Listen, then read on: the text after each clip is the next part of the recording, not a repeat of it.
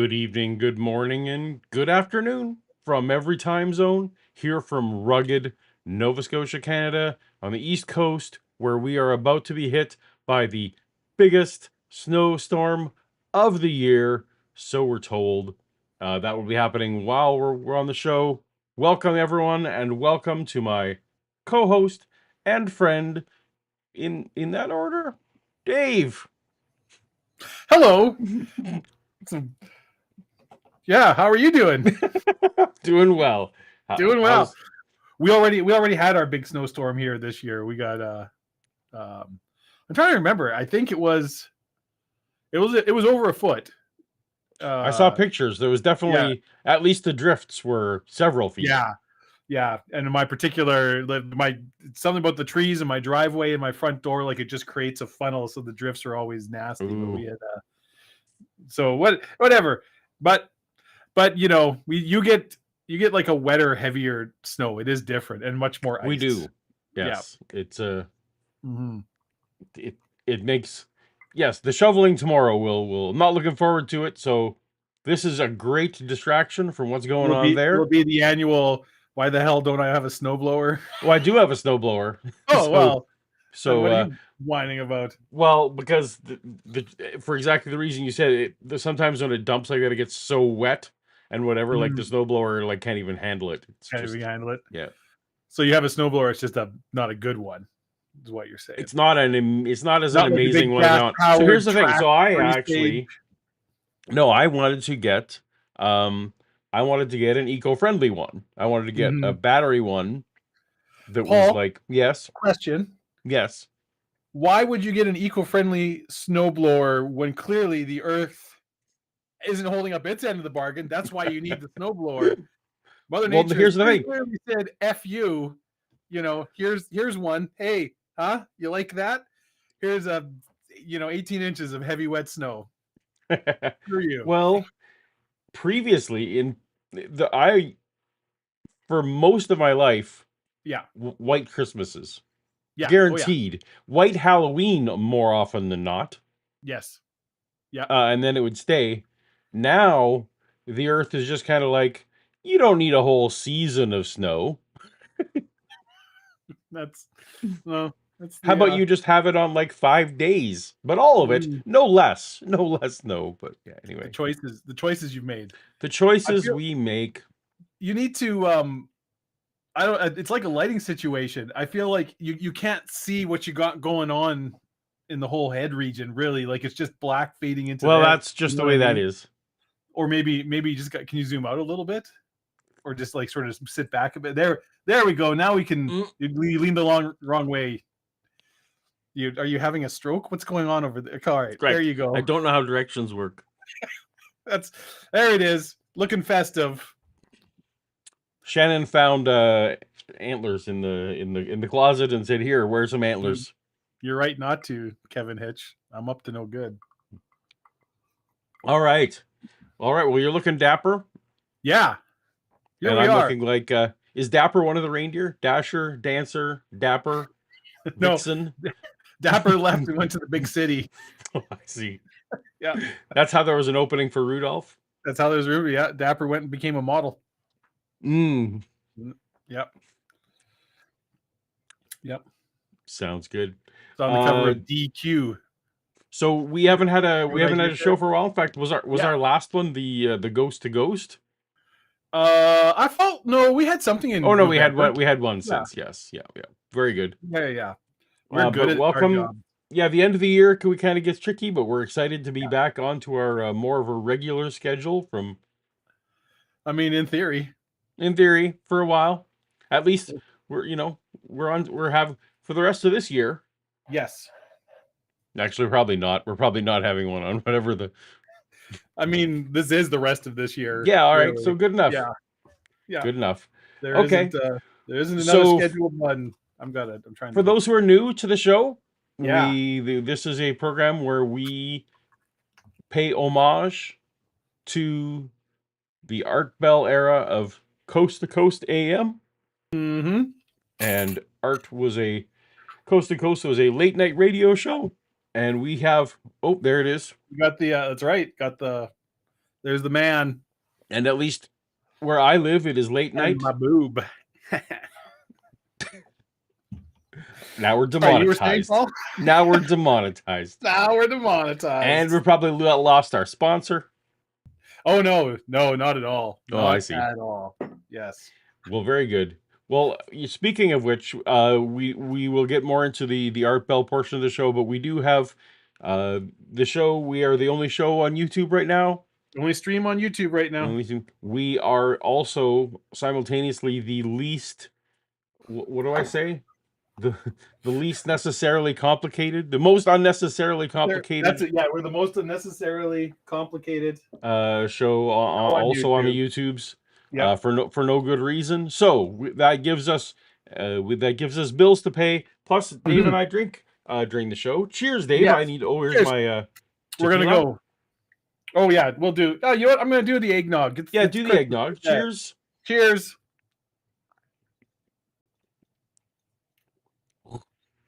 Oh, I didn't make that weak. All right. So that we have various bills to pay. One of the ways we get through that is, but you guys when you guys super chat. Absolutely. Yes. We always appreciate that. You're not under no obligation. We're here for free. We're here for fun. We're here for you to be here. So there's no need to do super chat. But if you do, if you decide you want to toss for $5, heck, we sure appreciate the heck out of it. We sure do. And maybe we'll toast you. Depending on we got in some trouble early in the show when we toasted everyone, so we'll be a little bit selective.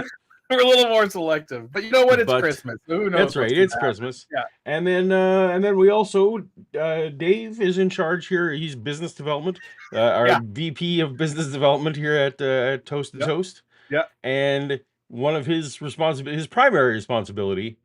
Yeah. AZ Cat, I owe you a mug, a tumbler. I noticed that this morning. I didn't see it. Hasn't been sent yet. I'll get on that.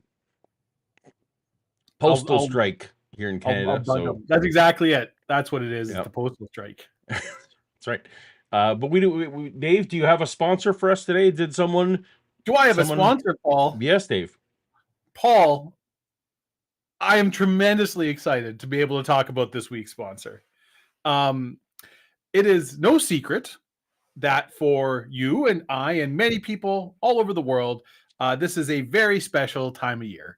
Now, Paul, the cynics and naysayers among us may say this is a time of rampant commercialism, the epitome of the excesses of modern society, where religion, family, and tradition have been shanghaied by capitalism and twisted together in an unholy orgy of overeating, binge drinking, and maxing out credit cards to buy things we don't even need or even really want because we have been trained by our corporate overlords to associate love with price tags.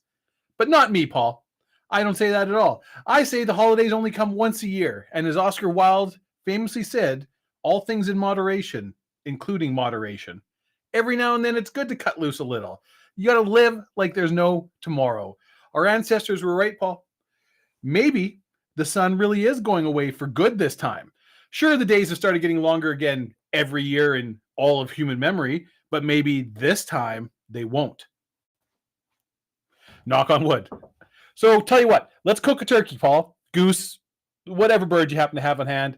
Butter up that tart, rum up that nog, and gather around the piano for a good old-fashioned sing-along, because this show's sponsor is here to make sure everything turns out okay. What's that, you say? It would take a miracle to pull society back from the brink of calamity? Damn straight it would. Not just any miracle, Paul. It's going to take a Christmas miracle.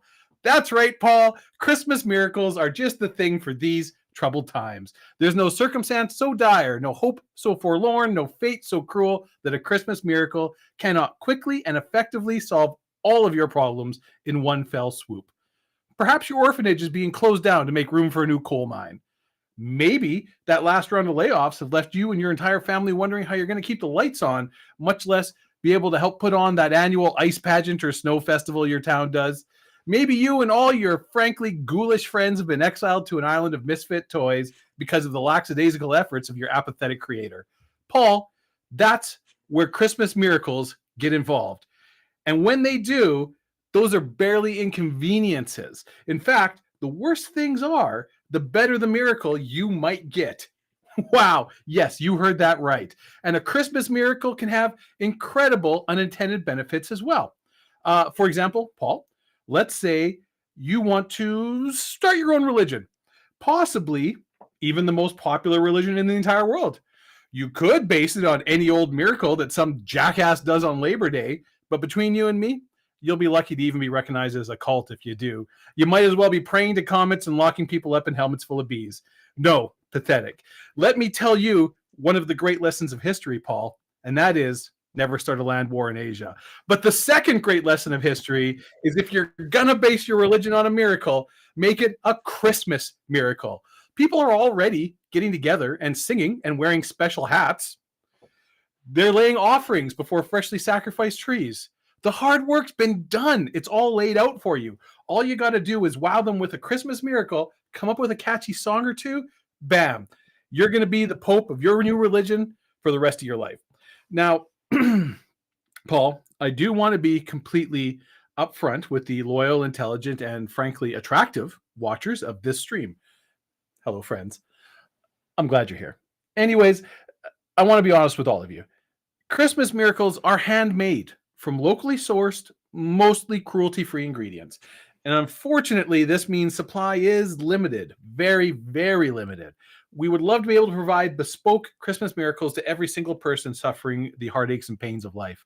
But the reality is that just isn't logistically possible. In this economy? Are you kidding me? No. The odds of you getting a Christmas miracle are slightly worse than winning the lottery, which ironically would be considered a Christmas miracle. If your life is terrible today, it's probably going to be just as terrible on November 26th, and you'll have just had a big fight with your mom. But, and this is a very, very big but, the odds of you getting a Christmas miracle are not zero. While infinitesimally small, they exist. So do not hesitate another moment. Take all of your worries and stress and just act like everything is going to work out fine. Spend what you need to, live how you want to, because maybe a Christmas miracle is going to fix all your problems. And Paul, that's not all. During the 12 days of Christmas, watchers of this channel can use the promo code Toast to Toast, that's TOST, the number 2, TOST, to receive, when receiving a Christmas miracle, at no extra charge, a reconciliation with the love of your life that you haven't seen for decades when you were young and foolish and made choices that drove the two of you apart. Wow! Amazing! All of that is here for the taking. So, Paul, don't walk, run to your nearest miracle dispensary today and order up a Christmas miracle. In the incredibly unlikely scenario that you get one, you'll be glad that you did. Christmas miracles.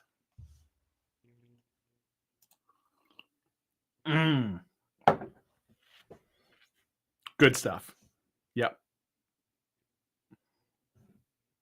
Well, thank you to the good folks. And I don't hear any nonsense about there not being Christmas miracles. There is ample video evidence. Turn on your television right now. Turn on Netflix. I guarantee you will find numerous documentaries laying out Christmas miracles that have occurred, to people just like you. Just like me. Actually, I think probably statistically, more Christmas miracles happen to curmudgeons.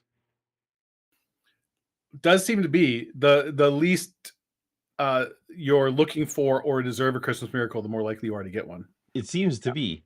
It seems to be that's the case. Well, I hope if it's the real Christmas miracle is does their payment clear? That'll be that'll be fingers crossed. That'll be the real Christmas miracle. We're all hoping like that. I'll be a believer if that happens. Well, thank you to the fine folks over at Christmas Miracles. We appreciate you. And whatever you do, don't start that land war in Asia. Don't start that land war in Asia. All right. Well, so to be clear, they're in competition with miracles on other holidays, like your Arbor Day miracles and your Memorial Day miracles. Those are nonsense. Those are not. That's not one big umbrella company. They're directly. Okay, Shannon has brought this up before. Yes, I do, in fact, have a full like office printer in this, because this is, in fact, my office. This is an actual like working office where I do work, although it's not as big as you think, because underneath is a fridge for keeping drinks cold. But there is a professional level, like full fax scanner, copier, you know, because I'm not actually a full-time streamer. I have, a job that I do jobby things for. I also have a printer in this room. It's just not, Mhm. the As same elaborate. level. As I also, it is true. The fridge makes it think like you've got one of those Yeah, full. it's like I've got a full-on like Xerox. Right. Yeah. Which either makes you cool or uncool, depending on the audience. I don't know the audience that thinks you're cool for having a Canon image. Some must. That must statistically. I guess that's true. It's like what is it? Rule 64. Rules. I can always get them mixed up. The one of those is about porn, yeah. So that's not what we're looking for. The principle applies. Somebody's into it. Yeah, I see. I need to find, where can I get the bingo link. Oh, Joel. I mean, well, I actually I can't throw it in chat, but I can send it to you again if you want. Oh, hold on, I just need to look. It's not because it's bingo night, everybody. Yeah, I think I can just copy this. All right, I'm gonna throw this in the chat. There's a link to the bingos. Da da da da. And we're gonna do bingo night tonight. As we go along with the Art Bell show. Had a drink, so I'm gonna go ahead and mark that off. Yeah, we definitely we can mark off, have a drink. Very good. Yep. Now, yours. I was envious of yours, but I got a pretty good one here. Look, I got God. What do you got? I got Jesus. I got Satan. I got angels. I'm not looking too bad here, because I'm starting to think you listened to this episode before. I think you're cheating. Well, your thing generates the bingo card, so it's hard for me to cheat that way. Yeah, but you're a hacker. You got the that's right. You got all the AIs. Yeah. Got Angelina Jolie over here. Yeah. Typing away to modify my bingo card. I watched that, so You did not. Came out. I did. Well, so I picked up like the tin case. I could go grab it. The 4K. Really? Yeah, because that's one of my favorite movies. So I watched it this October. We had a 90s movie night, so we watched Sneakers and Hackers back to back. Oh my! Actually, I love Sneakers. Does that hold up? Sneakers. It's because Sneakers is I have other IT and people involved in like actual, IT security. My voice is my passport. Verify me. Yeah, but is that the line? So many things about Sneakers are like, this is in many ways the most accurate sort of hacking movie that's ever been made, because they have things like actual social engineering and stuff. Sure. So it's like, no, you don't do this. You just get somebody to give you their password, and that's how you actually, right? And Hackers is without a doubt like the least realistic hacking movie of all time, but they are both amazing. Absolutely amazing. Dave, I think we've actually missed a couple of super chats here. Oh, we definitely have. Yeah. But we should get caught up on some of that. So we got John Greer saying, well, we got Jeff Cochran way back at the. Oh, well, let me start. I got John on the screen. So he's saying cheers. Okay. Cheers. So that's great. Cheers to you, John. Jeff Cochran may have gone. Well, he's more recent. Well, I can read it. It was a member chat. Jeff Cochran was a member for 21 months. This was way back before I did like the ad and stuff. Okay. And he says, have you watched The Coffee Table yet? I don't know if that's an actual thing. I haven't. Is that I don't know what that is. Is that it? Oh, there was going to be a movie. I think there was going to be a low budget movie called The Coffee Table. Oh, well, if there is, then we need to like just even snip the title graphics for that. That's right. Yeah. Mm-hmm. I haven't yet, so I think that's a good reminder. Something to do, something for the holidays. Mm-hmm.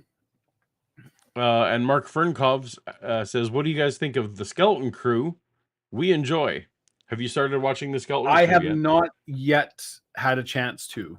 That is one of the things I plan to do over. I got off from now on till January 2nd. I got a nice little break here, and one of the things on the to-do list is get caught up on the Skeleton Crew.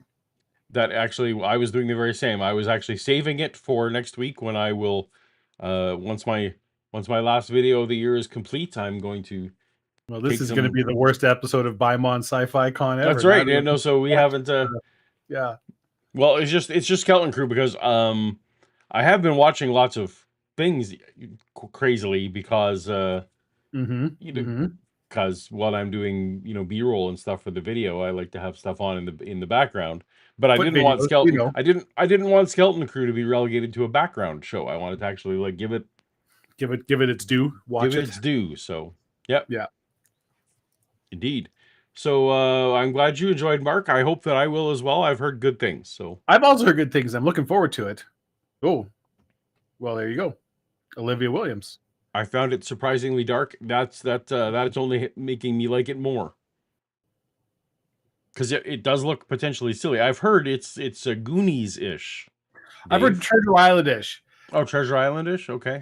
I've heard that it's like the promo materials and there's things throwing out Goonies, but from what I've heard, it's like it doesn't actually have any relation to like the story of the Goonies, other than there's a group of kids. Oh, I think all I was hearing was that tonally, perhaps it was like that. Maybe that could be. Yeah. Maybe. Yeah, I guess that counts as Paul mentioned Star Wars. If you got that on your card. Do I have that on my card? I don't think I do. Oh, by the way, yeah. So find that link that I put in there, and you too can play along at home. And if you get a bingo, let Dave know in the chat with your card number. Yes, and we will be able to verify you. Primarily, this is me versus Dave. That is the main thing. It mostly is. Yeah. Speaking of.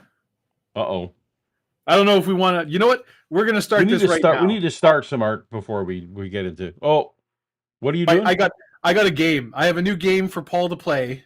Everybody in chat can play it too. You can play along. Okay. This is going to go through the night.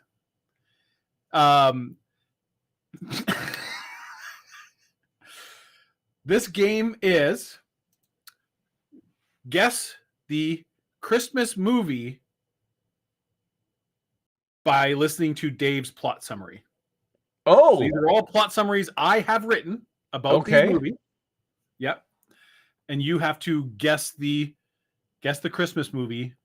So I'll maybe give it to you. We'll give people in chat a couple of seconds to throw out guesses if they want. How many of these do we have? Do we want to throw up like, is this like a trivia clock type of a thing? We can't. I got 10 of them. I don't know if we'll do them all or not.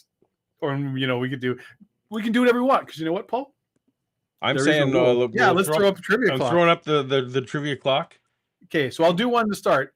So we'll do an easier one just to get you into it, okay? Mm-hmm. Let's see here. What's a good one here? What's a good one? I don't have a graphic for this. I've only been told right now. No, this is Paul. This is a surprise. I told Paul before we started, like, I got a surprise game and I'm not going to tell you what it is. And he's like, all right, yeah, off you go. Because Paul's a sucker and he trusts me. All right, are you ready, Paul? I'm ready. After being kidnapped by Santa Claus, a boy is able to escape the North Pole, find his father, and help him start a successful business in their hometown. Name the movie. I'm going with Elf. You're right. That is Elf. You nailed it. See, there we go. There we go. One yes, down. I love that. So I love that. That's a very good description. Very misleading. What are you talking about? That's 100% accurate. Yeah. Yes. Sorry, it may not be in the spirit of what they were writing on their promo materials, but yeah. Yes. Love it. I love this idea. I'm guessing they're going to get more and more obtuse as we go. There's, that was on the easier side. Yeah, very good. But we gotta, Okay, so we need to introduce the Zart Bell episode and get on with the show. Yeah. So this episode was, I don't remember what year it's from. Oh, I do remember. This is from 2003. This is one of, so this episode, as I recall, Art Bell was guest hosting on his own show. Mm-hmm. So this was when George Norrie had already started taking over. Yeah. but they needed a fill-in, so Art filled in on his own show. So in 2003, and the guest was Adair Butchins. Maybe Adair? Adair. Yeah, I think Adair it's Adair. Butchins. Yeah. And he wrote a book named The Numinous Legacy. Yeah. Ooh, I had it up before. Numinous Legacy is I believe what it was. And so Dave and I did not preview the whole thing. We don't know. I know one of his he thinks that a lot of things come from other dimensions. Yeah, the Numinous Legacy, modern cosmology and religion. So I fear that this is going to be too close to what I normally do for a living to be fun. I guarantee it'll not be anywhere close to what I do for a living, so I'll have fun. All right. So he has some very strange God beliefs, and Art is more. Art is kind of dubious of religious beliefs more so than he's more skeptical of religious beliefs than he is of like ghosts or Bigfoots and that kind of thing. So this should be an interesting clash. Where Art may even well play the role of skeptic. We'll see. But here we go. Are you ready? This is going to be very interesting. We're going all the way across the ocean now, and we're going to speak with somebody named Adair Butchins, and I hope I'm not butchering Mr. Butchins' name. A former merchant named... I don't think it's Butchkins. I don't think it's Butchkins. I think it's Butchkins. There's definitely no K in that name. Yeah, all right. Yeah. Navy officer and bomber command navigator Adair Butchins obtained a DPHIL in astrophysics from Oxford University before working at the University of London Observatory at Mill Hill, where, get this, he wrote the software for the Tycho project carried on the Hipparcos, I think is, satellite of the European Space Agency.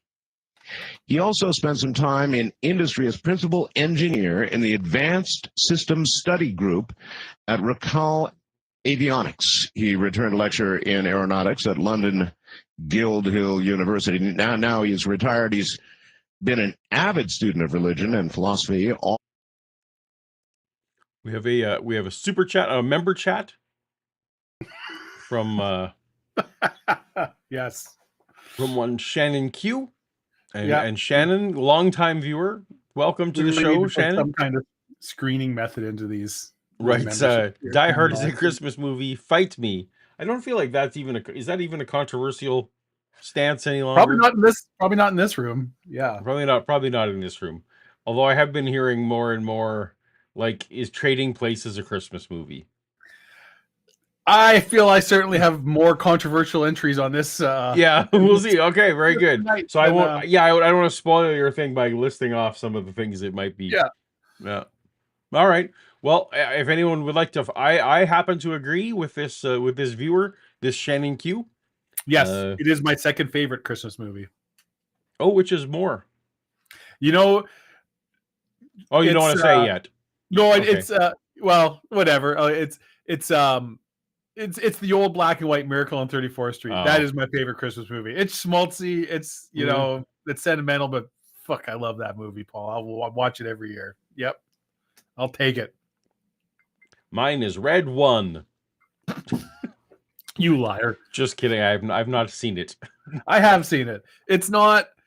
It's one of those things where it's like it's not like bad. But you watch it and you're like, huh, so this cost twice as much as Dune, no? Yeah, yes. How about that? Yes, the budget. I would agree that if they'd come out and said this cost $45 million, yeah, you'd be like, awesome, this is fun, yeah. But no, this is a fun family when it's like this is like $320 million. You're like, I'm sorry, what? We could have had 2 Dunes for this. Yep. Yeah. Oh well. It's a movie that, like, had you seen it on TV at Christmas, like, you'd be like, yeah, great. But for like a major budget theatrical movie, you're like, like even some of the effects in it are like, oh wow, that's okay. But fun fact, they never planned to put that in theaters.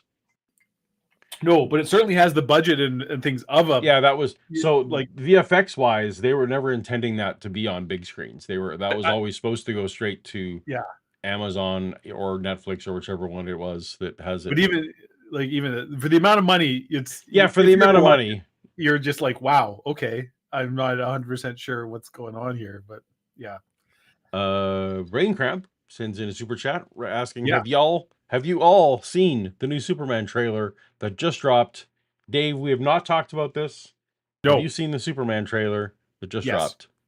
Yes, I have seen it many times.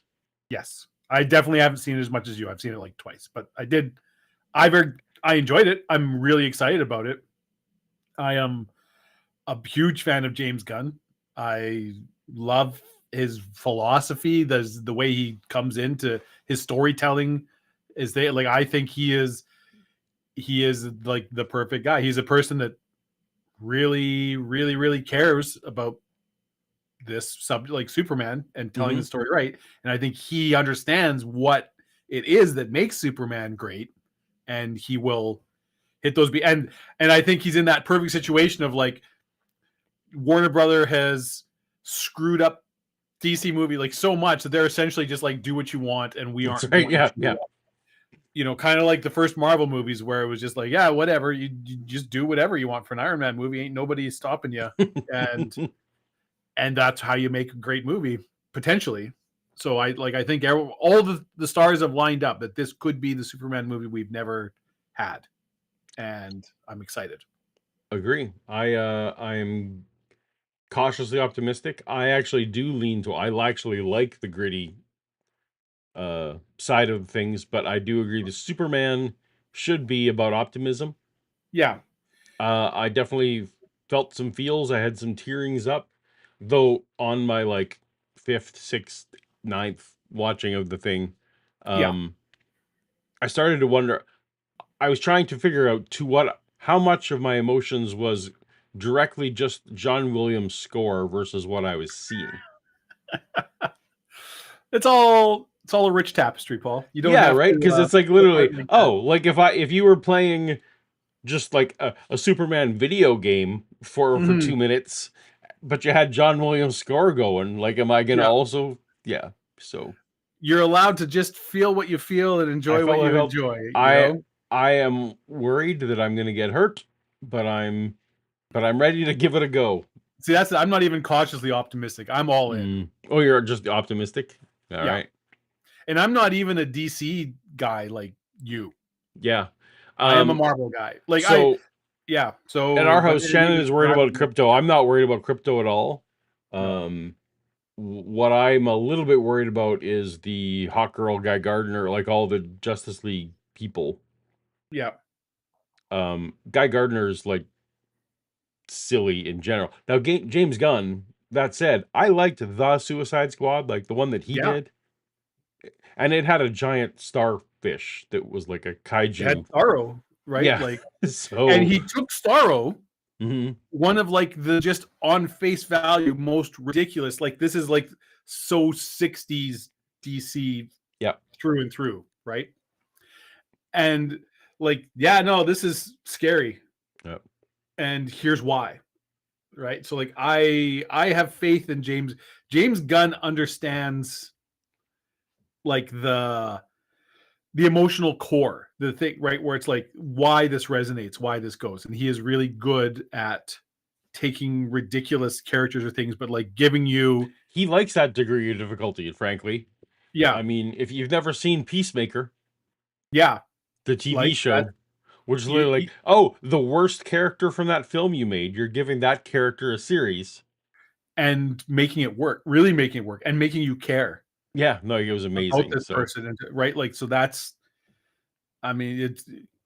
I should acknowledge Guardians of the Galaxy, whatever. Like, it's you could go through super. Like Guardians. If you didn't cry in Guardians of the Galaxy 3, then just forget it, right? Like have you ever watched Slither?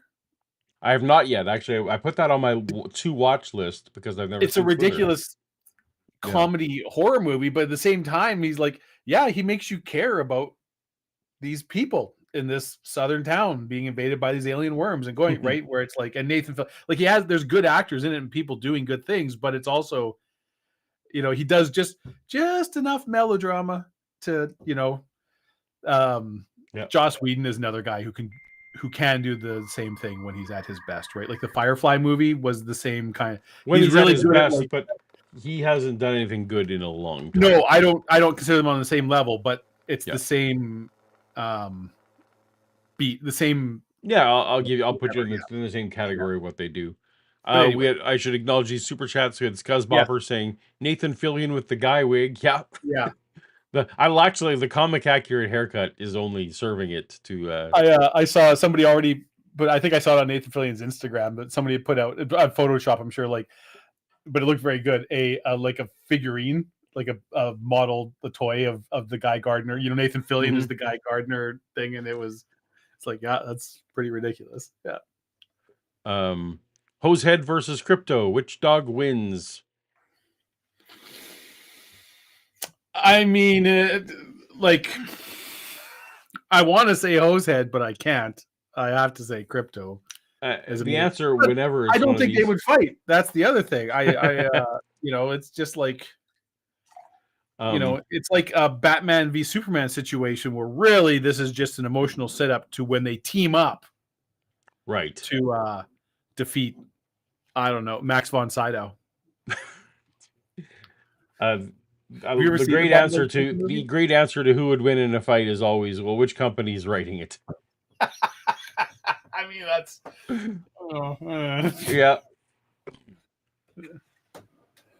yeah, absolutely. And then thank you for. You've been watching Creature Commandos? You know, that was also on my list to watch. I have not. That's is it on Crave? Yes. Okay. It's definitely not on my pirated media. Okay, very good. Yeah, no, definitely. Why would it be there? What even is radar? I don't know. Anyways, moving on. And Jeff Cochran writes, the coffee table is anti-coffee table propaganda masquerading as a horror movie. Stop the Jingle All the Way erasure. Best Christmas movie. So it's a horror movie where a coffee table kills people, Paul. Actually, I have been in a horror movie watching mode of late. So luckily, so I have my rum and eggnog that I just mixed up here, and I need to mix it somehow. And how better to mix it than a what would Jesus do? What would Jesus do? What would Jesus do? All right. So Dave, we have not yet got through the introduction of the guest. Yeah, so, we're bad at this. Oh, well, that's okay. We got some excellent super chats with some excellent interactions. All his life, his book, The Numinous Legacy, contains a wide-ranging and well-considered series of reflections on the big questions of human existence, relating scientific views on cosmology, life, and consciousness. Aha, right down our alley. Consciousness. The conundrum. Because we're all conscious, so why wouldn't that be Your book's about teeth. I have teeth. I have teeth. It's like we're practically brothers.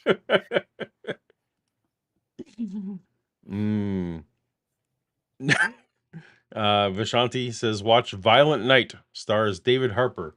Have I seen that one? I have. It's good. I also like David Harper, who was also in Creature Commandos, throwing that out, by the way. Oh, you know what? I have not seen this one yet. No, I haven't seen that one yet. I saw, for one of the videos I was doing, I was trying to find terrible Christmas-themed horror films, and I watched the Krampus movie. That was ridiculous. What's the one? Something imports, exports, where there's like Santa and elves are frozen in ice and they're digging them out. It was like, I want to say it was like Finnish or Norwegian horror movie. It's not English. Dang, I can't remember. Somebody in chat will know. Anyways. Thank you for the recommendation. We'll add that one also to the list. Yes. All right. Conundrums of existence.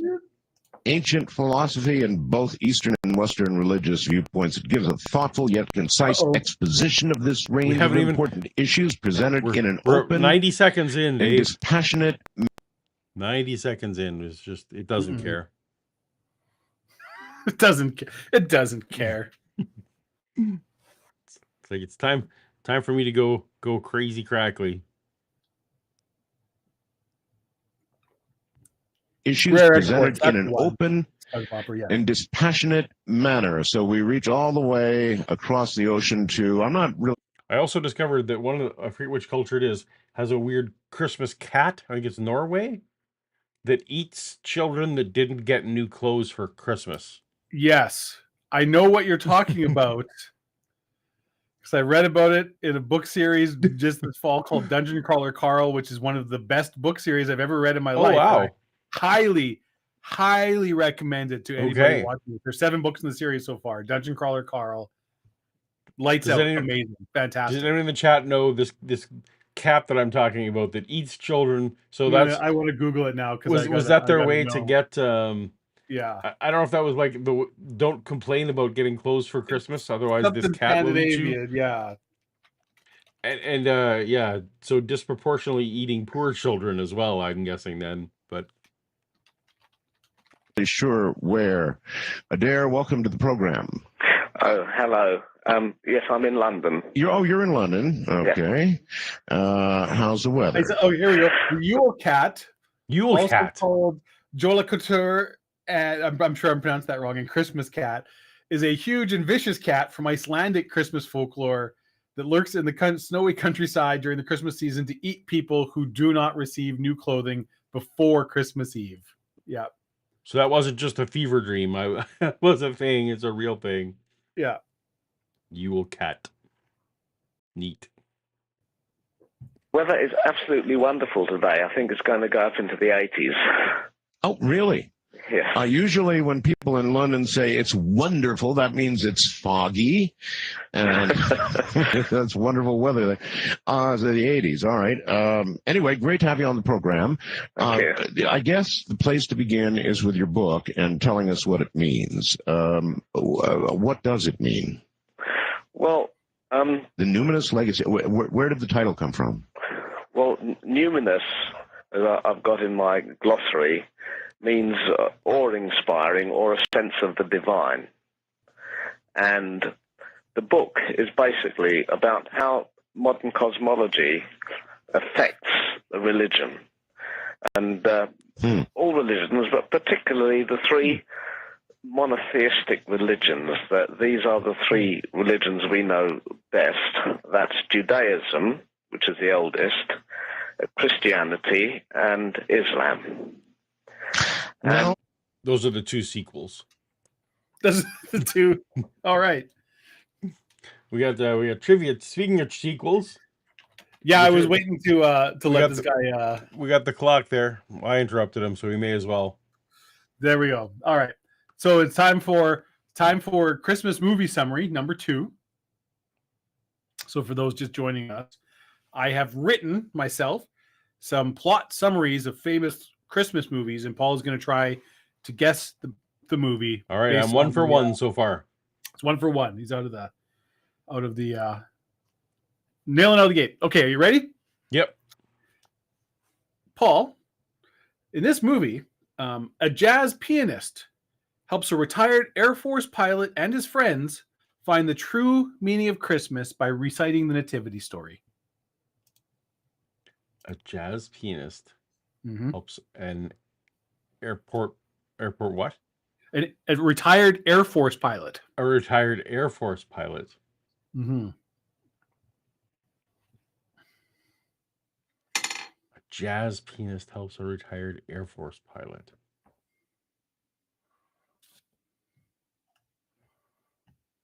You got me. I'm stumped. I don't know.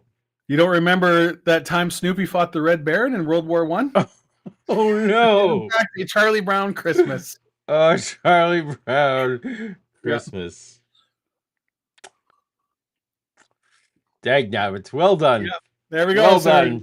We're 50-50. Could go either way at this point. Yeah. Very good. Very good. Love it. Yeah. Did anyone in the chat get it? Let me know if you did. I didn't see it come up anywhere. I didn't even see people guessing. There's some argument about Romance languages. Something, I don't know. They've got off. They're not listening to us anymore. They're not listening to what we're doing, which is perfect. That's actually perfect for this show. Have your own fun in the chat. We'll be here. We're like Lego. We'll keep the room open. You make your own fun. Because people at home just mute the show. Yeah. Yeah. All right. We're about to find out. I don't know what we're about to find out. What numinous means? Numinous. It's based on divine something. Yeah. off he goes. Usually it offends them. You know, in the case of Christianity, most of what's learned in cosmology seems to offend Christians, right? I mean, after all, you know, when the universe began scientifically versus when God pointed the finger and said, begin, let there be light, right? Yes, but not all Christians are offended. The Quakers and the Anabaptists seem to take it all in their stride, but I think there are certain creationists that tend to look over modern cosmology and regard it as something that shouldn't be believed. Believe me, Adair, I've interviewed a large number of them. We'll be right back. So the snark is coming out already. Yeah. I guess I didn't cut that out. Normally I cut. So you're trying to reconcile. Do you find more areas where religion and cosmology are able to be reconciled, or more areas where they are not? Well, the serious scholar has only three choices, really, to either reconcile, reject religion, or reject science. Most Christian apologists, anyway, accept the first option. And this is very difficult because it requires the denial of what is known as the Copernican principle. Which is? Now, the Copernican principle is very interesting. It basically says that there is nothing special about us or our place in the universe. Correct. I buy that as one possibility. And it is sometimes known as the principle of mediocrity. It was first postulated in the 16th century. Give me a principle of mediocrity, Dave. I'm all in. I embody it. Yeah. This is the dictate by which I live my life. Yeah, you can tell this is slightly pre new atheist style go hard Four Horsemen type things, because that's because that corresponds roughly when there was a surge in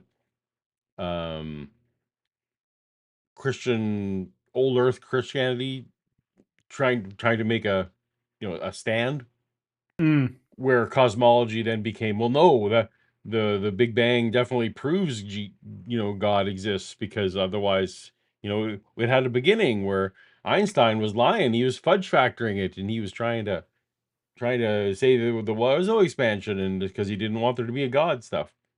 Right. Anyway, just interesting. It's of its time, just before that. But I think most Christians in the world, just if you did head count, would actually accept an old universe. But it's still the minority accept.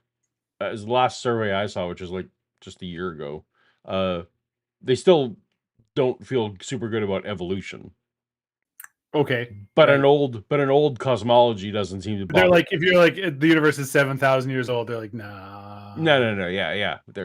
It's old, but we still got booped into a garden. Right. Yeah. Giordano Bruno. You mean so we're here as a matter of mediocrity, just simply occurring?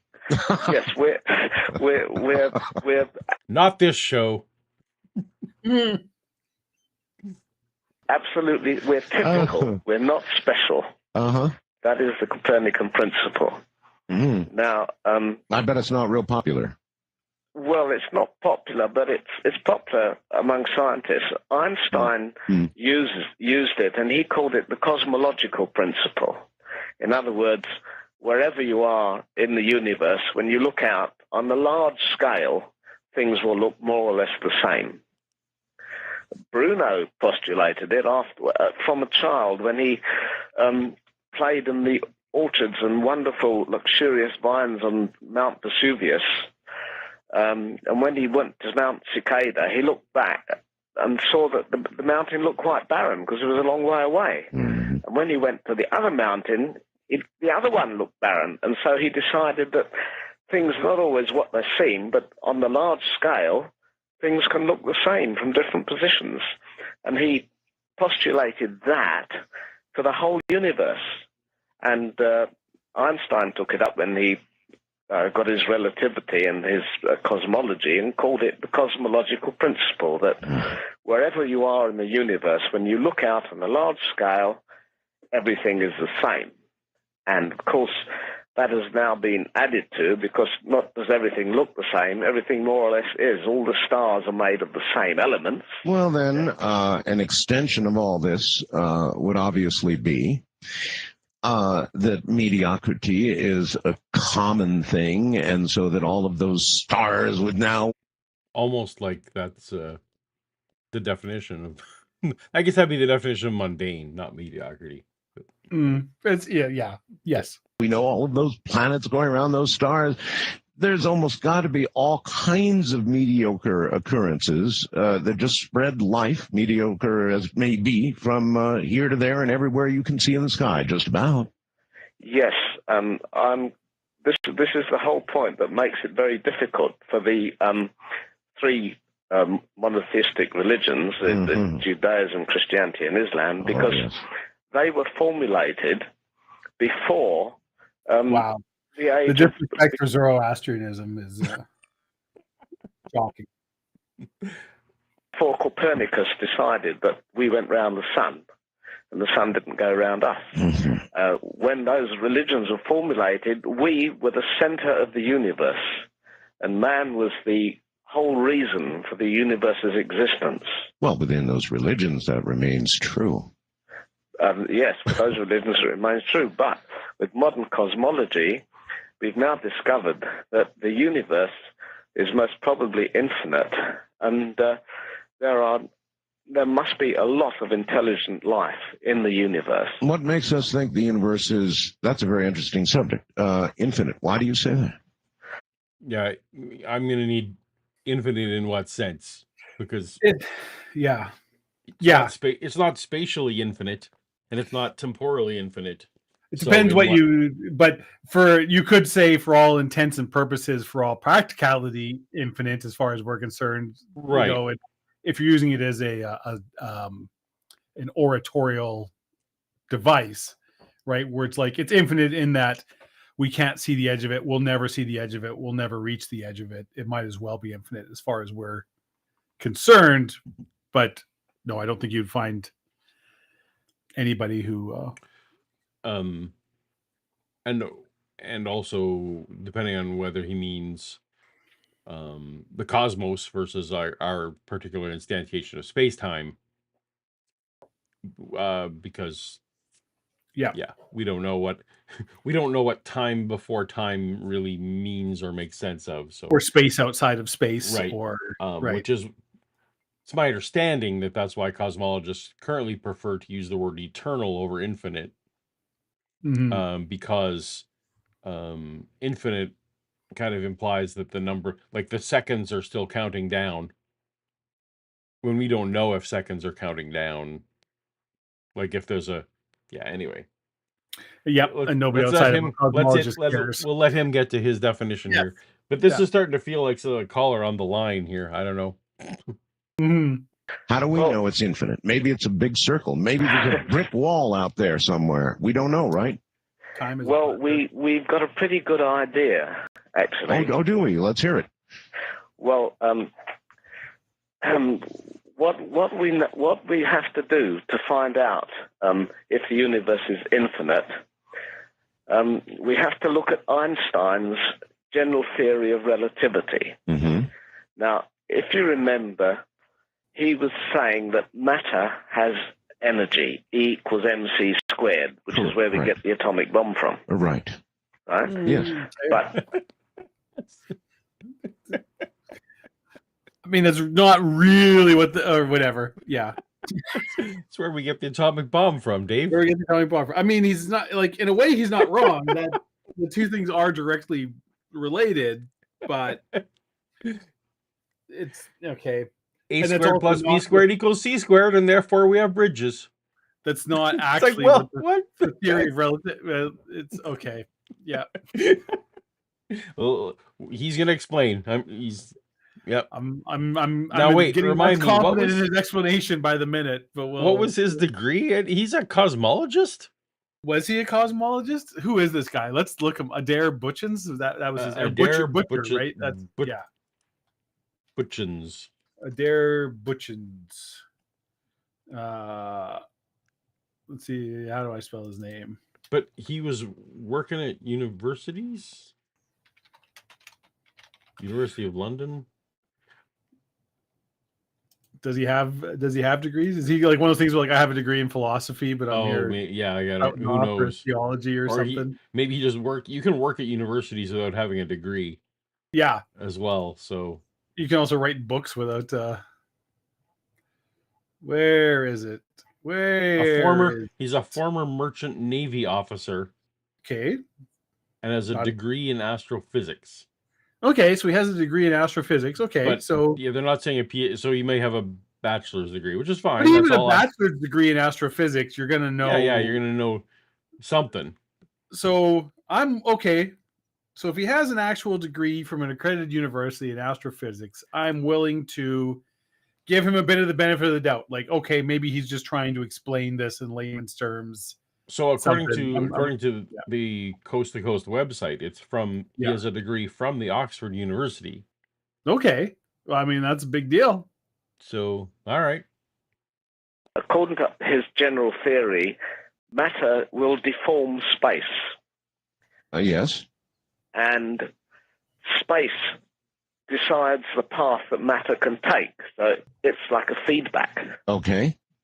So if there is enough matter density in the universe, then space will take the form of an ellipsoid. And we then say the universe is closed. In this case, the universe will be finite but unbounded, like the surface of a balloon. It's finite, but there's no boundary. And eventually... Okay, so the universe then is feedback, and feedback by its nature is infinite. Well, this is what I'm coming to. Is that fair? No. Well, yes, but I must explain that the expansion, that the universe is undergoing expansion, it will then eventually collapse. The universe will end in a big crunch, similar to the way it started. Well, there's another beauty. How in the world do we know that? Well, this is what we're trying to discover. If there's not enough matter, density matter, to close the universe, the geometry of space will not become like an ellipsoid. It will take on the shape of an hyperboloid. In other words, it's like a saddle. It will curve outwards, and the universe will be infinite and expand forever. Well, that's an extremely interesting theory. But you see, we are now accelerating. And if one postulates that we began with a big bang, that was insufficient, a big bang, then everything is blown outwards, and like any explosion, the acceleration of particles, or us, would begin to be less, not more. And yet scientists now, cosmologists, are finding that things are accelerating away from each other to the degree that we'll be all alone someday. I mean, virtually all alone. At least that's what I've been hearing of late, that we could be sort of out here by ourselves and virtually wouldn't even see many stars in the sky because they'll all be gone. Yes, well, now to do that, you have to do quite a lot of observing and find out whether the universe had enough matter or not. What we have to do is plot the magnitudes of galaxies of the same brightness against their distance. And the resultant curve can tell us the shape of space. I agree, Mark. What's that? Mark Fernkoff is saying he stated the big crunch is as if it was an established fact, when in fact, and this is true, the leading theory for the end of the universe is the big rip, the opposite, that space will never collapse. He definitely stated as fact. In fact, I think that's on my card.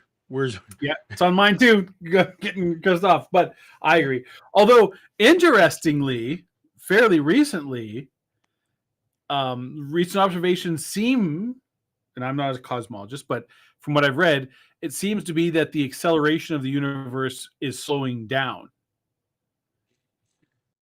It's still accelerating, like the speed that mass is moving away. Right, but the rate of acceleration is slowing. Is slowing down.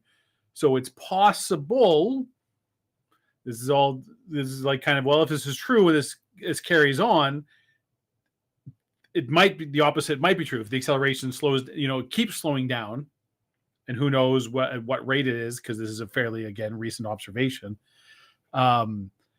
That maybe it could slow down to zero, and then could go into the negatives and start reattracting back to itself. So now some new most recent data suggests that possibly a big crunch is a conceivable, but we don't know enough to. Well, this is the thing. Was he listed it out as, well, we are definitely headed for a big crunch. How do you know that? Well, that's what we're trying to find out. It's like, that's what we're trying to find out. Then there was certainly a time where that was just accepted scientific theory, that the universe, that it was believed that it was essentially like the cyclical nature. There was essentially the universe is an infinite series of big bangs, big crunches, big bangs, big crunches. The universe expands, collapses, expands, collapses. But I feel like that was thrown out well before 2003. I agree. Yeah. We have a member chat. Welcome, brand new member, Quasimodo. Quasi meow. Yeah, only been a member for 15 months. It's brand new. Wow. No. Okay. All right. Fair enough. We're excellent at our jobs. We're excellent at the job. Yeah. Jesus used SETI Tarot for Tesla magic, like real magic, to make crop circles, and HARP to find the artificial moon. Also, Atlantis, Nostradamus. Thanks. So here's the thing. Yeah. Quasimodo. Me saying the things doesn't apply to Art Bell Bingo. No. I feel like perhaps. You know how Jesus used the SETI Tarot, Paul? Me saying by number stations. This conversation makes sense. It has to be, unless it specifies you or me, it has to be someone in the Art Bell show. Huh. Yeah. Hey, so I started drinking at 9:30 this morning because it was like our big Christmas work party. Oh. And there was just bottles of liquor floating around and mix, and it's just sort of happened since there, and here we are now. So anyways, what I'm trying to say is I was well lit up before this show even started. Very good. We're just carrying right on. Merry Christmas, everybody. Merry Christmas, Happy everybody. holidays. Whatever thing. So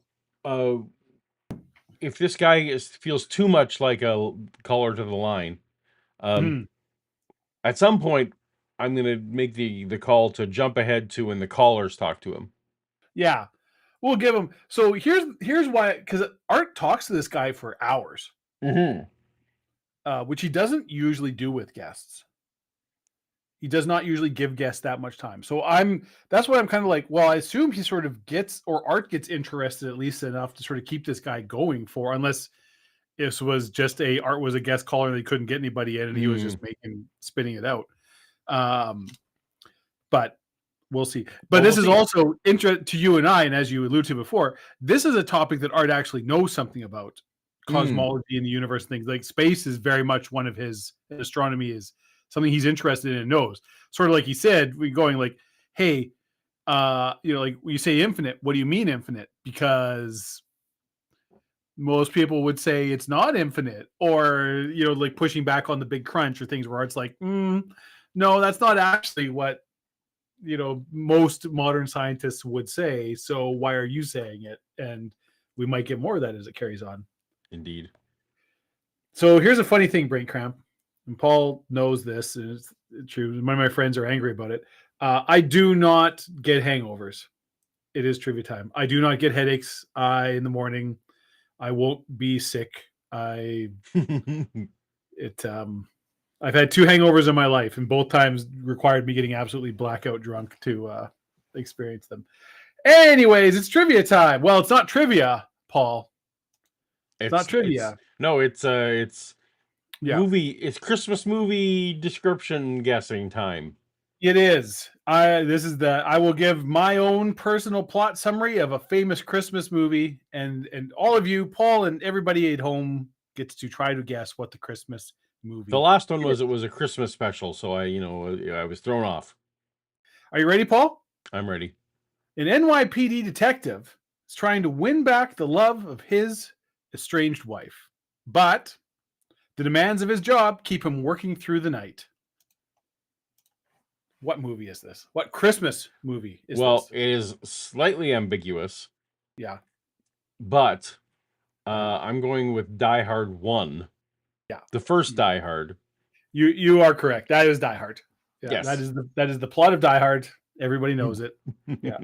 Maybe we just get that one out of the way. Yeah, that's right. Yeah. I don't know if Shannon's still here, but there's your Die Hard list for you, Shannon. But in a way, that that's almost the same as Die Hard. Is Die Hard 2 a Christmas movie? I feel like, I honestly don't, because they're at the airport with the drug. It's in winter. No, but it's definitely Christmas. No, they did it deliberately. So Christmas too? It's still Christmas night because they wanted to. Got to rack 'em, pack 'em, stack 'em, Dave. Everyone's flying in for Christmas. Yeah, it's been so long since I've seen Die Hard 2. It actually holds up reasonably well as well. I just remember the scene where he gets out of when he's on the plane on the thing in the ejector seat, right, and he flies up and is close. And it holds up relatively well. What is fascinating with that is what they thought airport security was in 1992.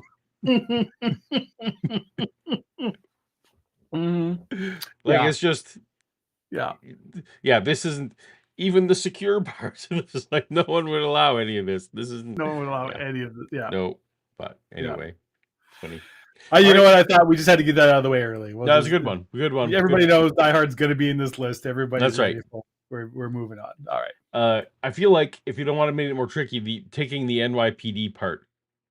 Yeah, but it's whatever. Yeah.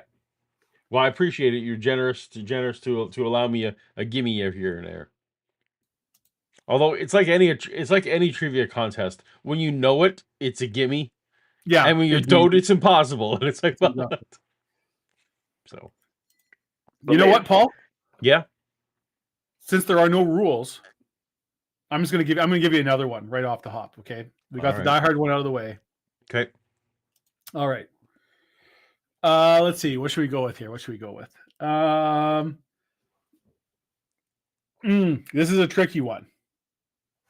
I'm just going to let you know ahead of time, okay?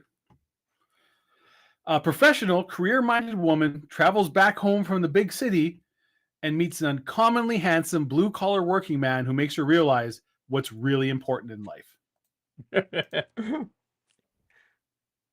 It's my understanding. Yeah, I'm listening. That applies to like several hundred movies. You are correct. The correct answer is every single Hallmark movie of all time. Right. We would also accept the name of any Hallmark Christmas movie. Yeah, just Hallmark movies in general. That's right. Just Hallmark Christmas movies. Yes, that is. Yeah, you nailed it. Good job. So you're 3-1. All right. It was almost impossible to find galaxies of similar intrinsic brightness. How do you know? But we know the distance largely, like brightness is a factor in knowing how far away they are.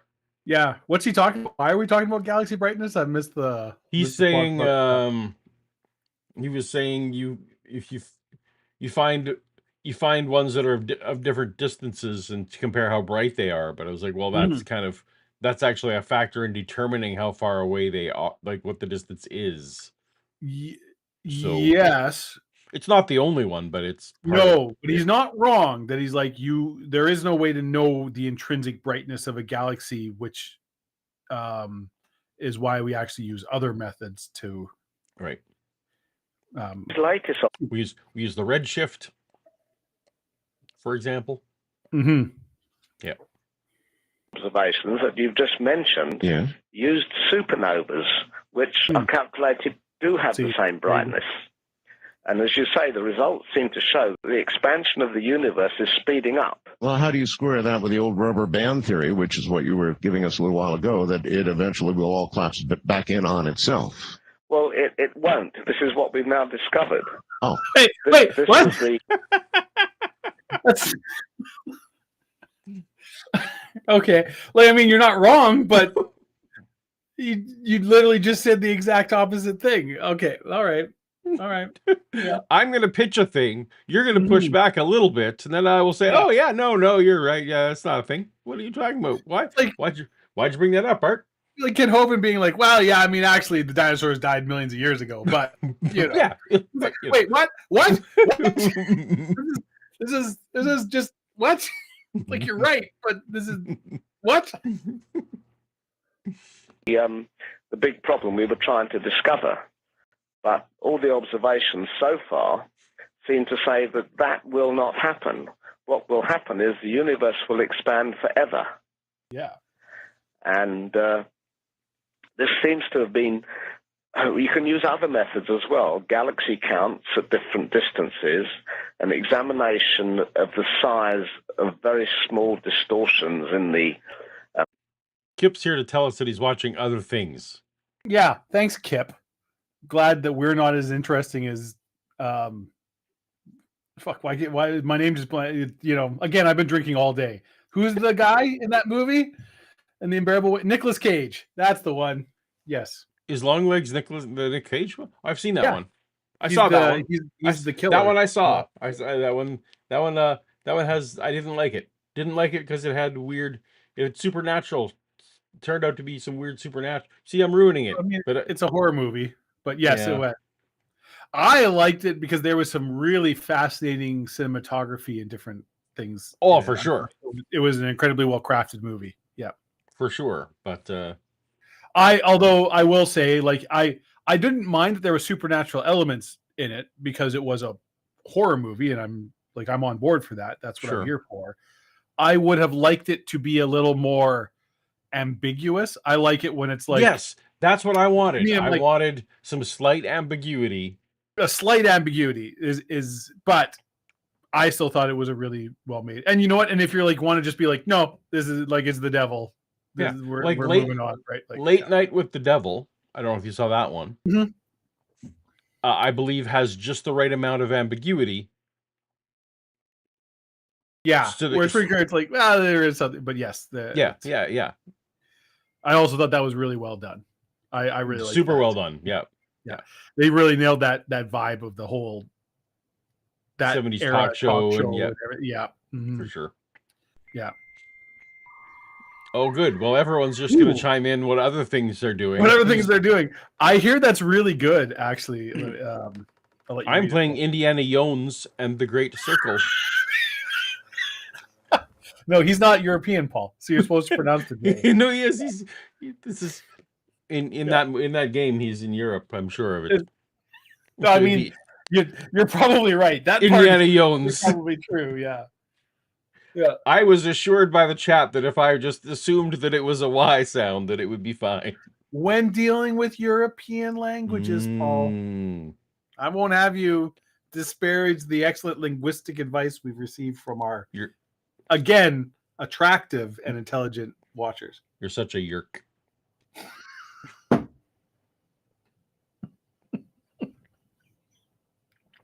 Which I believe is a kind of bookcase you can get at IKEA. It is, and it's from IKEA. It's very good. Yeah. Oh, you got the yerk. You and I used to on occasion when we lived in the same big city. We went to IKEA to get meatballs. I kind of miss that. It's just like that little memory. Yep. I don't live in a city that has an IKEA currently. No, I know. I miss the meatballs. So, Dave, should we go and spend $3 and get 50 meatballs? Yeah, let's do that. Get just a stupid amount of meatballs. Yeah. We have to. They make you walk through the maze of their store, but we served them right. No, you can't. If you know the way, you can just. There is a shortcut. That's the whole thing with IKEA. If you know the shortcuts. All right. You know, though, they've got the best kitchen, like just like the glass stackable dishes and things. Like that's my favorite part of IKEA is the kitchen stuff. They've got Yeah, no, I agree. yeah. All my whole kitchen in this house Yeah. that was installed 7 years before we bought this house Mhm. is all IKEA stuff, and it's great. Yeah. Yeah. So, anyhow, here we go. How many large glasses Microwave. of eggnog is it healthy to drink in a sitting? I would say no more than 14. All right. Yeah. I'm very good then. Yeah. Practically Also, vegetarian. I have a PhD in healthology. Yes. I've researched the vitamins and nutrients available in this healthful drink, and it all checks out. I'm not going to brag, but I've seen multiple TikToks on this. I've seen upwards of 13 TikToks. Yeah. Background, which I'll explain later. And all these seem to indicate that the universe is infinite and expanding. And No, I guess I was going to say those contradict. They don't contradict. I'll let it go. then, of course, according to scientists generally, the chances of intelligent life developing on planets like ours is very, very small. But if you have a vast number of events, then even very, very small probabilities can get an awful lot of results. Well, yes, the numbers grow rather large, Yes. considering the totality of the numbers, yes. Even the universe that we can observe. Now, we can only observe the universe for the last approximately 15 billion years that life has been traveling. According to the Hubble Space Telescope, there's something like 50 billion galaxies, each galaxy with approximately, say, an average of 200 billion stars. And that's just the universe we could, in principle or in theory, observe. Mm-hmm. And that gives an awful lot of cases. And so even an extremely rare case of the... even if it's extremely rare, there's still vast mediocrity scattered out there, right? That's right. And there's so much the universe mediocrity. is infinite, the universe does seem to be infinite. There will in fact be an infinite number. As long as the probability is not zero, there will be an infinite number. Well, there has to be. Because if it goes on for infinity, then there has to be an infinite number of things filling it. Providing the probability is not zero. Well, it can't be zero, otherwise we wouldn't be here. No, it's not zero. We can observe that it is not zero. Yes. And this is a very interesting point, because the religions now, the sort of basis of the religions, for instance, the... Paul's public speaking tip is, don't introduce your own points as interesting.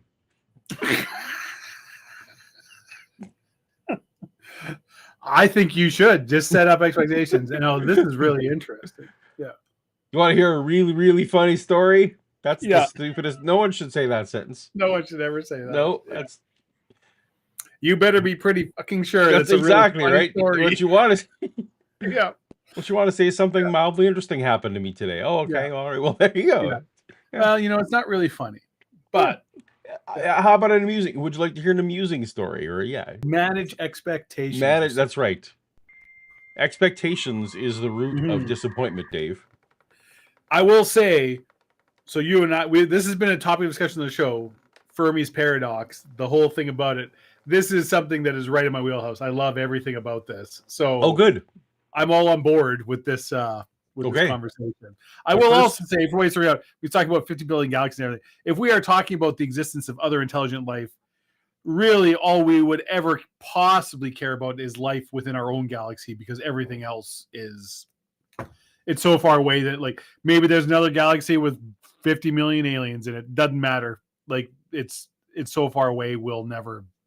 It doesn't matter. It'll never apply. We'll never see it. It's an impossible to reach distance. But even within our own galaxy, statistically, there should be other intelligent life. that we could see somewhere. And the evidence of that is that they're hiding from us. Well, that is Fermi's paradox. Right? Why can't we? There should be. We should be able to see something. Why can't we see anything? But yeah, but they're intelligent enough to say, "Ooh, those people from Earth." That is one of the that is one of the answers to Fermi's paradox. So Quasi-Meow. One day I'm going to figure out how to say that. I believe it's pronounced Quincy. Quincy writes, for all the Mel Holes enjoyers. Well, that's I enjoy a good Mel's Hole. I recommended the YouTube documentary, "The Drone Entered Mel's Hole. What was captured terrifies the whole." Also, Discord. Yeah, Paul, Discord. I have a Discord. It's linked in the description. We don't have a dedicated toast to toast. What are they called? Brooms? I don't know what they're called. Channel. It's a channel. I'm not even on your freaking Discord. I know. All right, whatever. There's no toast. Maybe I should go in someday and figure that out. But feel free to go in general. You have to right click. You have to say new channel. You have to type toast to toast into it. It's basically impossible. Don't even. So here's a little addendum that makes it all much better. And yes. Paul does not remember that my wife's name is Mel. So yes. So very good. Very good. That requires me to. I would cheers you, but I'm out of a drink, so I'm going to get more drink so that I can cheers. Good. That deserves a toast. Well done. That is very well done, Quasi-Meow. Idea of in Christianity, the incarnation and redemption. If it's only going to be for us, it makes God rather local. And in Judaism, the idea that the Jews are the one most important race chosen especially by God seems to fall out of the system as well. Islam as well have the same legends of heaven, and I can't tell if that was anti-Semitic or not. I don't believe that it is. No, I think he's just saying that notion of God picking Israel, makes Yahweh a very local God. Is that what he's saying? Yeah. Okay. And I think by extension, he's saying Islam, but Christianity and Islam, like the same thing, that where the human race is in some way chosen or special, makes him. On those other planets, their equivalent of Eve kept their mouth shut. Kept her mouth shut and got dinner ready for Adam. Yeah, it didn't go about chit chatting with serpents and eating fruit. So they don't even have sin. Did you ever read the C.S. Lewis sci-fi trilogy? I did not. Was it Out of the Silent Planet? I can't. I actually really like them. So I enjoyed. I read all the Narnia books and I enjoyed them all. Yeah. So he wrote a sci-fi trilogy wherein the main character goes to Mars, and again, this is back in the days when people thought there had been life on Mars because of there's clearly old riverbeds and stuff. Like there was water, which was a very popular belief up until World War II era, just after World War II. But whatever. So this character goes there and meets different races from other planets, and you get these different races, and kind of like we said, so on the other planets, there wasn't a fall. Okay. And C.S. Lewis, obviously, devout Christian. Yes. Went and got into this whole Protestant, nonetheless. And Earth was called the Silent Planet because we had rebelled against God. So we're the problem planet that no one wants to mention. Well, they all like everybody knows about it, right? But we're not invited to the family gatherings. Yeah, and they're also aware that the Son of God manifested on our planet and died, and everybody's like, "Oh, that's a pretty crazy thing that happened over there because of the rebellion of basically Satan and what happened on this planet because of it. Satan in this case being, so every planet has like an angel that's in charge of it, and the angel that was in charge of our planet rebelled against God and led all these things astray, and that's what it all. It's but it's very John Carpenter-ish, like his portrayal of Mars and kind of but there's all it's an interesting book, anyways. Very good. Mm-hmm. According to Wikipedia, it's just called the Space Trilogy. The Space Trilogy. Oh, there you go. Yeah. But the Out of the Silent Planet is the first one, and then like Paralandra and Malachite, something like that. Hideous Strength. All right. Yeah, that's what it was. The Hideous Strength. Yeah. I have them all somewhere as a paperback. That's just all 3 books in one book. Yeah. Books on paper. I know, right? Ridiculous. Right. I just bought 2 today. You shouldn't buy things for yourself just before Christmas, Dave. You ruin it all. I'm not going to get into it. It's not a problem for me. Before we get to the next question of the Christmas movie plots, we have Nuzzy D. Yeah. Nuzzy D super chat. Thank you so much for the generous super chats, both appreciate it, you Nuzzy. And everyone. As an ex-Jew, it ticks me off that I have to go to Paul to learn more about how my religion is BS. Love your work. Thanks.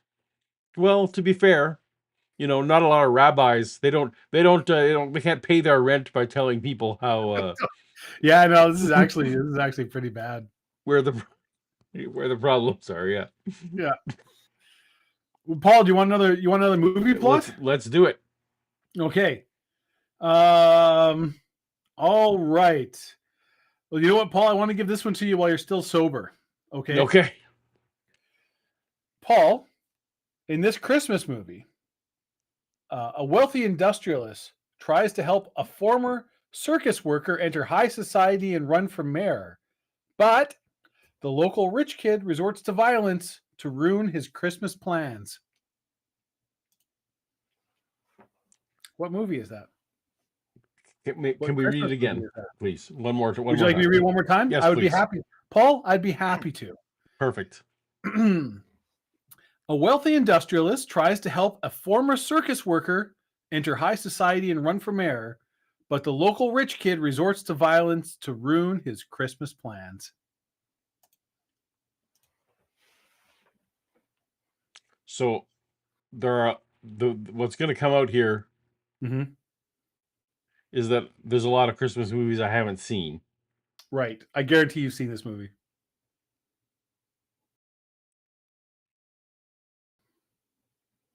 Okay.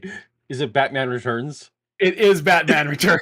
I was going to say, your hint is directed by Tim Burton. Yeah. Is it? All right. Yep. Christopher Walken, Danny Very DeVito. good. Very good. That is an accurate summation of the plot of Batman Returns.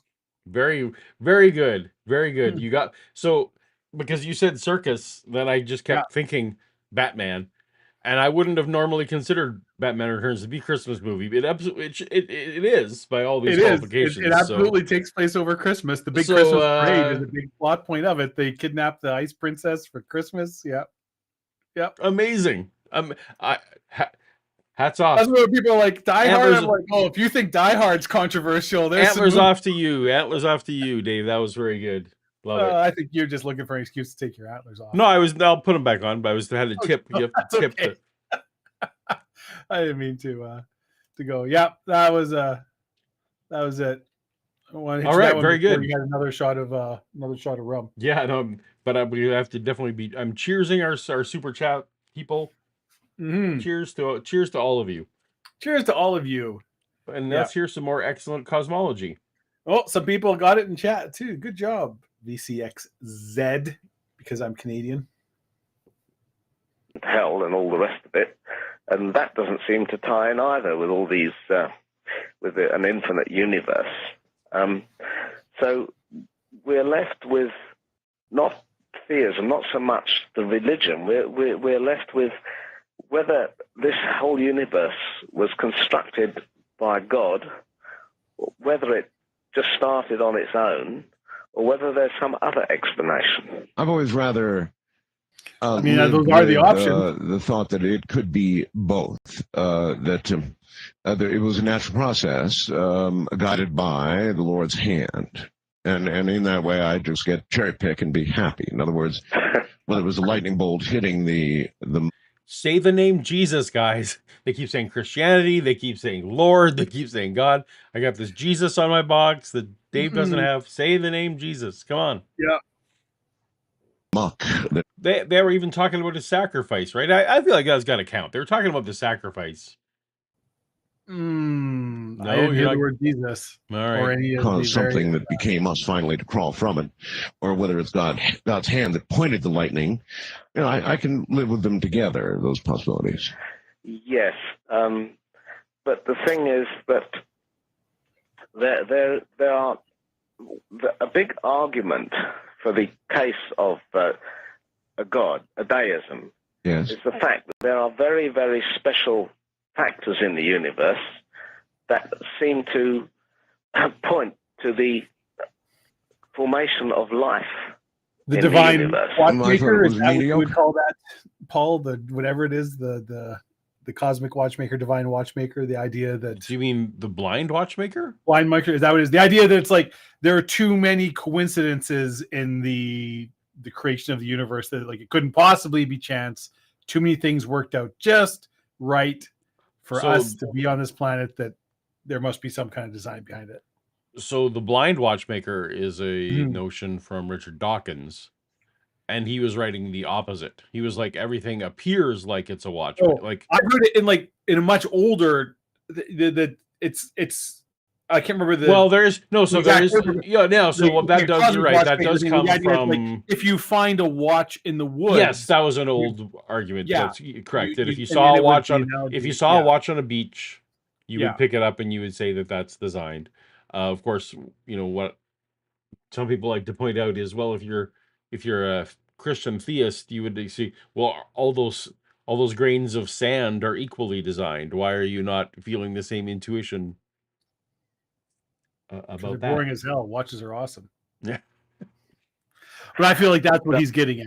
You're probably right. Yes, right? No, it's the intelligent design umbrella. Yeah, there's too much that, like, why if it's random, why does so much of this seem to work out? Yeah, that it's crossed some kind of threshold that no one can properly quantify to say, well, now it's become too implausible for my personal credulity. Life is common, but you could not get life in the universe unless certain conditions were fulfilled. There has to be certain. One has to have carbon made in the center of stars. No, because without carbon, he's going to say, there is no life. Well, that's just false, because you could hypothetically have life based not on carbon. It's just that our life is based on carbon. Many of the laws. What's that? Hypothetically. Just throwing that out there. Unbelievable. Conjecture presented as established fact right here, ladies and gentlemen. I mean, I feel like you could, if you haven't checked that one off yet, Dave, you definitely should. Yes. It turns out I don't have that one, but normally I'm the naysayer. I already checked it off. All right, I'm a yay sayer on that one. Yeah. Physics make life possible under the right conditions. Yes. And then there are the initial conditions. But going back to where you said that it's so common, at least numerically, it's going to be so common as to be mediocre. I'm getting lost a little bit, so we'll take a break here and we'll come back. And I get lost easily. We'll try and make some sense out of this. We're a great mediocrity, but then there's a God, it does seem like, who made us. Did he make us mediocre? He wouldn't have done that to us, would he?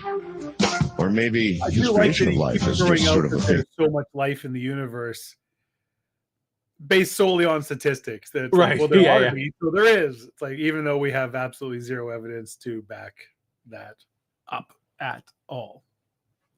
He does. I forgot to cut out this Every other dance day or party. so. Another Earth. Ooh, over there.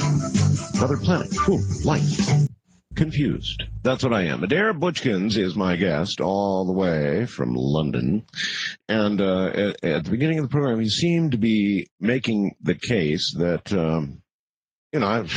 we are what there is. That's all there is, folks. We're fairly common, even mediocre, and life is fairly common and mediocre, and there's probably quite a bit of it out there. And then he hits me with, but then the case for the maker. There's a case for God. There is a case for God amongst all of this seemingly contradictory theory. I'm tempted to ask you, Adair, what your religious preferences are, but you know what? I'd rather just listen to you and try to figure it out myself. And I haven't yet. That's pretty interesting. I can't figure out where you're coming from. But you say there's a case for the maker, a case for God. Yes, I've got... in my book, there are two cases. There are the scientific arguments for the existence of God and the scientific arguments against the existence of God. Yes, really? Now, the arguments for is basically the argument from design. Now, this relies upon the fact that the laws of physics are such as to make the formation of life possible under the right conditions. Uh-huh. And there are conditions obtaining at the time of the Big Bang to consider. Mm-hmm. Many very special factors are necessary for the formation of life. The slight excess of matter over antimatter at the beginning, and otherwise there would be nothing. And when the universe was very, very hot. So we're getting back to what you and I were talking about before. I think that this is the divine watchmaker theory. Yep. But to counter his point, it's not necessarily that you had an excess of matter versus antimatter.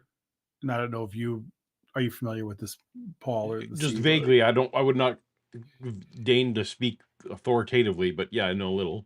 So the rough idea is like, right, when subatomic particles combine to form atomic particles, quarks and whatever, it's like you can potentially get a matter or antimatter being matter with a negative, an opposite charge, right? So it's like you can get a positron or you could get a negatively charged positron, depending how they combine, what combines exactly, right? So you can have an electron or you can have a positron, which is a positively charged electron, and it's matter and antimatter. So these are real things, they exist, and when matter and antimatter combine, they eliminate each other and are converted to pure energy in a massive amount equals mc squared, right? Energy, any matter can be converted to energy, it's a massive amount. So in theory, in a random distribution over a large amount of matter, all of the matter in the universe, you should have a roughly 50-50 distribution. Yes. Because it could go either way. It's a coin flip. But we ended up when the universe, however the universe was created, whatever happened, whatever time it was, slightly more matter than antimatter, so that after they all sort of canceled each other out and most of it got turned into the energy that is the background radiation and the energy that powers the universe, there was enough matter left over to create everything that we can see, the observable universe. Hydrogen, helium, lithium, well, all the elements, right? That's all matter. When he's like, wow, there's a thing. But it could have been antimatter. Like, that would have been fine. More antimatter than matter would also have been fine. It would have been essentially the same. It's just that the charges would have been reversed, but the net effect would be the same, right? Like, antimatter in itself isn't like inherently unstable or whatever. It's only reactive when it reacts. But that's only when it reacts with normal antimatter and normal matter reacting. And antimatter by itself is just oppositely charged matter. It doesn't. It's fine. It's whatever. It's just that, every air molecule, everything in our universe is, oppositely charged matter. So you get these reactions immediately if you create antimatter and it touches anything. You have to keep it in a perfect vacuum and whatever. So there you go. But the idea that, well, there had to be matter or it wouldn't work. No, it doesn't have to be matter. There just had to be an imbalance in the Yes. Yeah. It could have gone either way. Yeah. Yeah, and the imbalance that exists is like well within statistical, right? Like it's kind of like, yeah, if you flip a quarter, 10,000 times, you should get 5,000 tails and 5,000 heads, but you almost definitely won't. Like the actual odds of getting that exact mix are 1 in 10,000, right? Like you will probably get skewed to one way or the other. Now you probably won't get 9,000 heads and 1,000 tails. That would be very statistically unlikely, but it would also be incredibly or just as unlikely or more unlikely to have, exactly a perfect 50-50 distribution, right? So there you go. The background temperature was over 1 billion degrees. We had to have the formation of helium and hydrogen. Clicky click. Clicky click.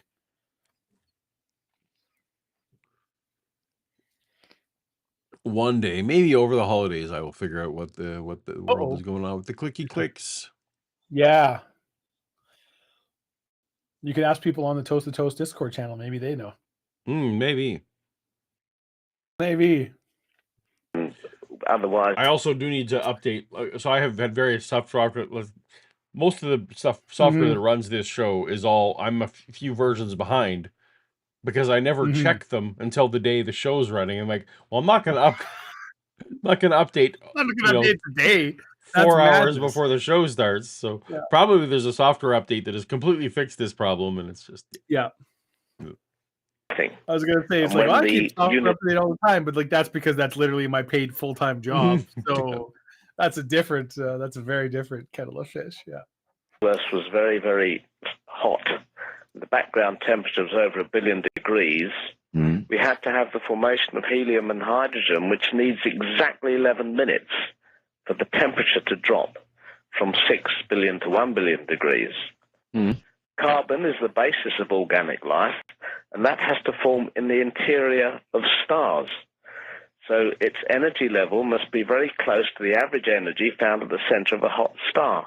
There are many other very, very precise conditions necessary for the formation of life in the universe. And so the argument rests upon the question, could the universe have been different? Why do gravity and electricity obey a square law when it could have been a cube law, and so on? Basically, it's all just so wonderful that God had to have done it. This is basically the argument from design, yes. It's also... But it's also the hole in the argument at the same time, isn't it? Because it could be just simply our perception that all is so wonderful that it just had to have been God. Well, maybe, I live in a state, Nevada, where you have gambling, right? Well, every now and then somebody trots in, drops a coin in a machine, and hits megabucks. It happens. Yes. So you have now got very, very astutely onto the scientific arguments against the existence of God. Oh, yes. And that is based upon what is known as a many worlds theory. Many cosmologists claim we're in a universe that is only one of a vast or even an infinite series of universes. And with such a series, there must be some that have the right conditions for life to form, like your gambler that wins the jackpot. Yeah, sure. One of my problems with this line of thinking is he didn't ever explain how it could be how he knows that it could have been different. Like all the forefront. Basically, this argument is so refined now that the Christian apologists who go this route have kind of narrowed it down to gravity, strong and weak nuclear force, and one other one. I forget which the fourth one is. Someone in the chat probably remembers. Basically, those are the four fundamental. What's that? Electromagnetism is the other fundamental force. Maybe that's the one. And they say, well, if any of those four had been different, but ultimately, all of those things are just properties of matter, right? Yeah. Well, So yeah. So if matter and energy, gravity, we don't know, but carry on. Yeah. But your point stands. Yeah. The point is that if the matter / energy, is eternal in any sense, well, then it couldn't have been different because it's a brute fact, and so it just sure it's nice that it works out this way. Nice for us, but counterpoint. Yeah. So he has never said that he. Fair. Like he's just like, here is the argument for intelligent design. Here's the argument against intelligent design, and it's a very Coles Notes version of both. I guess I'm railing. I thought I introduced this by saying the people who put this forth bother me. You're right. Yes, that it's the well, no, sorry, no, you're right. My complaint is with him is that he didn't, and your point is excellent. Is a rebuttal to mine is that I was arguing that he didn't tell me how we know it could be different, because until you can demonstrate to me that the gravitational constant could have been different for some reason, possibly have been different, then your fine-tuning argument is entirely non-exciting. Yeah. And I would say, he's not. I haven't heard maybe some of his, like anything where he postulates it like this is correct. He's just said this is the argument. The general scope, the general thrust of most arguments for intelligent design are essentially that all these numbers work out too great. Couldn't possibly be random chance. It's just too perfect. And the argument against is like, why can't it be random chance? Or maybe this is just how it is. It's right. Whatever. As Art also said, is like sometimes somebody walks into a casino and throws a quarter in a slot machine and wins $10 million and walks out. It's not statistically impossible. So sometimes it happens if you get enough things, but that doesn't prove that like nothing about every time you throw a quarter into a slot machine, you're going to win. Just because this one particular time. I can vouch for that. I was recently in Vegas, and I did not happen to win $10 million. I was watching this week. All right, so here we go. Dave tells an unrelated story. Which I think is on your card, not on my card. Yep, there we go. Yeah. I was watching a YouTube video this week. Somebody showed me, they're like, watch this. So it was a guy when he won. It was in Vegas. It was one of the, apparently there's YouTube channels of people playing slot machines, which blows my mind. Wow. Okay. People were like live record themselves playing slot machines, and there's although your chance of winning is not much worse, really, just by one. So this guy won. I can't remember the exact number, but it was over $10 million. Wow. On a slot. But then I look, so he is, because it's a slot machine screen. You can see he's spending over $6,000 a spin, and has over $1 million in credits on this slot machine. And I'm just like, what? I just can't even get my head around the idea that you could spend 6,000 American dollars on a spin of a slot machine every 10 seconds. Every 10 seconds. Yeah. Where that is somehow okay. That is somehow some kind of, and it's just like, oh my. People, he won $10 million. I'm like, yeah, because he's gambling $6,000 a spin. Like, what is happening here? What? I don't even buy brand new cars. It doesn't matter, because I'm like, that's a waste of money. Buy a 1-year used one. That's, oh my God. Agree. No, yeah, I'm with you. Yeah. I very much not Mennonite. I very much enjoy gambling, but I will only gamble with I don't take my credit cards with me. I don't. Like I come in with a fistful of cash, and once that fistful of cash is gone, that's my fun for the day. That is my way too, because my personality as well. Anyway, Paul, I enjoy it. And if so, I'm like, yes, I will go in like, this is the money I have to gamble with, and in my head, I'm like, this money's gone. Yep, that's right. This is all already spent. This money's gone. I'm going to go play blackjack or whatever. And if I win, so if I make some money or go, but in my head, it's like, I'm going to get whatever X hours of fun out of this money. And this is just the cost of being here and having this fun. But this is already gone. And there's no going back to an ATM. There's no whatever. It's like, this is the gambling money and there ain't no more money. Yeah. I will say slot machines to me are a little too, but I like blackjack or roulette or craps. I like games that are. Yeah, no, I don't enjoy slots at all though. So no, I'm with you. But I don't enjoy like poker tournaments so much. Like I do enjoy poker, and I've played poker with you and other people. I get bored, like, because real poker tournaments, real poker games take hours. Like it's hours and hours, and after like 2-3 hours, I'm like, I'm bored with this, and then I start making crazy bets. It's true, you do. Which, yeah, that's true. Blue moon works out really well for you, but usually does. Yeah, no, it's waiting. That's the trick to playing poker with Dave is wait him out. It's very easy. Just go, and then I'll start. But then maybe all of a sudden I'll hit a 7-2 on the flop, and now I have 2 pairs, and all of a sudden my stupid $500 bet has become genius. But the flip side of it is now you're sitting at the table with much more chips. Yeah. So now you're you're sitting at the table for hours longer. No, because now I'm just going. Oh, you're just going all in. I'm going heavy on. You're riding that high, and just fuck you all. Yeah, this is going to be thoroughly unenjoyable for everybody else at this table because there's no way to figure out what I'm doing. That's right. Because I'm not betting on any numbers. Did you even look at the cards? We don't know. Yeah. Yeah. I'm the kind of person that actual real poker players hate the most. So like, I don't know what the hell this idiot's doing. Yeah. Is he bluffing? Is he go? He doesn't know. He hasn't seen any cards yet. I'm watching him. He doesn't know. He didn't even pick up his 2 dealt cards. He hasn't looked at them, and he just tripled the ante on the flop. It doesn't. Yeah, tripled the big blind. That doesn't mean anything. He has no clue. Might as well be playing. And I do enjoy doing that kind of shit just to frustrate people I'm playing. Yes, you do. Right. Yep. Yes, you do. It's like, aren't you going to look at your cards? Like, nah, I don't need to. This is good. All right. We have Stephen Luttrell. Hey, $5 super chat. Thank you. So very generous. This is driving me nuts. Science doesn't make arguments. Science makes theories and whatnot. A lot of whatnot.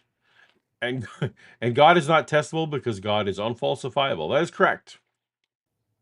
Well, most definitions. So some people make weird definitions of God that are occasionally falsifiable, but none of the major ones are. Well, I will say science does make arguments. People argue in science all the time. You know, individuals within science will argue or postulate. It's like, no, I think this is right because blah, blah, blah. I would. Yeah, definitely a hypothesis is an argument generally. Is an argument. You are presenting an opinion, a position, and through peer review and things. Now, where I will say science is you can have arguments, but then people will push back and hopefully eventually you look at the facts and whatever the evidence amounts, everyone will agree like, well, this was the actual truth. 2 people were arguing about this, or 2 positions or multiple positions were arguing, blah, blah, blah. And then, hey, there we go. We found the truth, or didn't, and now we don't know because it's string theory and there's no way to ever prove it. Speaking of facts, we have another super chat from friend of the channel, Vishanti. Ooh, long-time friend of the channel. Step 1, give casino money repeatedly. Step 2, question marks. Question mark. Step 3, profit. There you go. Yep. Yep. Right after collecting underwear. You need to do more Doctor Strange videos on your YouTube channel, Vishanti. Just throwing that out there. I'm jonesing. All right. So the trivia clock went there, Dave. Is it time for another? Paul. Another holiday film plot description. Another Christmas. I'm just gonna say it. Christmas movie plot. You're getting us canceled. I'm gonna get you canceled. Can't say Christmas, Dave. I hear there's a war against it. What should we do? All right, Paul. Are you ready? I'm ready. Old man Marley meets and befriends a young boy who was abandoned by his parents. And the boy teaches him about the importance of family and forgiveness. What Christmas movie is that? Read it again. Old Man Marley meets and befriends a young boy who was abandoned by his parents. This boy teaches him about the importance of family and forgiveness. I'm going with Home Alone. That is the plot of Home Alone. Yes. There you go. You know, Old Man Marley is the snow shoveling. Is the so I think I've only seen Home Alone. I maybe never. I think once. You shut your whore mouth. If you've never seen Home Alone, I don't know that I have. Like, I watched it last year with my parents at place, and I was still laughing. I was crying almost so hard I was crying. Like, the physical comedy in that movie is still like, it's gold. Joe Pesci. So I've seen parts of it. I don't know that I've ever. You should just watch Home Alone. It's like actually legitimately a really good movie. And John Candy's great in it. Catherine O'Hara, yeah. Currently on Disney Plus. Yeah. All right, but I was able to surmise. You were able to surmise. You're doing pretty good. Doing pretty good today. Yeah. All right. That's Throw it. up that trivia clock again. No more Mr. Nice Dave. We're gonna start. No more Mr. Nice Dave. That's right. Yeah. And but we just look around us and we say, "Holy mackerel! Everything had to be exactly." The one where the kid gets a BB gun. I've never seen that one. Whatever that one. It's a Christmas story. It's yeah. I was just thinking of the scene where he hits Joe Pesci in the face with a crowbar because the tarantula's on the face. It's one of the funniest 30 seconds ever filmed. It's so funny. It's so good. It's so good. Yeah. So good. So good. Oh my goodness. Sweet Scotty Orange making it rain. That's he didn't sing. Okay, you went from James Brown. No, I was doing so good. Yeah. That's from Sweet Caroline. Yeah. No. Yeah. Is it? I'm thinking so good. No. So good. Yeah, we're thinking but so it's good times never felt so good. So good. Okay, I guess. Yeah. You're right. Here in Nova Scotia, out of the East Coast, they think that's their song. They love it here. It's a thing. Anyway, Scotty Orange, appreciate you so much for all the now random people are going to become memberships. Become members. Random nothing. I've always wondered, how does YouTube decide who gets the memberships when you gift? So it says random. I feel like they probably have some preferential treatment, though. Yeah, absolutely. I mean, obviously, it does say that people who are not member. You have to not be a member. It won't gift you to. Fair enough. Mm-hmm. East Coast. Oh wait, that's almost Scotch. No, don't put that in there. All right. I saw a coffee mug, Paul, this week that I was so close to buying but didn't. That just said sociable on it. I was going to buy it as a gift. That would have been a good one. Sorry, not a coffee mug, a shot glass. Oh, that's even better. I was like, I should just bring that with me next time that would be amazing. I come to visit you. Yep. Sociables.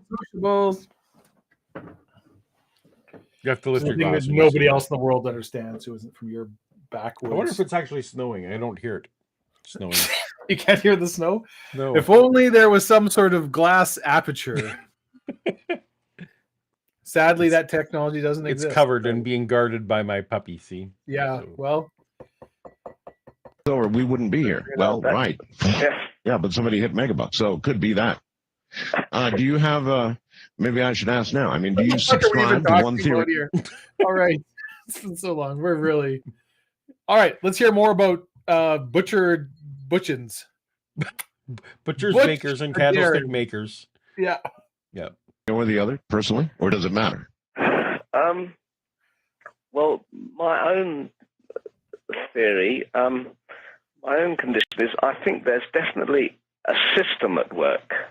Whether you want to call it a god or whether there's an intelligence or anything behind, I'm not sure. But I definitely think there is a system that seems to operate to make the universe as it is. I can't be very much more definite than that because I'm not all that definite myself about it. But I call that system naturalism. So he's basically saying and I want to give him a chance, but I feel like he's pretty much summed it. I just have a real gut feeling that there is an intelligence behind all this, and I can't get into it more because you know what? I just feel it. And that's a good, honest answer. That is a good, honest answer. Well, if he actually is in academia, I mean, that's Yeah, no, it's not for me, but when you like for example, when I'm hosting a show on the line, when I get a caller that eventually just admits, yeah, it's just what You it host the feels line? right to me, or I instinctual, I have no evidence, then at least I can work with that person. It's like, well, is that is that a reasonable way to think about things? And a lot of people think that is a reasonable way to think about things. So then it's just like, well, you and I are not going to agree on how to arrive at truth values. So Okay. I do believe that the laws of physics are paramount and they cannot be changed. Yes. And I believe the universe is orderly. I don't think that suddenly gravity will be reversed and we'll all fly off the world, or that the speed of light will change or anything like that. We can't prove it won't. Let's see. There is one condition that could begin to do that sort of thing. If the ever-expanding universe instead began to snap back like a rubber band, then you would be rather surprised at the backwards things that would begin to occur. People would be falling up, and all kinds of water would be coming out of glasses, and it would be a terrible... I don't think that's how that works. That's not how that works at all.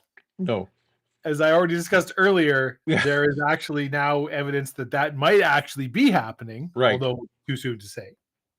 But if you are, water is coming out of glasses, none of the other laws of nature are being, If, for example, after you've won your millions of dollars in Las Vegas, if you then head over to the Stratosphere Hotel, the Strat as they call it, and you bungee jump, when you physics doesn't change when you hit the bottom and you snap back up. Physics is the same for you. No. You are going up instead of down, but that's because the person who are going up there, they're living in a temporarily. Do you want to know the secret, Paul? What's the secret? They built the Strat over Mel's hole. Mel's second hole. Yep. How could you do? You'd have to. Yeah, you can't. Like, you couldn't put it into the hole. No. You have to put it. Yeah. Look at this fucking guy go into the hole. No, Paul. No. But so you build it over top of the hole. Okay. You get close to it. Oh, I see. Here, it's fine, but the closer you get to it, and then all of a sudden you hit that breaking point, and now, whoa, up is down. The world's rules are reversed. There's, human-faced seals coming out of sheep everywhere, and woo, off you go. Yeah. Off we go. Yep. Now, the zip line on Fremont Street, that's just cool. But that's just normal physics. It's just normal physics. That's just normal physics, yeah. We didn't get a chance to do that. I disagree, Vishanti. I say not enough. All right.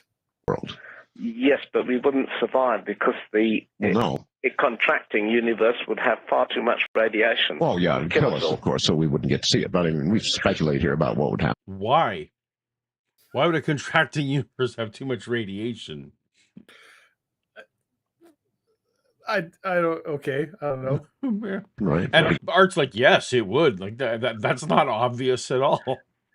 Yeah. I mean, like, well, yeah. It's there maybe they mean so like if all of the universe started contracting back in, you would hit a point at some point where, much like the expansion, like where there's so much energy compacted in a smaller space that like things start. Right. The density of matter is going to get very tight. Yeah. Like, well, even energy, the density of energy and the heat and things like it. But it almost doesn't matter that it's radiation. It's just at that point, it's just, you're trying to put too much stuff in a small space for us to all have enough room to do our thing. Mm-hmm. That's not bad. But you don't think that's going to happen? No.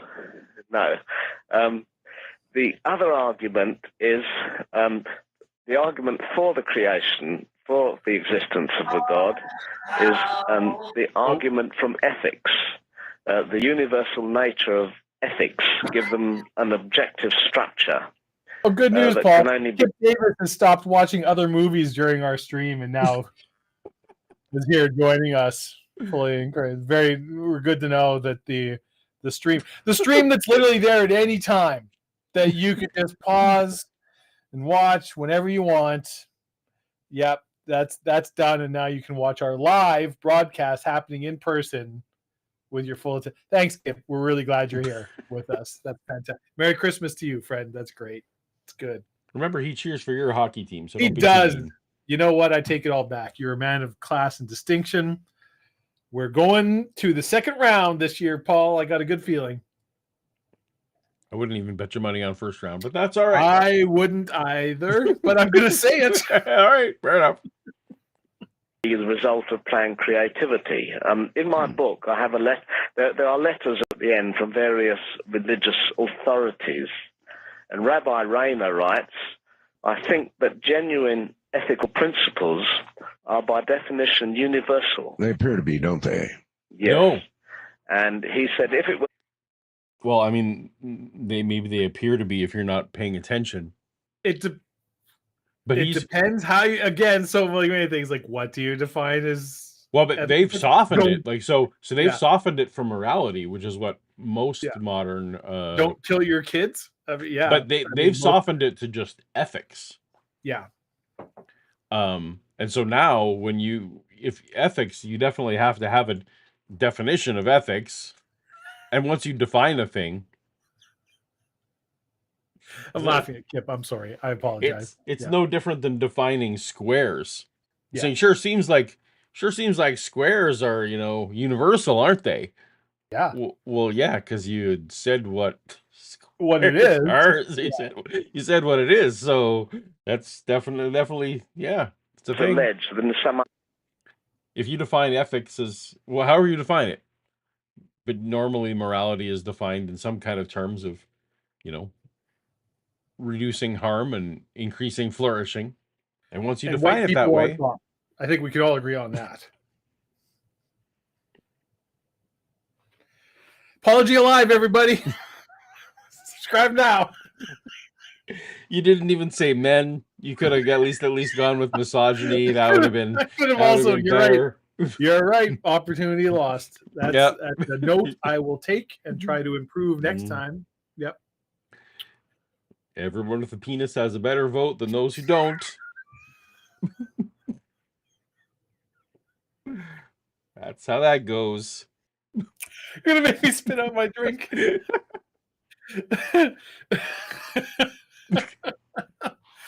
I mean, if I had to put a number, 5/8. Probably about 5/8 is good. 5/8. Yeah. Damn it. Kip was recently on my channel talking about some 5/8 stuff. So nobody watches your channel, Paul. Now I do like watching him, say speak some Hebrew with Digital Hammurabi. I can't think of his Dr. name. Josh. Yeah, Dr. Josh. I am drinking eggnog, Peggy Jason. This is the last of my eggnog. This one is at more than 50% rum because there was not as much eggnog as I thought. Now I'm basically drinking creamy rum. Which brand of nog did you go with, Dave? I have Lucerne. Oh, okay. Yeah, all right. Lucerne eggnog, which is just what they had. Now I'll tell you, my favorite eggnog I've had recently, because I feel very passionately about this, Paul, is actually the Kirkland brand, the Costco creamy eggnog. I am with you. That's good stuff, man. Yep. But I did not feel like going to Costco today. But going to Costco in December, is something I refuse to do. I just won't. Like, I did once where I was like, I needed enough stuff and went where I'm like, okay, well, I just got the time. For anybody who knows the layout of a Costco or the lineup for the grocery tills was all the way to the meat section, the butcher section, like the opposite wall. I was in line for like an hour just to check out. but I got a lot of stuff, like, did a whole bunch of things. Just kind of did my thing, and this was Saturday afternoon, and I had my Bluetooth earpieces Saturday? in. You went on a fucking Saturday? I work for a living. I can't just go whenever actually, no, I went Friday night. But still, okay, that's better. All right. I can't go on like a Thursday afternoon. I have a job. This is see, here's the thing. I'm unfairly projecting on you because I had this exact argument with my father, who's just like, well, I just went like this morning. And it's like, I can't just go to Costco on a Tuesday morning. Yeah. I have a job. I have things I have to do. I can't just go. You're retired. I can't just go whenever I feel like it. Grocery shopping. That's not how the world works. But I do, with my flexibility being a content creator, I do enjoy. So I will only go to Costco on a weekday, but yeah, even a Tuesday in December, I won't go around here. Yeah. Super chat, Dave. Hey. Wow, Paul? This is a 14 Canadian dollars. 14 Canadian dollars from Krizolakzar Razkalozerk. Are you reading this one since you are? Which I feel is a Polish. So happy I found you a year and a half ago. Oh well, we're awesomely delighted that you've been following us for a year and a half. I remember what we've done in the last year, so that surprises me. But we're good to see you. So happy I found you a year and a half ago. You connected me to so many brilliant people, from The Line to Seth. Love what you do. Warm regards from Chris in Calgary. Dark City is my favorite sci-fi. That's a good one. That is a good one.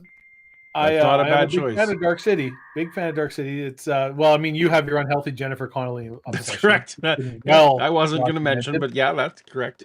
Who's the guy? Why can't I think of it? Kiefer Sutherland. Kiefer Sutherland. So good in that movie. That I really like Dark City. That's a really good movie. Yeah. But thank you. Thank you, Krizolazkar. I'm just gonna call you Chris. Chris? Yeah. Chris in Calgary. And also in Calgary. So Dave and I have both lived in Calgary. Yes. Like I said, I'm driving there tomorrow because I still have a lot of family in Calgary. So that's where I'm going for Christmas. Yeah. And we have poor Claire. I won't bump into you, Chris, sad to say. But yes. With a $2 super chat, is fine-tuning argument the prosecutor's fallacy? I don't know what any of those things are. I'm looking up the prosecutor's fallacy because it's a super chat. I think she's referring to a district attorney's penis. No. No? Oh, well, maybe. Actually, I shouldn't be so quick to dismiss. You're just brainstorming. There's no Kip is going to be in Calgary for New Year's. Well, there you go. You know what, Kip? We might have, because I'm going to be in Calgary almost until New Year's. I'm coming back to my home for actual New Year's, but I will be there until close to. If there's some overlap, I would love to meet Kip and go out for beer with him. I think that'd be fantastic. I think we would have a good time. The prosecutor's fallacy involves assuming that the prior probability of a random match is equal to the probability that the defendant is innocent. I have not heard of that one. Okay. I need to think that through when I am perhaps not quite as deep in on some rum. I'm so drunk right now. But let's go with yes, poor Claire. That seems like it's... To answer your question, Kip, probably the 28th or 29th. I'm not 100% sure. Partly depends how long I can put up with my family or they can put up with me. Although I'm also going to be visiting some other friends of mine that Paul also knows in Calgary. But yeah, it'll be the 20th to 29th, the Saturday or Sunday. I'll be going back. If you're going to be there by then, let me know, because I will drive damn near anywhere in that city to meet up with you. Well, with the new ring road completed and all. I know, right? Yeah. It's so easy to get around. I have Timothy Harmon is the new hero of the chat. I have Dark City on another tab as we speak, about 30 minutes in, not watching now, like effing Kip. See, I was just about there. I was about to start giving you shit, Timothy, and I'm glad I didn't because you paused it. You're watching the only film on YouTube. Toast and Toast came on, and then we said, hey, I can pause this movie from 25 years ago and just watch Toast to Toast, which is happening live with a handsome and charismatic host and Paul, and we're gonna enjoy it. We're gonna have some time together. Did we see Dark City in the same? I did not. I don't think I saw it in the theater. Okay, I think I saw it. So I think I saw it with some Saskatoon friends. Yeah, and everyone but me hated it. Oh, really? Well, I could see that. Is my recollection is that I thought it was amazing, and everyone it was like we didn't even see the same movie. Like everyone else, just the people I was with. Yeah, like is that? I would have been in university at that time. No, but I think this was college friends of mine that I went with. Yeah, I just didn't because you and I were definitely going to movies together at that time. Yeah, but I think that one happened to be just other people from university. I did not see Dark City in the theater. I would remember. And then it was like, I can't go to see a movie with you people. My recollection was I'm done seeing movies with this group of people because you just Well, there were no explosions. It was all dark. It's literally called Dark City. Are you okay, Kip? I assume Paul has your email address, or you have Kip's email address. Indeed, Kip helped me with the script this week. Yeah, so I'll maybe talk to Paul, and if Kip's okay with it, I don't want to, put him if we can touch base in real life outside out of and then see because if we're going to be in Calgary at the same time, I'm all down for that. Yeah. Kip has a Gmail. Don't start guessing, but. I'm not gonna start guessing. Yeah. All right. You're right, Nick. I should stream on YouTube. So Dave, what would I do if I was? I turned it off, but the trivia clock went. Yeah, the trivia clock went. Let's do it. Let's do one. Hey, Paul. Another plot. So those who are just joining us late, Dave is reading plot synopses of movies, Christmas movies. I'm attempting to guess what movie it is that is being described. And Paul has to guess. This is the movie synopsis I wrote. All right. Are you ready, Paul? I'm ready. Married couple, Todd and Mary Chester, find their holiday to be more and more stressful due to the increasingly over-the-top Christmas antics of their next-door neighbor.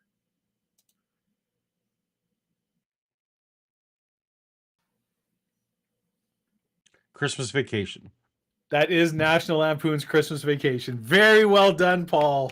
Good job. So that was the Julia Louis-Dreyfus character. Yeah. I don't know, Todd. I couldn't remember their names. Like I would have never. Yeah. I couldn't even come up with Todd, but I do remember Julia. Yeah, the yuppies next door. It's the yuppies next door. Yeah, who get increasingly frustrated by clerks. Wow, Christmas antics. You're knocking it out of the park. You know what? Why don't we do another one right now? Another one right now. Another one right now. Because we're, I feel like we're gonna be getting into it on the old thing. I will. Okay, we'll do this one. You ready? Yep. This is a tough one. Okay. Randall Peltzer is a struggling inventor who finds the perfect Christmas gift for his son Billy in an antique shop. The gift ends up changing the lives of people all over town, including the town sheriff, Billy's science teacher, and the wealthy but miserly Ruby Deagle.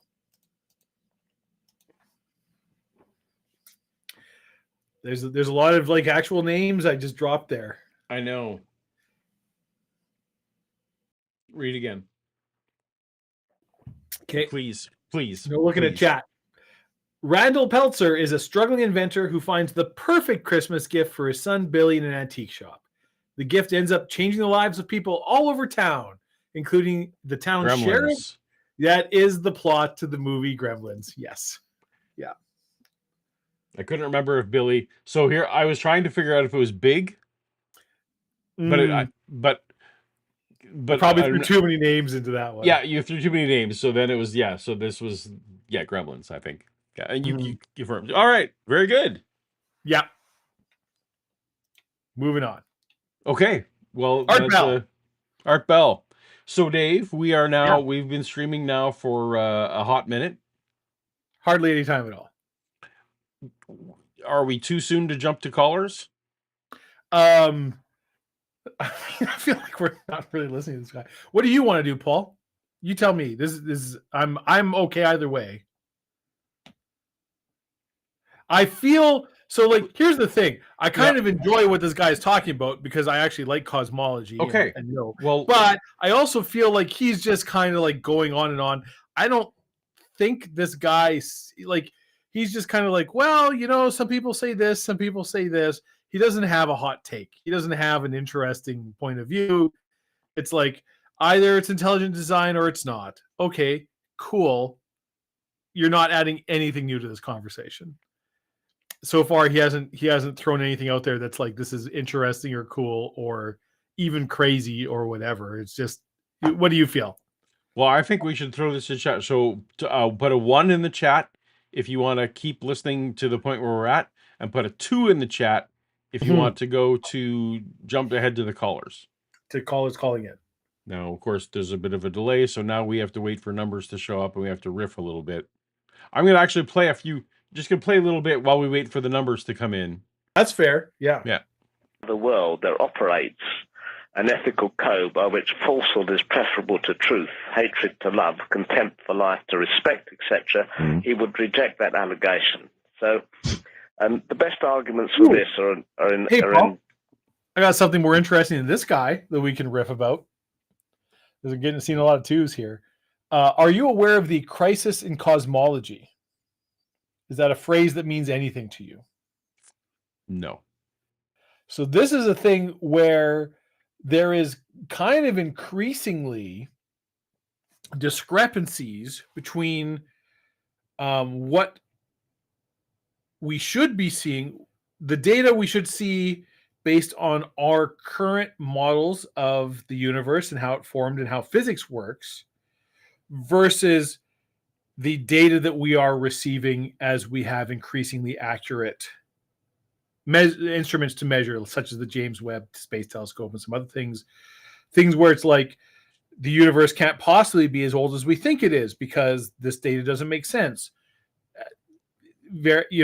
Certain fundamental physical laws, that's not the only one, where it's like things do not line up how they should. So either one of 2 things is true. Either there's something wrong with our observations, or there is something wrong with our fundamental model of how the universe works, of the basic laws of physics. One of these 2 things is wrong. And kind of increasingly it's getting to be like, okay, we're getting more and more data, so it's probably not our measurements. There is probably something fundamentally wrong with our understanding of physics. What that is, who knows? There's a whole bunch of theories about what it is or what's actually going on, and people have different sort of models proposed where it's like, well, you can just do these things. Yeah. Well, so this is now, and it depends where you go. Certain people will say there isn't really one. This is just clickbaity stuff. Some experts say like, no, like this is a real thing and it's getting worse the more data we pull in. It's as in much. Are you talking about Reddit? You're talking about Reddit now. No, I'm talking about Reddit says it's, and YouTube said it's like worse. Real PhD sort of scientists. And this is always she doesn't. Well, maybe she has a PhD. I don't know. She does. That is a YouTube channel that I follow. I know exactly who that is. It's as in much academia, it's always tough to. I remember for the longest time reading about the argument about whether viruses, where they should be counted on the table, and a lot of it has to do with like people who like, well, I wrote my original like PhD thesis on this, so I'm not backing down. I'm doubling down on my support of this. Doesn't matter what the evidence comes in. But it's a real thing. It's an interesting thing. I don't think it's anything that, it sounds like it's a YouTube thing to me, Dave. It is. It's a thing too that's like, this is a thing academics argue about that will never have any kind of effect to any real person. But it's kind of interesting if you're into cosmology. Space wants me to sign up. No, thank you. All right. So there's a lot of number 2s, Dave. A lot of number twos, which I think So means we got to skip to the so we will jump to where I'm just going to guess and see if we get callers. Mm-hmm. Going once, going twice, gone. East of the Rockies, you're on the air. Oh, apparently, depending on where you are, possibly even the southern skies. Even as far south a latitude as we're in here in the desert, we were able to see blood red skies just a few years ago when we had a similar development. But to have that in the middle of cycle 23 right now is just astounding. I mean, what's going on with sun right now is absolutely astounding. And the dropouts you heard in the program are due to exactly that incredible phenomena here in the middle of the night. So let's see if Adair Butchins is still there. Are you there, Adair? Yeah, I'm still here. Remarkable events really going on right now in the world. I was going to say, Kip, what kind of person with a PhD would waste their time being on YouTube? Yeah. That seems like a waste of a PhD. Yeah. Well, it depends what the PhD's in. We're experiencing a gigantic geomagnetic storm. Not my fault. Well, no, I'm not blaming this one on you. Don't worry about it. But it is an amazing thing, actually, to observe, Adair. Just a couple of things that I want to cover in our interview before we continue. And one of them is time. I wanted to ask you, since we're talking about such large issues as the Big Bang, the nature of the universe, the nature of whether of a creator, if there is one, and all the rest of it, then a very good question with regard to parallel universes and physics and what we believe right now is time. I wonder if you have any comments on the nature of time. Do you think time is merely a man-manufactured thing that we watch, or do you think that there's more to the nature of time that we understand, that someday man will be able to perhaps move within the time stream, either forward or in reverse? Or is this just something that we made up and we watch clocks tick, and so it's really time is just our invention? Well, it's an interesting question because time is part of the whole construct of space-time. Yes. Space has three dimensions, Yes. and time is another dimension. Time is part of by the way, space before time. I carry on, you have my book there, do you? I do in front of me. Well, if you want to check on that report to the Royal Astronomical Society, if you look at the bibliography under Steele, you'll have the reference, and you can get yourself a copy of the magazine. All right. Under Steele, huh? Yes, and the bibliography. Okay. Very good. When you take now, Another, and then calculate the passage or see the inflation, which is also cosmologically within a closed system. Oh, that sounds like What? keys. You're on the air with Adair Butchins. Hello. Yes. We never got an answer on the I time want to question. talk to you and ask I jumped questions. ahead. And so, I've dominated you. Let me bring in a few callers and let's see what they ask you. All right. okay. All right. Good. Well, on the wild card line, Well you're done, on. Kevin. Well done. I dominated you. Yes. Let's see what the callers have to say. Yeah. The air with Adair Butchins and Art Bell. Hello. Like Hello. a horny Yes, French sir. poodle. Hi. Hi. Hello. Wildcard line, you're on the air. Are you there? Going once, Live going radio. twice, gone. East of the Rockies, Live you're on the air with Adair Butchins. Hello. Yes, good morning. This is Eric in Niagara Falls, New York, and you're coming through loud and clear. Good. I take it that you heard the slight disruption that we had there. 90-second dropout overlaid by a Nori interview came in vocally and came on very well. Happened twice during the interview. Really strange stuff, but that's from our son, I would wager. Yeah, At any rate, Yeah. sir. worse than skip distance. Yeah, yeah. No kidding. I have a question for Dr. Butchins. Well, I don't think yes, go ahead. I'm sorry. Regarding the concept He's not a PhD. He's like, don't call him doctor. Yeah. of increasing entropy or decreasing order, Yes. I'm not a physicist by profession or training, but several years ago, I've been very intrigued by the question. I consulted with a specialist in the area of low-temperature metaphysics at the local university. I was working on the philosophy of the problem.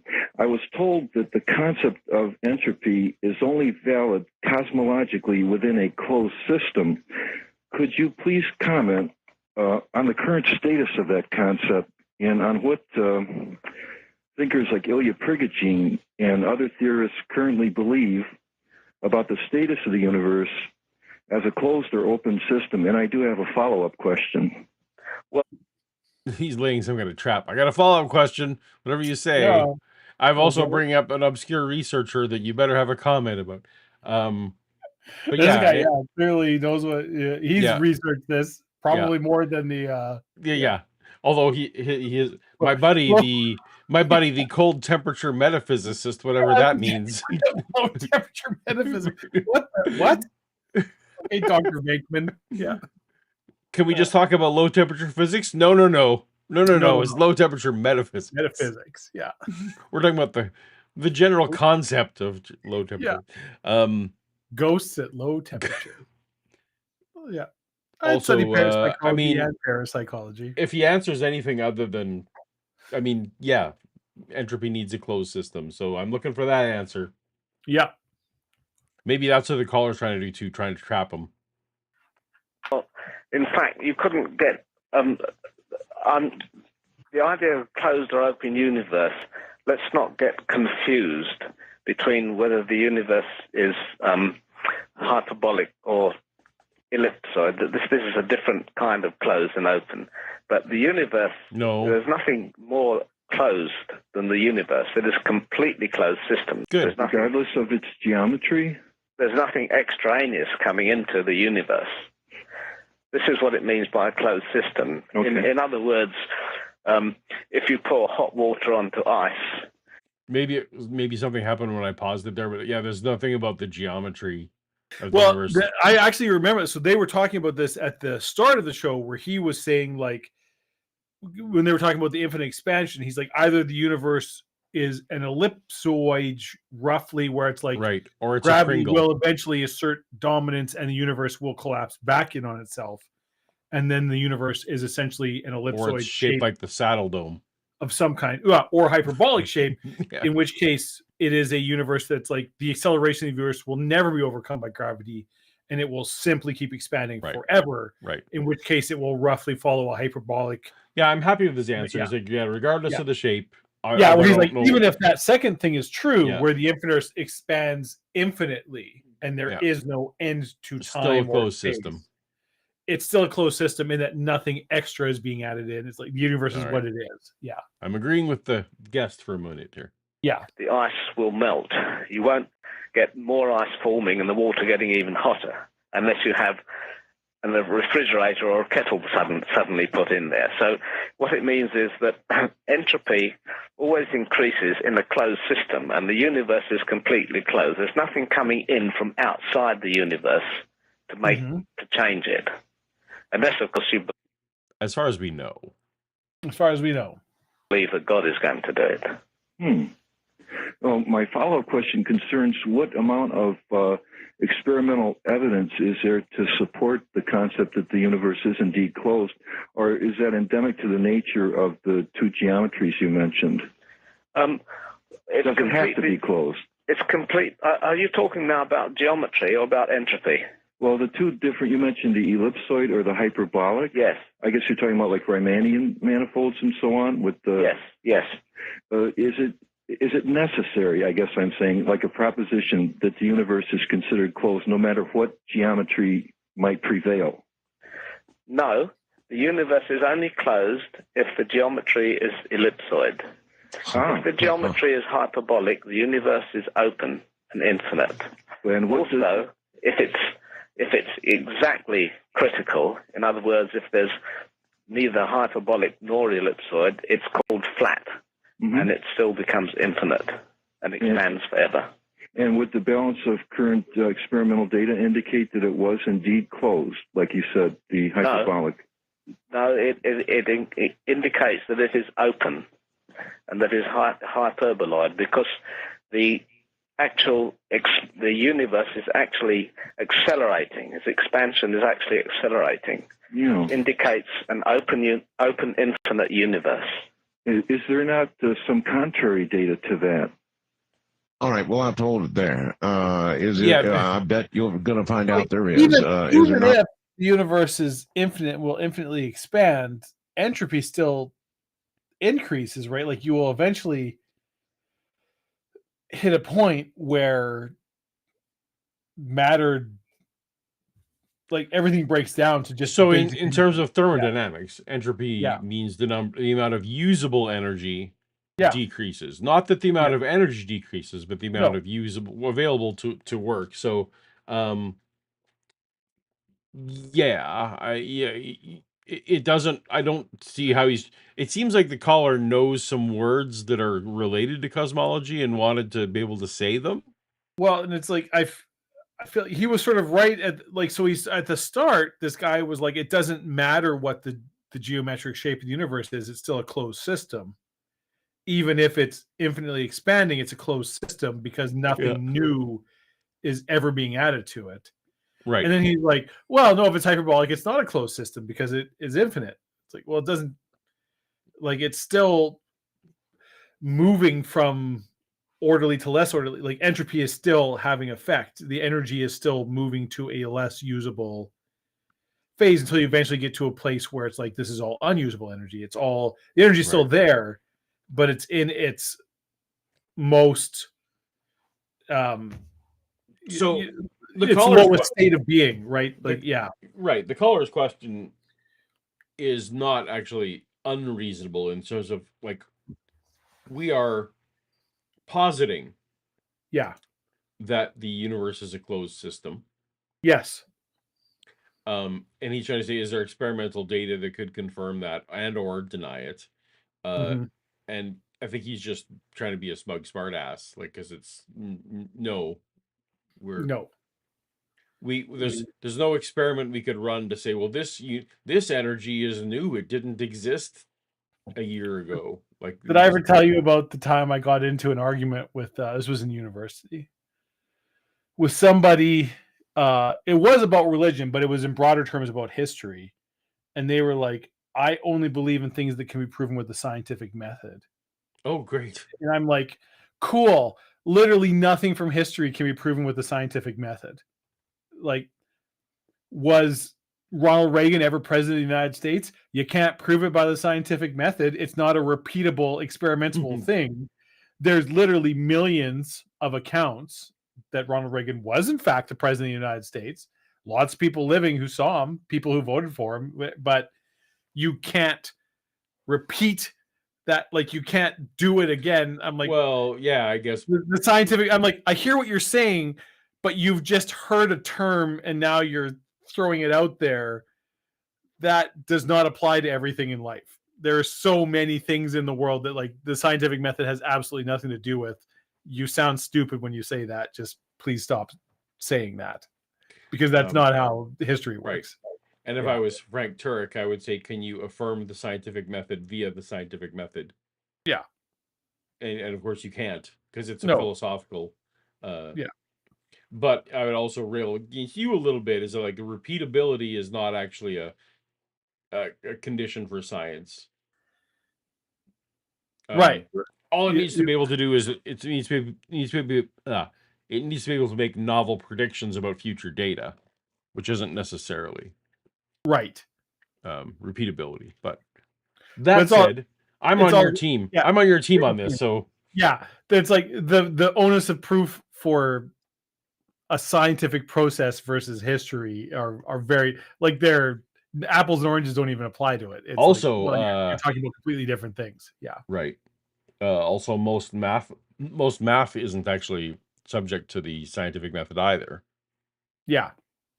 So, and math is the one thing you actually can prove in any kind of reasonable sense. So, hey, Paul. Yes, Dave. You ready for a movie summary? A movie summary. Let's go. How many do we have left? Not many. We got 2 left. Should we just bang them out? Sure. Okay. Okay, Paul.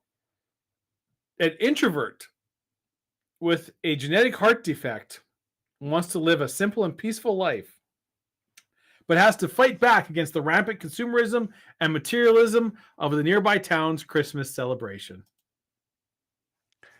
I'm gonna go with Grinch or whatever. What I don't know what the title of it is. How the Grinch Stole Christmas, I guess. It is in fact How the Grinch Stole Christmas. I like that. Congenital heart condition is very good. Yes. He's got an enlarged heart or shrunken heart or whatever. He's got a shrunken heart. Yeah, poor guy. All right.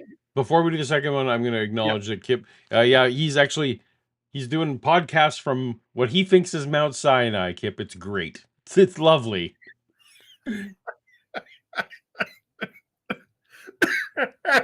It is very good.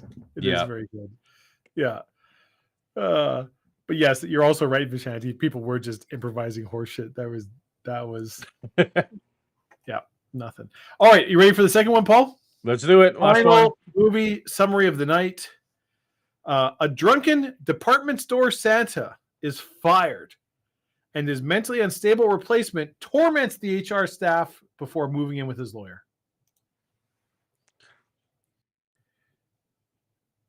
Drunken Santa, the replacement. Drunken Santa, the replacement until he moves in with his lawyer. Mm-hmm. You think you're pretty confident I've seen this one? I mean, this is a very famous Christmas movie. Okay. I'm giving you moving in with a lawyer. I actually gave you a clue about this movie earlier tonight. Oh, damn it. Okay, read it one more time. All right, I guess I'll give it to you one more time. A drunken department store Santa is fired, and his mentally unstable replacement torments the HR staff and moves in with his lawyer. Torments the HR staff. I don't know, Dave. I have to give up. I'm tapping it. I don't know. That is Miracle on 34th Street, Paul. Oh, I've not seen that. Oh, really? No. Which I said was my favorite Christmas movie. There you go. Sorry. Yeah, sorry. No, I haven't. Sorry. You've never seen Miracle on 34th Street? I have not, no. Oh my goodness. This situation will not stand. Will not stand. This will not stand. Well, there you go. I found. So I was 8-2, I guess, or so. You were something like that. I think you missed the Charlie Brown one, right? Yeah, which I'm embarrassed about still. Yeah. But I'm standing on that it wasn't technically a movie. Okay, whatever. That's how you sleep at night.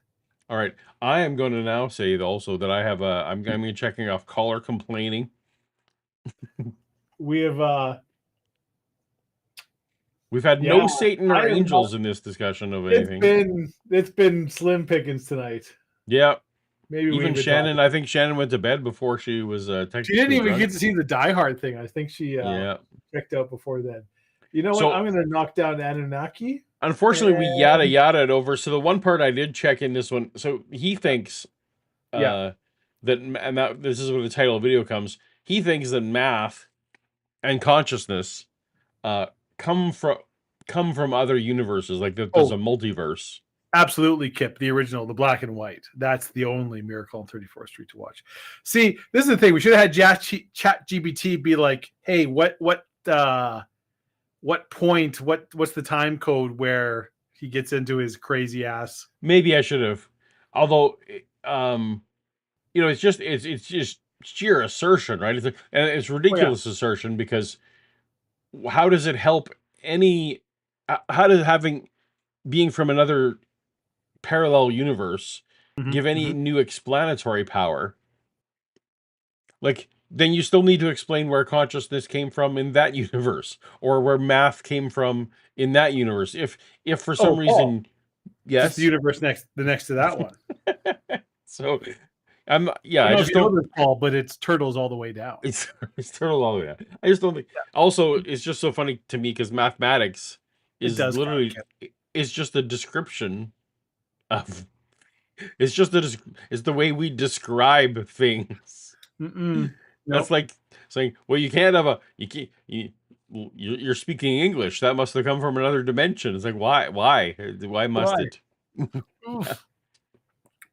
Oh my goodness. All right. So Art shut down this caller because he was bored, I think. Yeah, and I mean, he was right to be bored. Yep. This caller, I think, wanted to sound smarter than the guest. I think that's what it sounded like. And probably was, in fairness, but whatever. Well, Paul. Yeah? We're creeping up on hour 4 here. Are we? We can't be. We're 3:45 in, I'm pretty sure. No, we're or am I wrong? Am I 2:45? Oh, I'm an hour off. Okay, well then this is nothing. Let's. Yeah. We're good to go. All fire, all engines ahead. Some contrary data. No, all the. But it's clippy. But there it is. But there it is.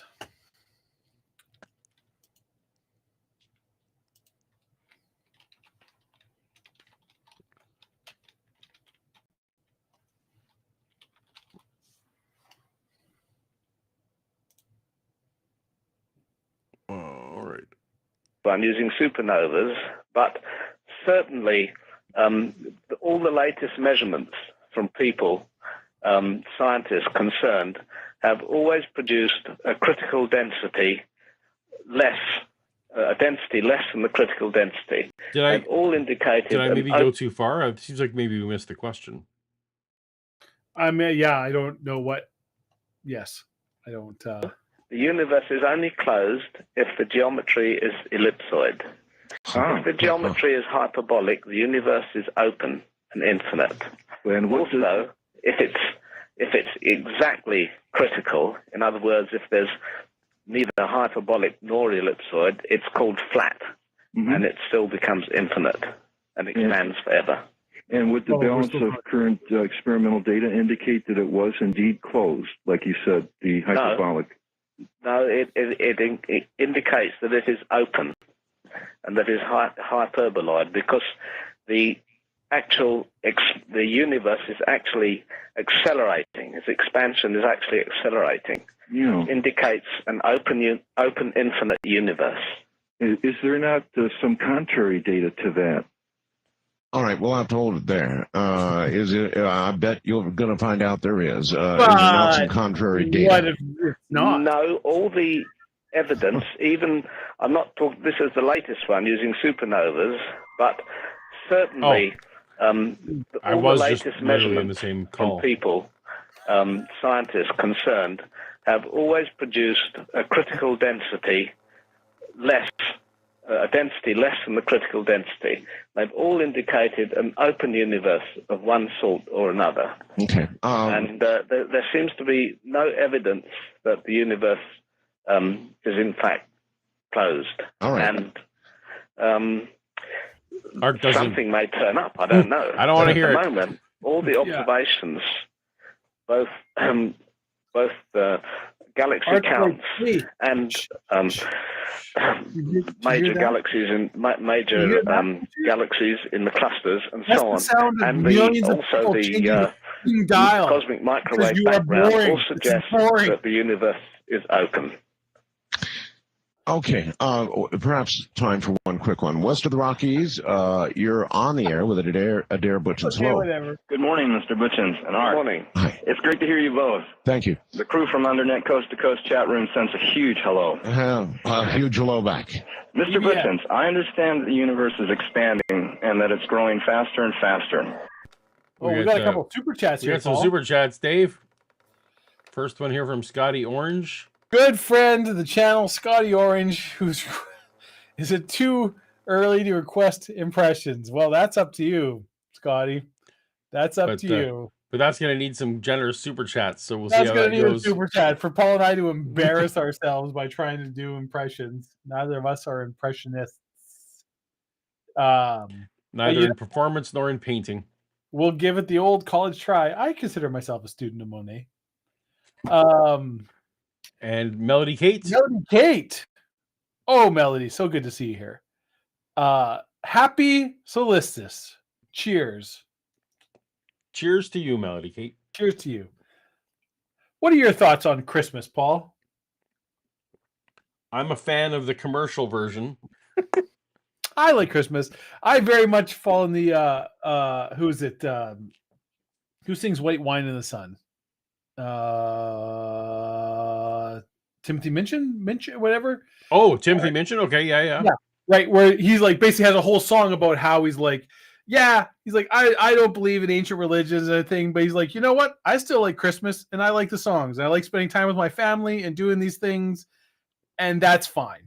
It doesn't it doesn't have to be. I don't have to get on like a whole thing about this. I can just enjoy Christmas.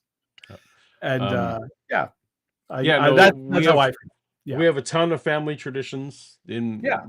Christmas is very important growing up, so it became this just hub of tradition things that for me was in the culture and the place in the world where Paul and I both grew up, like it's easily the most important holiday of the year.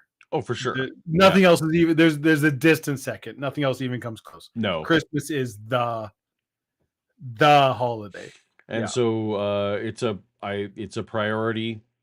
It's my priority annually in terms of holidays, in terms of seeing my family and all that, and being the most careful. It's the holiday I'm most careful to take time off. I've been playing Christmas music all this week as I've been working.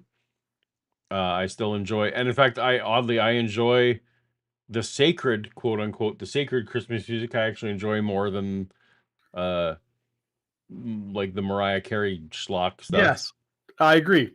Yeah. So I like O Come Emmanuel. I like O Holy Night. I like like these are the yeah. Yep. I'm with you. So anyway, so definitely big, that very much is also a verse in that same White Wine. You should listen to that song, White Wine in the Sun. Okay, I will, because he's like, big fan. I quite like the tunes. He goes in and he's like, he's like, it's this and everything. But he's like, but I quite like the tunes. I like singing them. This is just, what? I have a 12-foot tree in my living room that we spent time decorating for sure. Yep. Yeah. Absolutely. Got some Mennonite farmer sausage I'm going to be having as part of I don't know if your local. So here in Western Canada, all the Costco's now started carrying Drake brand sausage out of Drake, Saskatchewan. Really? Mennonite. It's labeled Mennonite sausage, and it's the sausage that like. So in Alberta. Costco, I have seen that. Yeah, and I've seen. I have not. Costco's or heard of it, but I don't know. I have not seen it here yet, but I will. I would. That's a good reminder. That should keep my eyes open for it. Yeah, and it's like your good old pork, and it's red, and it's like, awesome. This is the farmer sausage that you are used to if you're from the Canadian prairies. Nice. Yeah. That is the latest observation. Yes, this reminds me of gravity, like things falling towards Earth. But my question is, what do you think we're expanding towards? We're not expanding towards anything. We're just expanding. Yeah. And it's rather difficult. We talk about the size of the universe and so on. We're talking about the observed universe, the universe that we could observe from the Big Bang to the present day, which is as far as light could travel.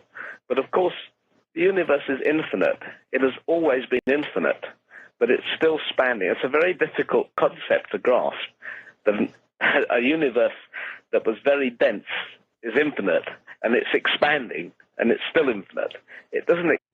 Yeah, that's where this guy's not helping himself by labeling things infinite. I don't think he means infinite. No, if he means infinite in that practical sense that you were talking about, then he's hurting his case. Yeah, it's yes. Yeah, I would be curious to know.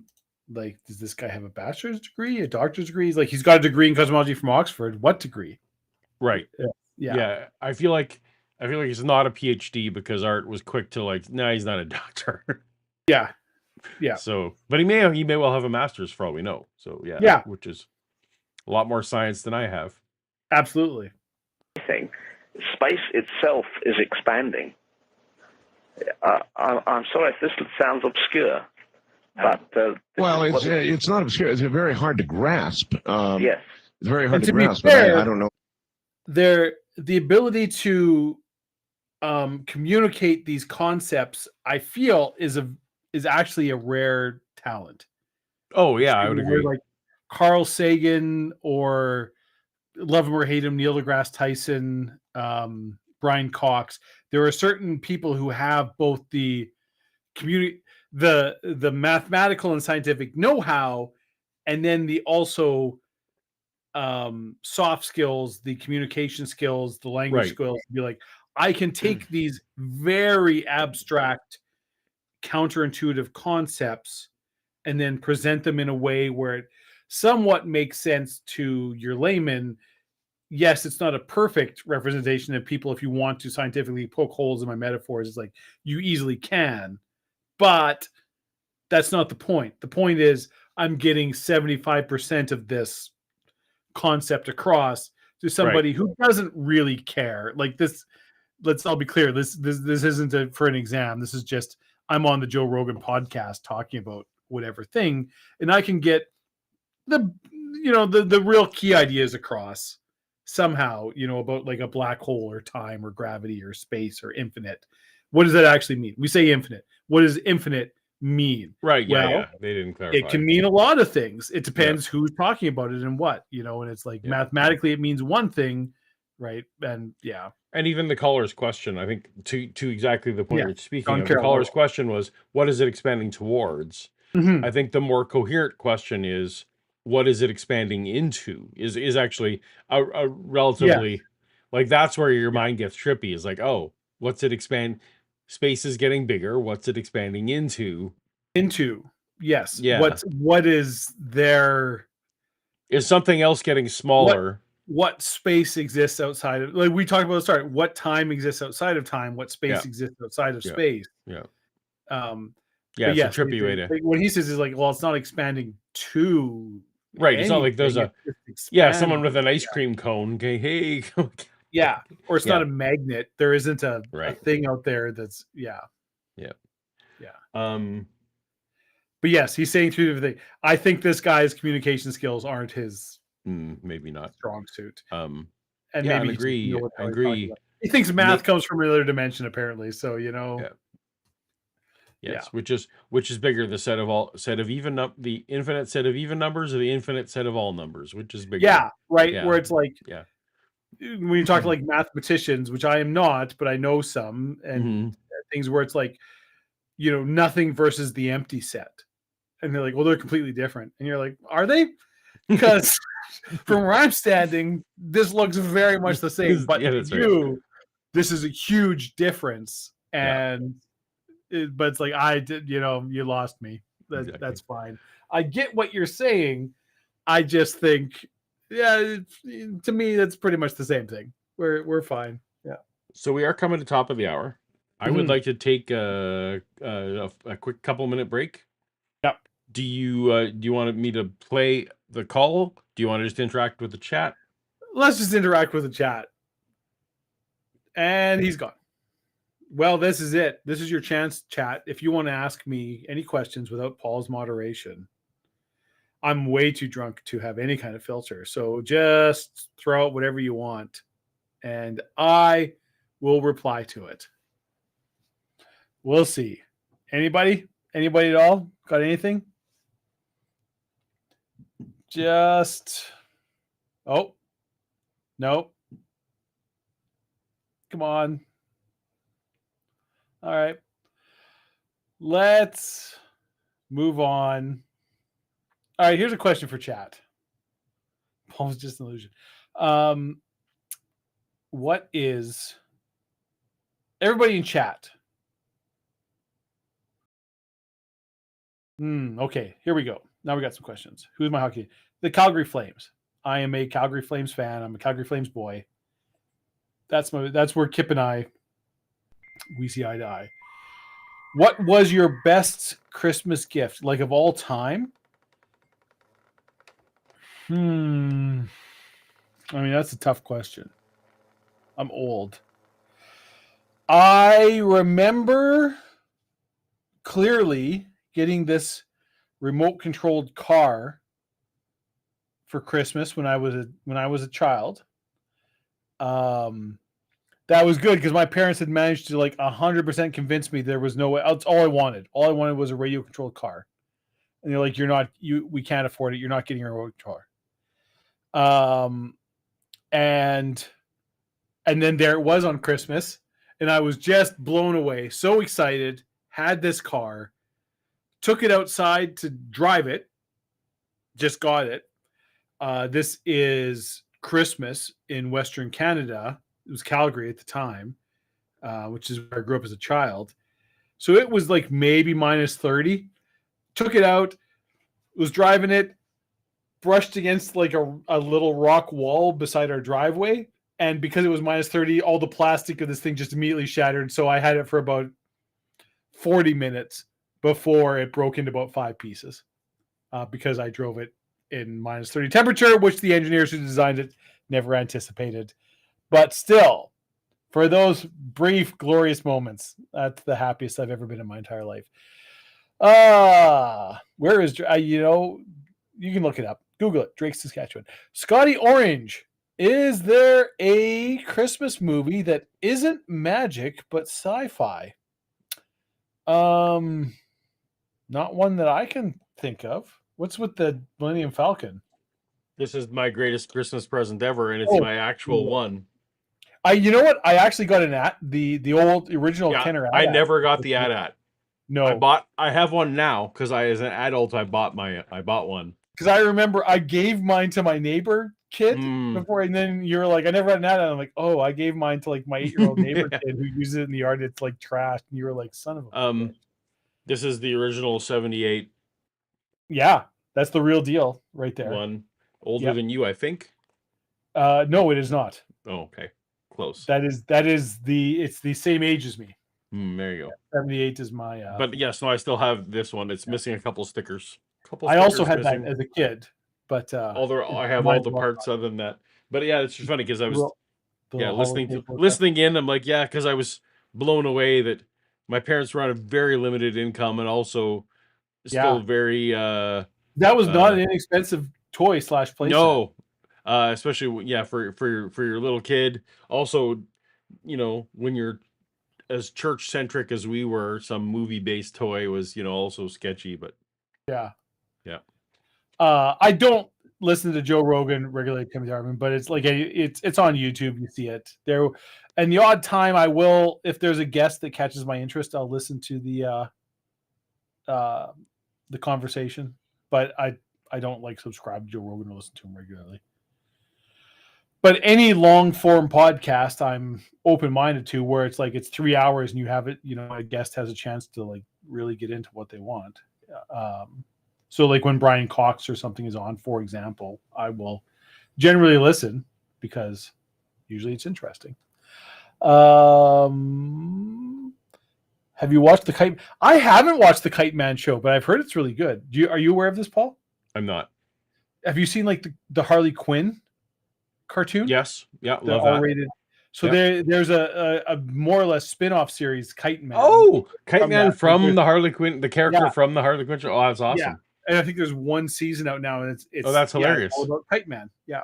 Love it. Yeah.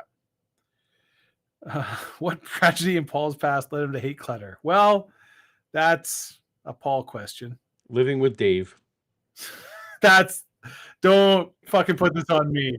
This predates my involvement. It sure does. I don't know. Actually, I don't know if I can pinpoint when I went from.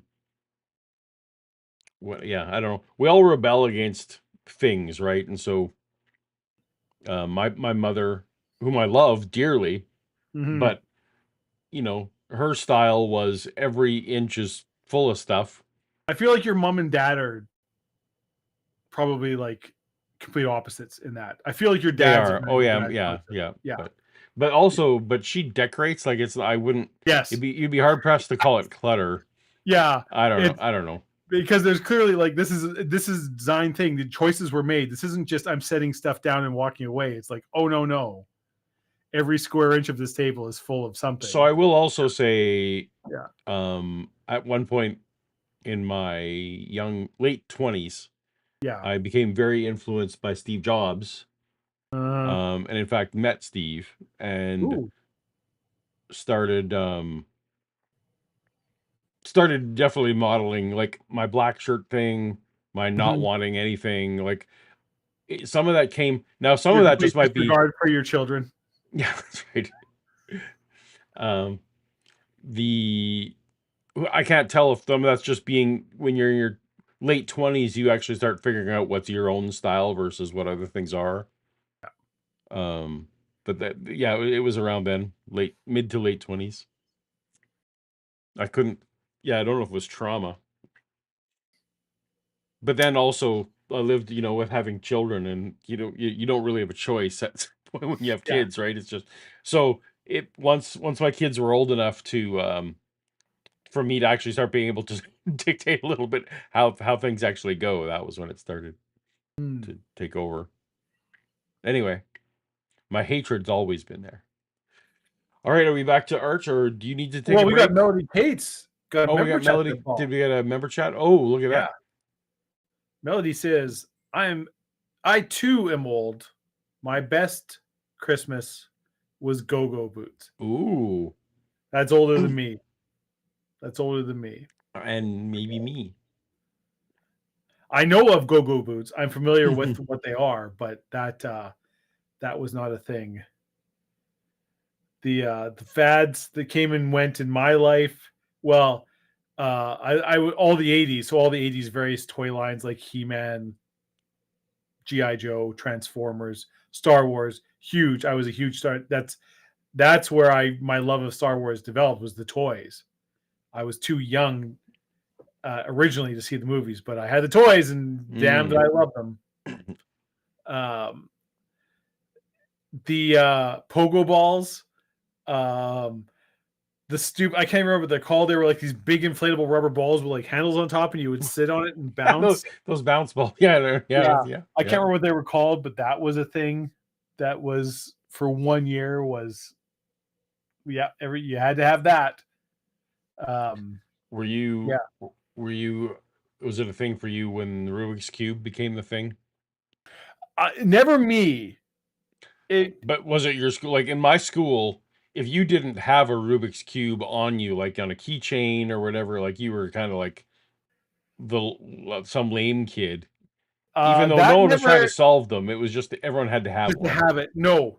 So that has never been. The Rubik's Cubes have been around. There was the various like crazy 3D Rubik's Cubes and things that came in sort of the 80s that went, but I had a cousin that was like big into Rubik's Cubes and like trying to like solve them in record times and stuff. But no, I don't think I've ever in my life owned a Rubik's Cube, or it was never a thing in my. Yeah. I think my best time to solve was 23 seconds. I think was my best time. Nerd. But now there's like, I see there's people who, and it became an algorithm, right? People figured out how to just do it algorithmically. But there's a guy on YouTube you can look up who is the fastest at solving 3 Rubik's Cubes at the same time while juggling them. Oh yeah.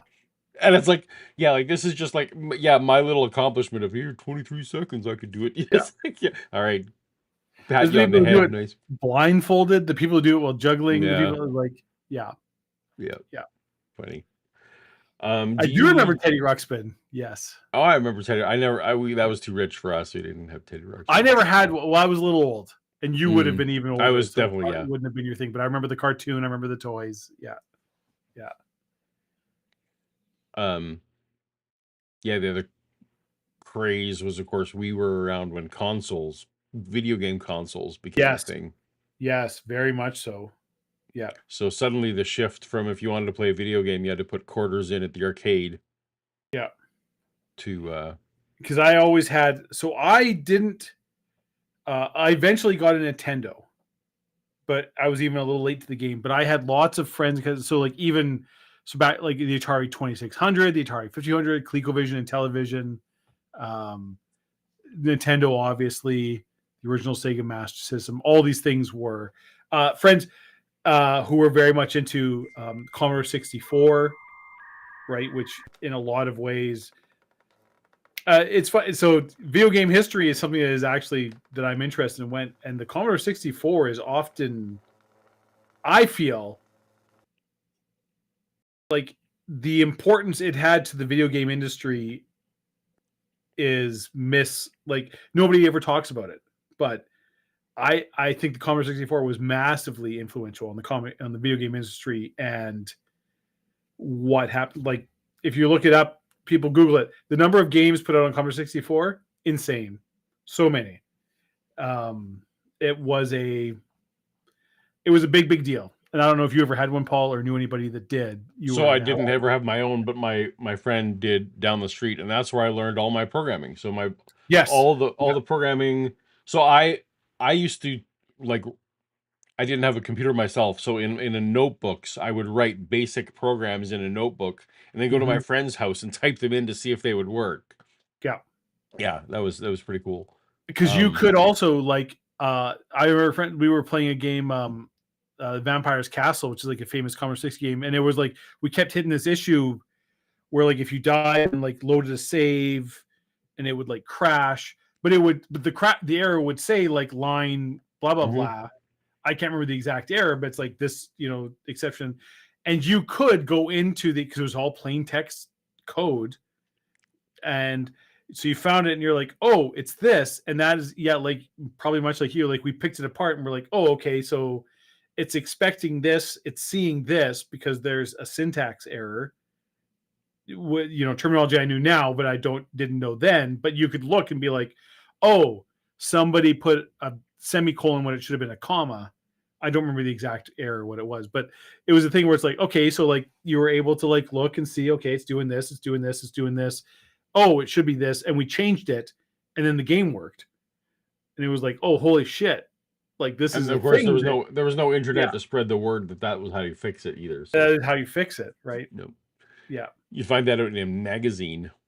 Yes. We have a super chat from Scotty Orange, Dave. From Scotty Orange. Wants to know, are there exclusively Canadian Christmas traditions? That's a good question. So, not exclusively, but I will say a lot of people like watching World Junior Hockey. Yes. I would call that an exclusively Canadian, although, I mean, it's all over, but it's technically it's like it's all the countries, but I don't think other countries watch. No, aren't as insane about it as we are. But like, if you get into the real old school traditions, no, they're all imported from other cultures. There's a mix of British, German, Christmas traditions, some US stuff thrown in there, like Boxing Day. Yeah, and actually, and frankly, where you and I grew up, a lot of Ukrainian traditions as well. And Ukrainian. I saw someone earlier talking about how it's like, oh, Orthodox Christmas. I think, like, where I grew up and where you grew up, we called that Ukrainian Christmas. That's right, we did. Yeah. The Orthodox Christmas, but it's but the experience that we had of people who celebrate Orthodox Christmas was exclusively Ukrainian, so we always called it Ukrainian Christmas. Is on like January 6th or 7th or whatever, right? And So Maples and Michigan, but you can mail Santa. Yeah, I never did because my parents would never let me believe in Santa. That would just be terrible. But HOHOHO as the postal code for Santa was always always kind of funny. Yeah, that is good. Yeah, uniquely Canadian since we have postal codes. We have postal codes. Yeah. Cool. All right, should we get back to art? What do you think? Yeah, I'm trying to think. People is like, is there no special like? Not really. Like, even our Christmas dinners are either European or the States. Like, there's no real Canadian that I can think of. The thing about Canada, much more than US, in my opinion, having lived in both countries, is that Canada is very much a yes and multicultural wise. It's just like, but our Christmas traditions are very British. No, but I'm just saying, but we will take we'll just take others, right? We'll just take, oh yes, you got yours. Oh, we'll just add them together, like whatever your traditions were. So, I mean, because I think we're used to white Christmases, like most of Canada has white Christmases. Yes. So all of that kind of stuff we definitely just had. I don't know. Yeah. I mean, individuals like, so here's one. I always grew up either my family or somewhere like, I feel like this is more of a Western Canadian thing, Christmas hayride. And hayride for sure. We did that, but I don't like that. Hayrides are in like Christmas songs from Tennessee, right? Okay, like, well, fair enough. Yeah. Anyways, moving on. Anyways, Bob and Doug, 12 Days of Christmas. Yeah. Quasi-Mayo. Yes. Much delayed. Just mailed you a Tumblr selfie. Oh, cool. All right. I'll check my email for that. Check the email. I want to see this Tumblr selfie. We'll listen to a little more art. About obscure. All right. Hold on right there, please. The book is The Numinous Legacy by Adair Butchins. I bet that you could probably get it at your favorite online or offline bookstore. It's probably everywhere. Is it mostly everywhere now, Adair? Yes, I think it's at Barnes and Noble. And that's just you're right. There are Quebecois traditions, but they are largely French traditions. Like they didn't originate in Quebec. They are imported from France. That's the whole thing. Is like Canada definitely has Christmas traditions, but they didn't originate in Canada. They were imported from other places in the world, and we've just kind of taken them and made them our own. And we mix and match stuff and take what we like and give away what we don't. And that's Canada. That's Canada. Yeah. Yes, he's plugging his book. Yeah, all the usual suspects. But it's certainly on Amazon. Amazon.com, of course. All right. Yeah. Very good. All right, back to the phones. Many people wait. First-time caller line, you're on the air with Adair Butchins. Hello. Good evening, gentlemen. Good evening. Good evening. Hi, I'm calling from Arkansas. I'm on my way from Tennessee. Okay. Earlier in the program, you had mentioned that you believe that there is a parallel universe of consciousness that intersects with the physical. That's right. Here we go. Yes. Is that correct? But at the same time, you don't believe in the power of prayer. That's quite right. I wouldn't say I believe exactly. I postulated an idea of a parallel universe, but no, I don't think any real result. Oh boy, are you about to get an example? Okay, No, not an example. I'm not going to give an example, but I'm going to ask a question. Is the human body basically water and electricity and carbon? That is basically what the human body is constructed of. But we have this consciousness, which is incredibly interesting and amazing. Right. And is it not possible that the consciousness controls the electricity, and when we direct that electricity, now I'm straight up. Anytime anybody to me says, "Is it not possible?" immediately I think of Ancient Aliens and the crazy. I can't remember what his name. And the Greek guy who always has like crazy hair. He was always like, "Is it not possible that alien came down, built the pyramids?" It's like, I mean, I guess it's possible, but certainly the evidence seems to suggest, but we can't categorically deny it. And he's like, see, there you go. Oh, there we go. That's a Christmas. I mean, there's some Christmas cheer. Yeah. I feel like you're just, throwing that out there. We, didn't get permission, but oh no, that's what it's for. It says I'm jealous of that beard through and through. Although now I've gone much, much shorter, but that's indeed. God damn, Mayo. Good job. And repping the Tumblr. That's joining the team Tumblr, the Cool Kids Club.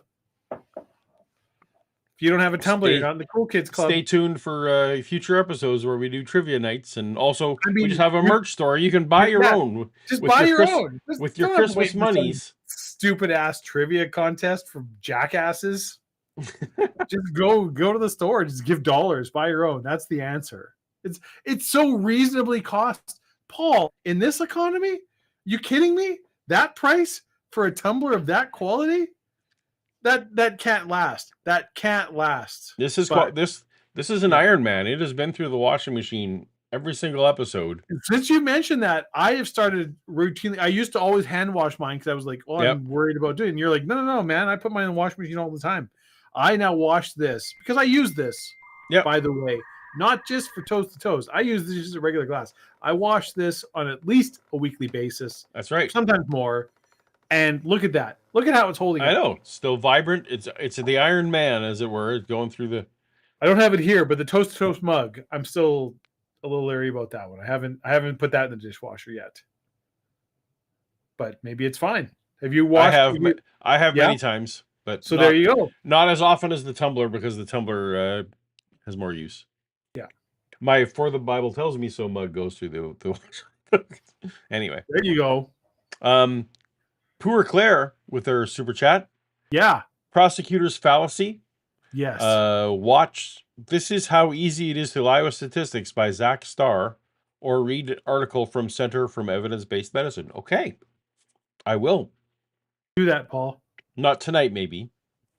I don't feel like won't. I don't feel like I'm gonna get in good. I'm excited to hear your report on it, though. Yes, I'm not in information absorption mode at the moment. Are you in rum absorption mode? Yes. Nice. That's what I want to see. Yes, exactly. That's it's a holiday party. It's a holiday party, Dave. You know what, Paul? This counts as our work party.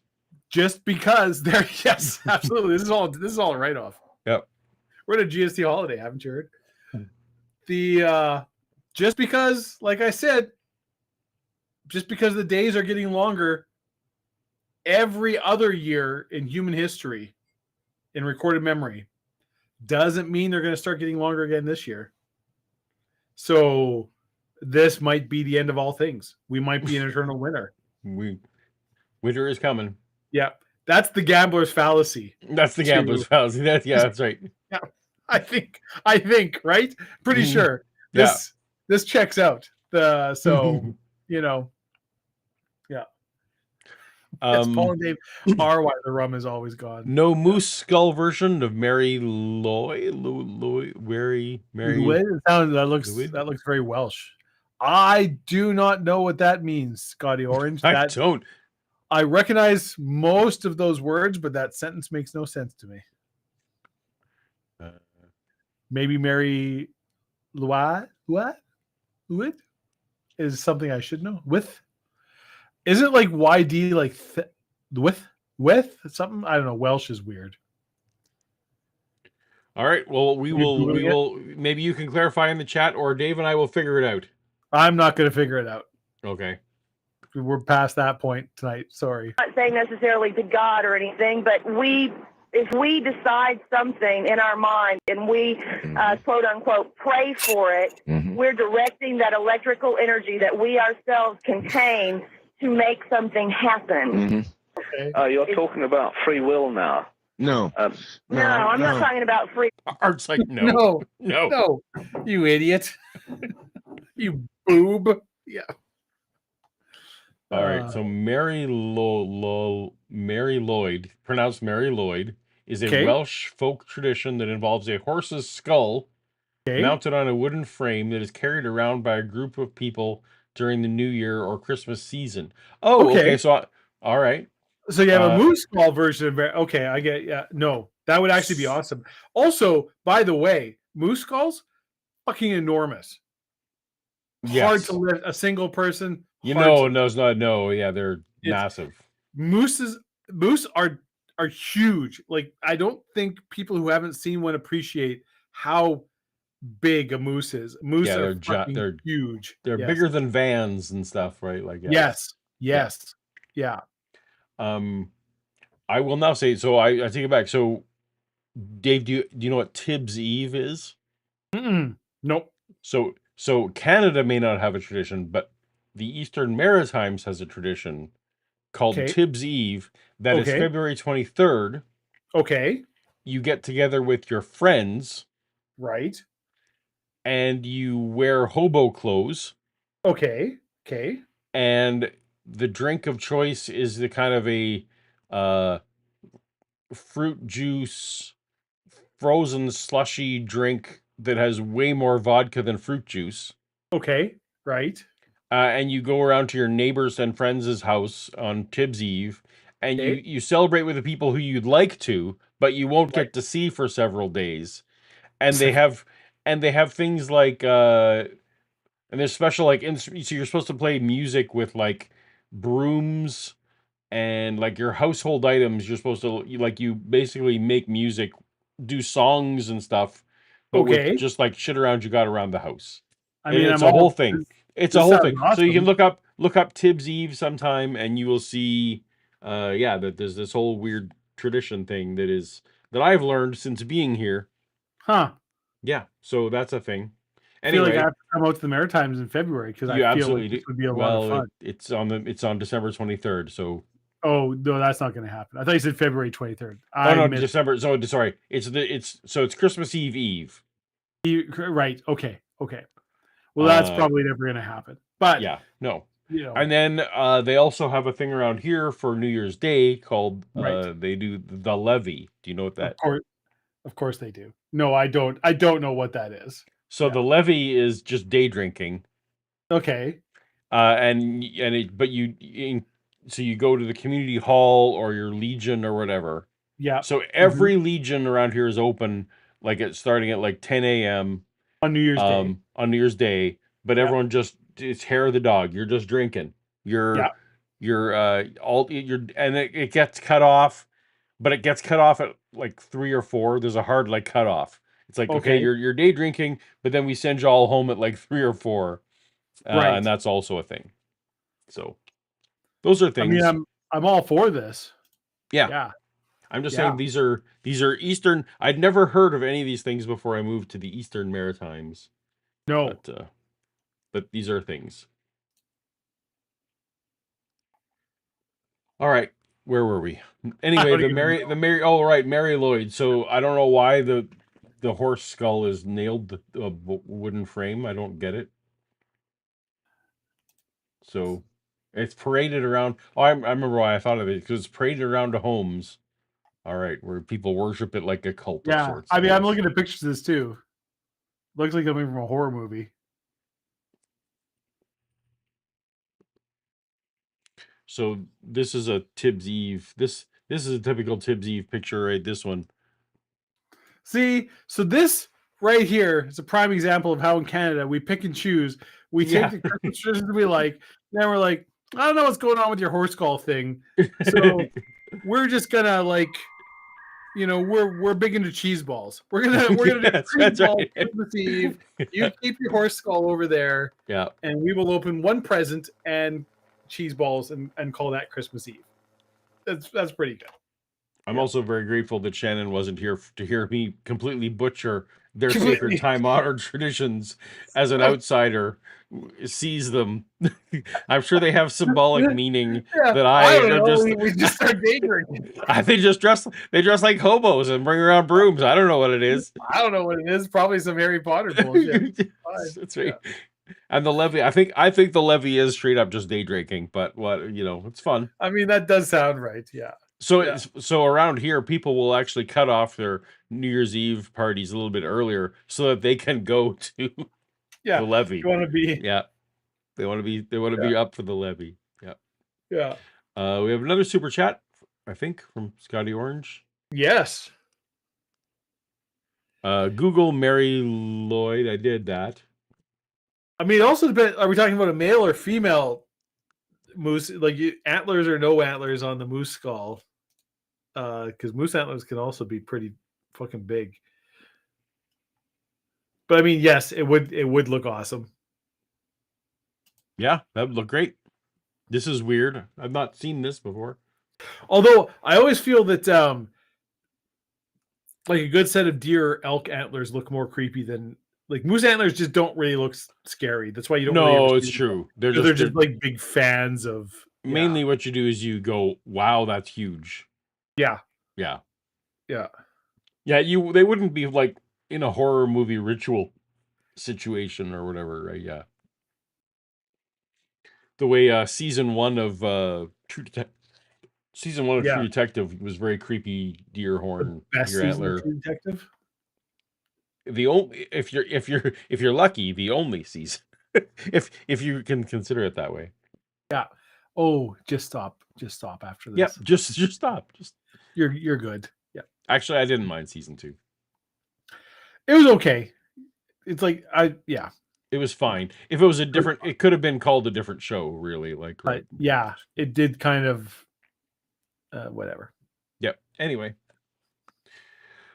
Well, I'm talking about specific, saying this is going to happen and willing it to happen. Yeah, she's talking about exactly the same thing I was talking about earlier, Adair. That is. Oh, yes. The projection of it, and you can mix it up with prayer if you want to.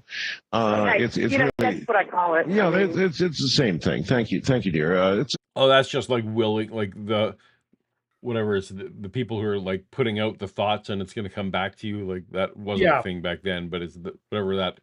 The idea of will, the idea of that your consciousness in some way affects the universe. No, thank you. Same thing, and there are. You just need to read. And I would suggest some reading to you, Adair, with regard to That's the one I was trying to think of, the experiments going on at Princeton. I mean, we all like science with respect to this. It's kind of hush-hush stuff to some degree, but it is in fact going on. There have been a number of studies, very scientific studies, about the power of prayer. Some of those I would imagine you'd be aware of or would have heard of, using control groups. And that sort of thing. In what manner would you dismiss those? Well, the one I've heard of is the one given by Stannard, in which you have a control group who are being prayed for and another group that wasn't being prayed for. Yeah. Well, I would discount that entirely. This is not quite the same as trying to make things happen by your will, or by your electricity. Why is it not the same? Well, because this is... I don't know. Yeah. You say, like, well, we're talking about, the expansion of the universe. I don't know if, whether your grandma's going to get better from rheumatoid arthritis is really comparable. Prayer to God, to an outside being. And, of course, God, if God does exist, as they say he does, and omnipotent and omniscient, he'd know all about these control groups anyway. So it's not really... Yes, but she was really stepping away from the word prayer and was suggesting that a force, an electrical force or an electromagnetic force or something perhaps we don't fully understand yet, it can be projected, perhaps even in a mass way, to get something done. People attach the word prayer to it. That's fine. We can leave it off for the sake of this. What's that, Dave? There's a movement developing to have you. This is in chat. This is happening. Just appoint a moderator for a Toast to Toast Discord channel, and then, it would just be there, and you'd have a separate monitor. But you know what? I think Quasi-Mail is volunteering. Me going in and making someone a moderator. Do you have any other moderators for your Discord server? I did when I started it. Say 6 years ago. Yeah. Maybe. I don't know. Maybe. There might be some moderators there. I honestly, you know what? I couldn't tell you. Yeah. I don't know if divorced people eat crackers. Yeah, maybe divorced people eat crackers. I don't know. Don't want to know. Yeah. Yes, a kind offer, but I feel like if I actually was to go in there and do a thing, I may as well just set up the channel. We're calling it a channel. Yeah, it's a channel, is what you call it in Discord. Yeah. See, I'm an old dog learning new tricks. There you go. Yep. Speaking of which, there's my doggy. Hey, Bella. Go to hell. I could just set up the Toast to Toast room and then let it, free for all chaos. I'm just gonna completely change gears now. I feel how old is Bella now, Paul? She is. She's not a young doggy anymore. No, I think she's 8. Is that it? I would have thought double digits. No, she's only 8. Only 8. My goodness, time. Well, that's not so.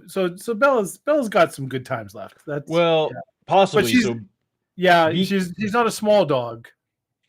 Beagles tend to. So beagles can live quite a long time sometimes, but like they on average sorry. Like 10-ish, I would guess. Is that 10-ish? So 10-ish is more like, so a lot of other breeds can be a lot longer. Well, it very much. It's always an interesting thing to me. Like in inverse of general biology, the bigger the dog, generally speaking, the shorter the Mm-hmm. the lifespan. Yeah. Which is funny because it's opposite of most other species. But yes, so beagles aren't like a huge dog, but they're not a small dog. They're not like a Lhasa Apso or a poodle, Right, or exactly. a poodle or something, right? Which are the dogs that tend to live 14 to 16, right? Yep. Yeah. But Bella is, pretty healthy. I keep her on a pretty strict diet, and we do exercise every day. So I'm hoping that she will stay around a lot longer. I mean, fingers crossed. Fingers crossed. Yep. Fuck you, Bella. What? What? What? What happened? What'd you say? Discussion. How do you know there is not a force capable of being projected beyond the physical? Well, I don't know. But of course, obviously, evidence I can't prove. I don't know. It comes to a matter of faith. I mean, in science, we have faith that we believe in the evidence.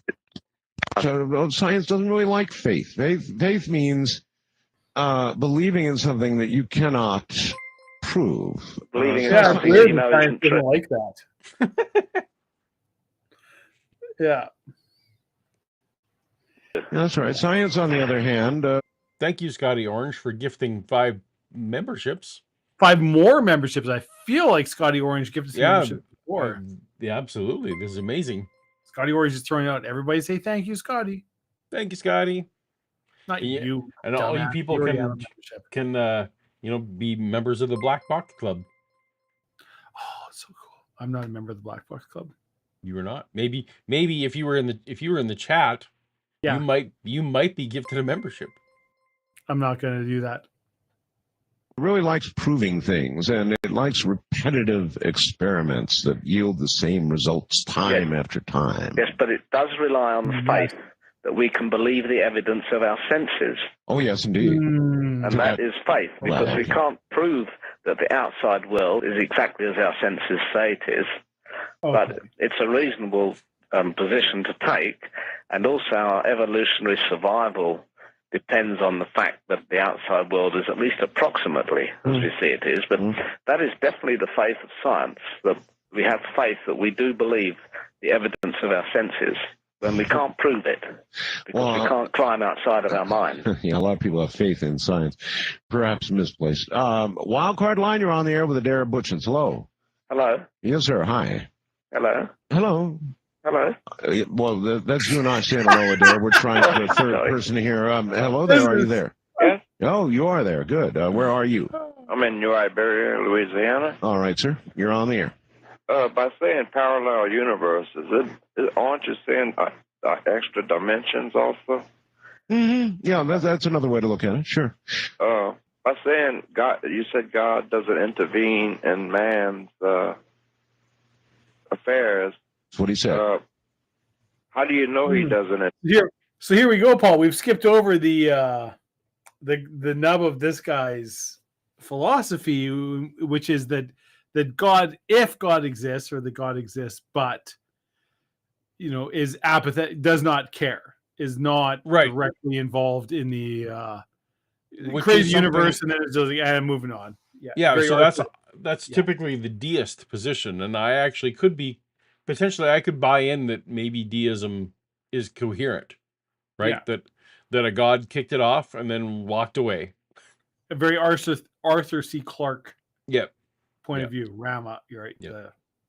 Yeah, so that's the spoiler alert, I guess, was by the end, if you get, the point of his book is that he's basically a deist. Right. God don't care but what you do. Do what you want. Deist, but not in the Christian or Judeo-Christian philosophy. Those would be deist versus God theist. created the universe, but is not actively involved in the day-to-day lives of.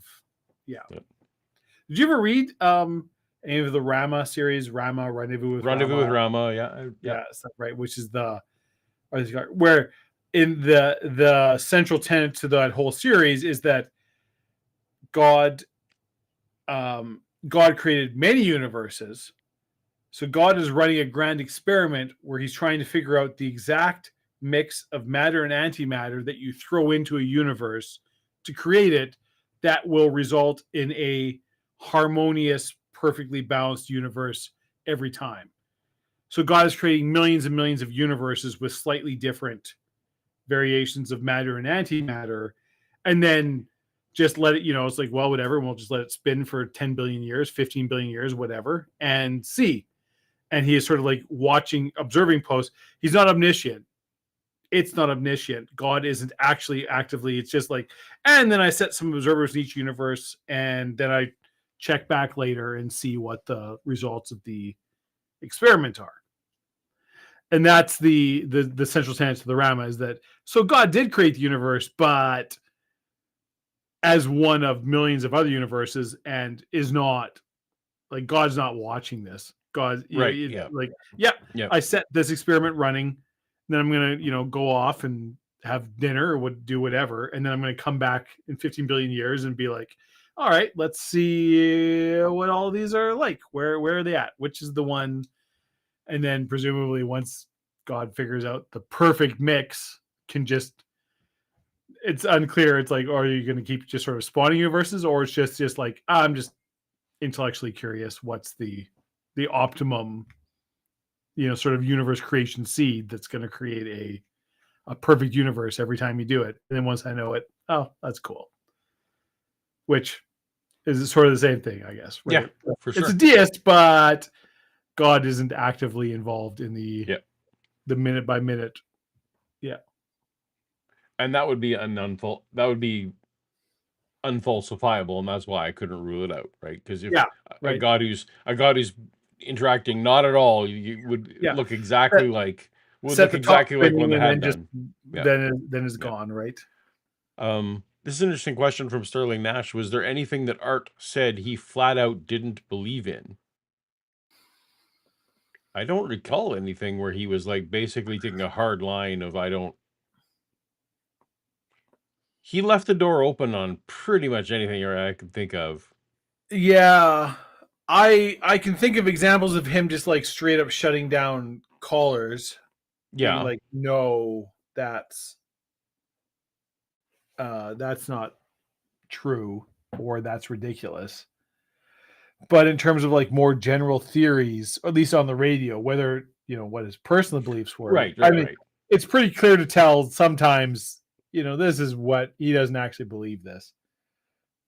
But so I was gonna say he definitely was harder on callers than on guests. Guests, no matter the guest, he was never like, he never said no to a guest. A guest was always like, I'm skeptical or I'm dubious. Yeah, but I'll push back. I'll say this, but I'm not going to just be like, that's stupid. Yeah. I can't think of anything. No. Yeah. I can't either. Devine. I mean, I will say of all of them, probably honestly, religion is so organized religion. He was very organized religion. He would shut down anybody who was like, well, like the Bible says this, and he's like, okay, yeah, like that means nothing. Like what non-proof can you give? What can you give me that's like not just the Bible says this? What actual physical, real observable evidence in the world can you present to support this hypothesis? He very, very clearly was not a believer in organized religion or the beliefs of the Bible or anything to do with it. But most other things he was pretty open-minded about. Or at least for the purpose of his show. At least for the purpose of the show. Yeah. And even then he wouldn't be like, no, that's not true. He would just kind of push back a bit or be like, give me more to go on than this is what it says in, 2 Timothy or whatever, right? He was definitely more of a Fox Mulder. It's like, I'm not saying no to anything. Yeah. Just because there is bad in the world, how do you know that he's not doing it? Because. And the other thing to remember about Art is he was an entertainer. Art was not like, this wasn't. He was putting on a show. And he wanted the most listeners and, advertising buys out. Like this was a business. This was a profit. He was somebody who even before this had decades of experience in radio. Like this was a business model to him, and so he didn't want to shut anything down because he's like, for the people who are listening to this and believe in this, I'm gonna give you your minute. I'm gonna let you do your thing, present your case, talk about it, and I'm not gonna shut you down. You know, and particularly like he knew that sensationalism was going to do better than non-sensationalism. So yeah. Maybe he's not doing it. So if he was around today, he would do the YouTuber face on his thumbnails. He absolutely would. It's just whatever's going to get me the most. Yeah. Comprehend it. All right. A crutch, Adair. Is it a crutch? Yes, I should think so, because there doesn't seem to be any evidence that God has come down and intervened, or that God has intervened in any way. It's in the scriptures, but there doesn't seem to be any definite proof of intervention. I mean, we're going back to disease. Well, of course, as you mentioned in the scriptures, I mean, we have the Red Sea parting. That seemed to be a little unusual, and a few other. Yes, but you had Jesus as the incarnation of God, curing people with diseases. There you go. Yes, you did. Which is rather strange, because presumably God made these diseases in the first place, and then he comes in as an incarnation and cures some of them. Mm-hmm. It's sort of a bit like with head of the mafia throwing £5 or $5 into a charity for fallen women. Well, that was Adair's analogy, folks, not mine. And he's across the sea, where you can't get to him now anyway. East of the Rockies, you're on the air with Adair Butchins. Hello. That was awesome. All right. Well, see, does Art ever not believe something? Well, he's definitely willing to distance himself from a problematic. Look, I do a lot of numbers in Louisiana and Arkansas. We're not gonna compare Lord Jesus Christ to a mafia don. Believe maybe he's not doing it, so you can comprehend it. All right. A crutch, Adair. Is it a crutch? Yes, I should think so, because there doesn't seem to be any evidence that God has come down and intervened, or that God has intervened in any way. It's in the scriptures, but there doesn't seem to be any. I see it. It's coming. It's coming. Maybe we'll see. Wait, what was that? Ooh. I don't know what's going on here. It's sort of a bit like with head of the mafia throwing £5 or $5 into a charity for fallen women. Well, that was Adair's analogy, folks, not mine. And he's across the sea, where you can't get to him now anyway. East of the Rockies, you're on the air with Adair Butchins. Hello. Oh, great show, Art. I really appreciate it. 3 quick questions for your guest. But first, I have an idea for a line tomorrow night. How about reserving a amateur astronomer line? I see it. It's coming. It's coming. Maybe we'll see. Okay. Was that for Hail Bop, or was that for Hail Bop? Was that 2003? 2003 would be post Hail Bop. All right, I don't know what's happening then. 3 quick questions. If the Virgo supercluster, our supercluster, is 180 million light years across, and you shrink that down to the size of your thumbnail, now, does that mean the universe is, say, the size of your average suburban house lot? And a second question. Okay. If you have these superclusters, and you were talking about observing their magnitude and distance, can you observe for the amount of matter in the universe? Can you observe through the superclusters and get an accurate count? Third question, If it's 15 billion years old, You know what? You better pause and take some of the answers here. One more question. Nevertheless, sir, pause. Take some of the answers. Okay. Adair? Oh, yes. As far as clusters are concerned, we have done, in fact, I myself have observed and taken galaxy counts as well as I can. There's an awful lot of problems doing it, but I have done it observing on the Schmidt telescope at Mount Palomar, and that also gave an effect that the universe was open. And what was the first question? Sorry. If our supercluster, the Virgo supercluster, is 180 million light years across. Oh yes. You shrink that down to the size of your thumbnail. Yeah. And does that mean the universe is about the size of your average suburban house lot? Well, no, but when we get back to the Big Bang, I don't get the joke. I don't get why he thinks that's funny. Yeah. Okay. Is he trying to? Is this like trying to say like, well, the moon is only the size of my thumbnail, so therefore? I don't know. Okay. I don't get, All and right. I mean, I don't know scale wise if our supercluster was the size of a thumbnail. Like maybe the Well, depending on from where, right? Like so. Suburban hard lot. Like I don't. I'd have to Google it and like do some math. Okay, whatever. But also clearly, It's a like, stupid question. even if it's like, so I hold up my thumb and it's, you know, and the moon is roughly the size of my thumbnail. Yeah.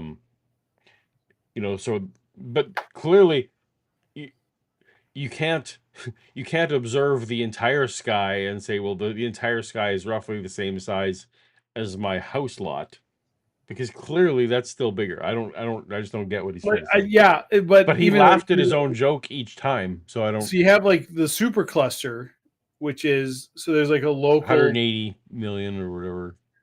Much less than that. The local supercluster is like, this is the local group of galaxies that but I think you said it was 180 million miles with each across, other. right? Yeah. So it's whatever. It could be like, I don't know.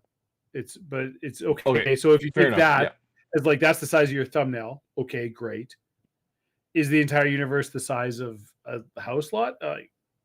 Maybe. I feel like it would be even bigger than that, but also if whatever, if you back up, yeah, like it's just a matter of scale. Like you could say the distance from, you know, New York to London is this. So does that mean the whole world is this? It's like, I mean, I guess, like if the map, it's just a matter of scaling up. Right. Math. This is actually one of those confusing. You're confusing the map for the place, as they often say, right? Like, who the fuck cares? What are you even talking about? This means nothing. Can you make a scale?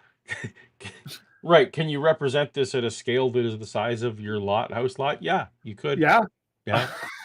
It's just math. You can. Yeah. Like what we're talking about now is the observable universe. Uh-huh.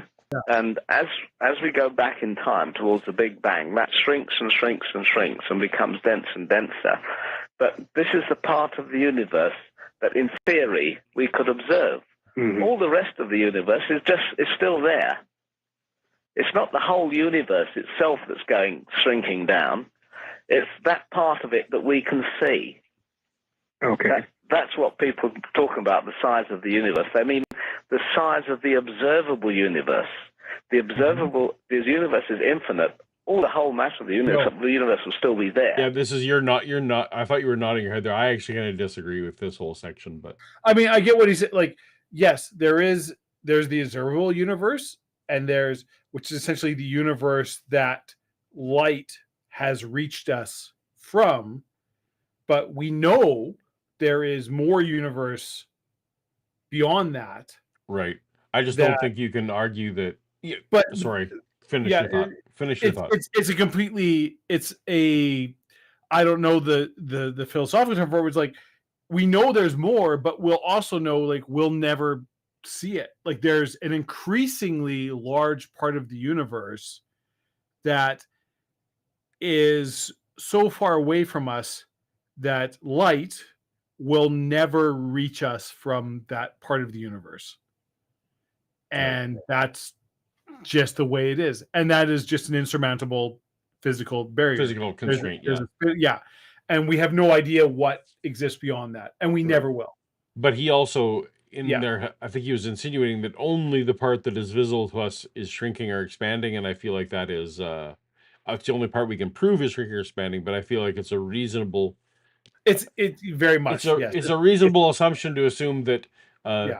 What we can observe across the very large section of the universe that we can actually see, it's probably it'd be weird if just because we can see it, something the parts that we can't see is behaving differently than the parts we can is a weird and the parts we can't see are so far away that it's like it's whatever, right? Like it's you're getting into the weeds of like, okay, if you want to like semantically argue something with somebody and give them a gotcha, where it's like, all right, well, technically you're correct, but in terms of any actual practical thing, it doesn't matter. None of this will matter. So there's 8 minutes left, Dave. Do you think we can get through it?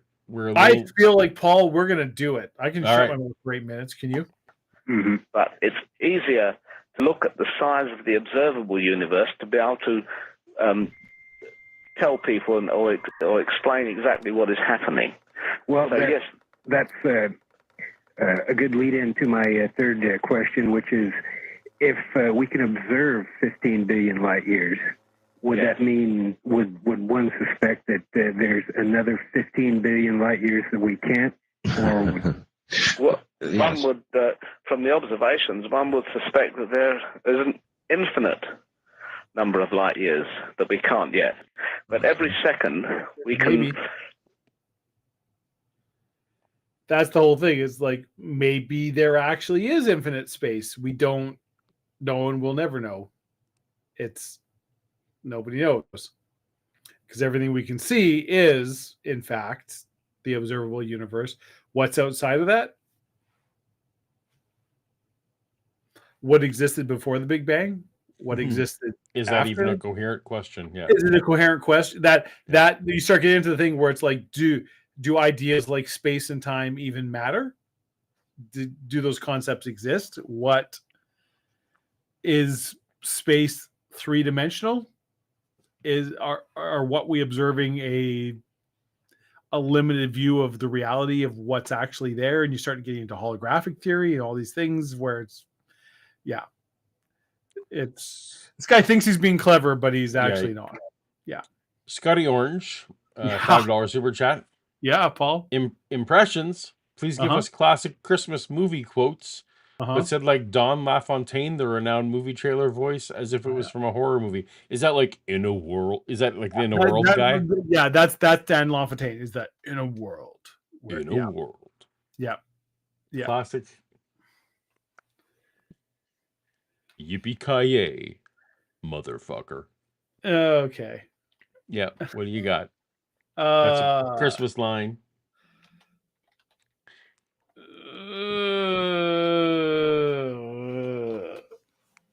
Okay, so you want a movie quote from a classic Christmas movie in the voice of Dan LaFontaine. The best way to spread Christmas cheer is singing loud for all to hear. That's very good. Okay.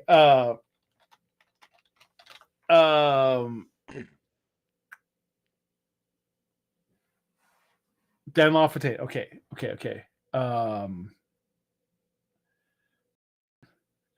You may, I gotta go deeper, right? You may be an undigested bit of beef, a crumb of cheese, a fragment of underdone potato.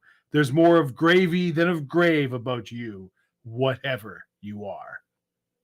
That's a bad Dan, LaFontaine impression.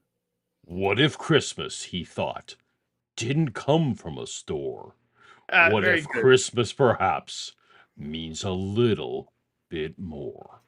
That's good. You got it better Dan LaFontaine. Yeah. Merry Christmas. You filthy animals. You feel that? See, it's easy to say, Rasputin, your voice needs to be more gravelly. It doesn't fucking work that way. I can't just make my voice be. Yeah, I'm not Dan LaFontaine. I never thought it was such a bad little tree. It's not bad at all, really. Okay, now Maybe it just needs Now you're just doing a more little and more love. bridge. Yeah. Yeah. No, that's Charlie Brown. Was it? Oh, you're right. You are right. I apologize. Yes. Good job. All right. We'll leave this one to Paul. Paul's got a better bass voice than I do. He can do the gravel and the deep. I'm not. He's more of a better baritone tenor. I am more of a baritone tenor. I can fake bass, but I'm not a true basso profundo. Yeah. All right, we got 6 minutes here. But I think we can all This is agree only that that's probably AI singularity. So I'm just going to go ahead and check that off. I can't even fight you anymore. Whatever you're checking. Whatever. This is so bad. This is the worst fucking. Yeah, it's the least bingo friendly bingo we've done probably. Yeah. Yeah. I can't even get Satan on one where they spent the whole time talking about religion. They might have talked about Satan in there. We didn't listen to the whole That's thing. true. Or angels. We don't know. At some point. Yeah. This is not real observing with telescopes because there are too many factors limiting our observation. But in principle, we can see as far as light has traveled from the Big Bang.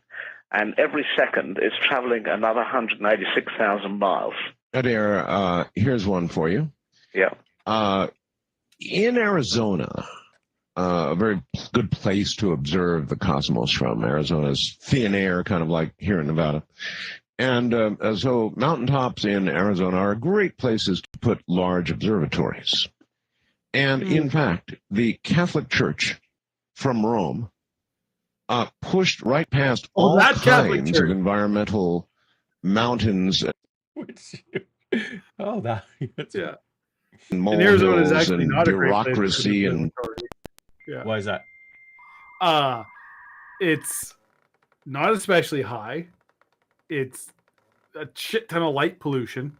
That's true. Like, Hawaii is a good place because it's volcanic, it's mountainous, and it's far the fuck away from everything. Right.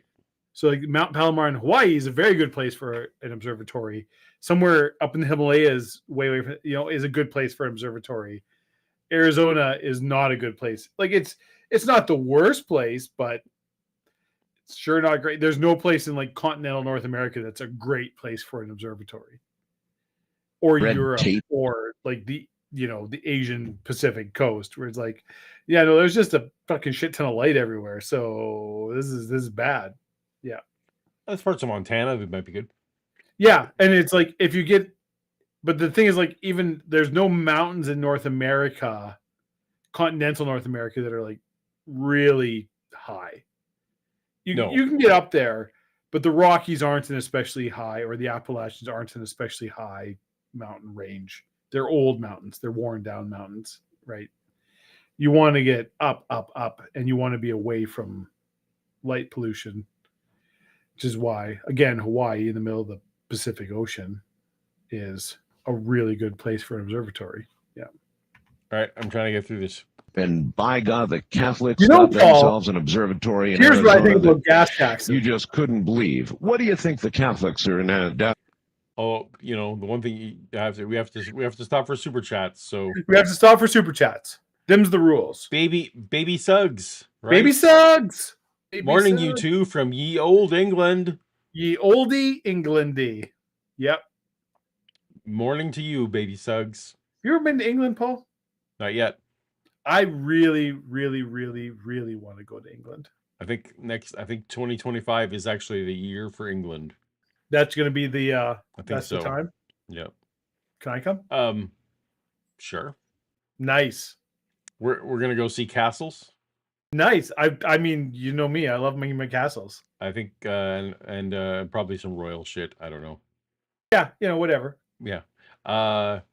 Because what we figured out is that we're so far east. Yeah. That it's actually shorter to fly to London. Yeah. It is closer for you to fly to London than the capital of Canada. Yeah. So it's like, well, okay. Yeah. Should do that then. For me, it's much farther. Yes, exactly. I But I also still wanted need to renew my passport, so got to get on you should that. probably do that. Well, it expires late next year, but I don't like to travel when it's like almost No, done. and neither do governments. Yeah, so yeah, They feel the same way you do about this. In Arizona looking for, Adair? I think they are looking for the science, the study of the universe. They're looking for galaxies. They're looking for stars. They're examining astrophysics. I think they're doing the same as all other scientists. Why? But they have a why? But why? I mean, they should, according to Scripture, they should know exactly what's going on. Why the need to be looking into the cosmos? I don't think the Christianity or Catholic. I will throw that. I take issue with Art's statement here, where it's like, there's nothing, like, there's no reason, if you even are a fervent believer in Christianity, there's no reason not to study the physical laws of the universe if you're trying to learn more about the nature of God and the nature of reality. I don't think there's anybody, well, okay, I won't say anybody. I don't think outside of young earth creationists, there's this idea that, like, well, all of the truths are in the Bible and that's all you need to know and move on. There's a centuries old tradition of Christian scholars who are like, no, I need to study reality to go. So yeah, whatever. Your thoughts, Paul? I actually kind of, while I'm happy to defend, as you just did, defend Christians, I actually kind of was just amused by his questions, because he's like, yeah, if you believe in God so much, you don't need to go looking for him outside of the pages, which is just kind of it's a snarky thing to say, and presumably is correct, right? Like, no scientist, no Christian cosmologist thinks that they're looking for God to determine the binary, is he real or not. What they're hoping to learn is something more about as you gave the nuance, they're more looking to learn something about the nature of God. Like, scientists over the centuries would have said, well, we've discovered that God is orderly, or we've discovered that God is like X, or they're just Y. actually interested in the science. So whatever. Right? I mean, but I am amused by the question, because in a sense it is true. It's like, well, if the Bible's just enough for you, the rest of it shouldn't answer the question. And most scientists wouldn't say science is answering the question for them. So I think both can be true. It's a funny question, and also maybe a non sequitur. Yeah. Catholicism claims to know everything about the physical universe. I think it claims to know everything. Right. That's also no. That's okay. We're getting weird here. Yeah.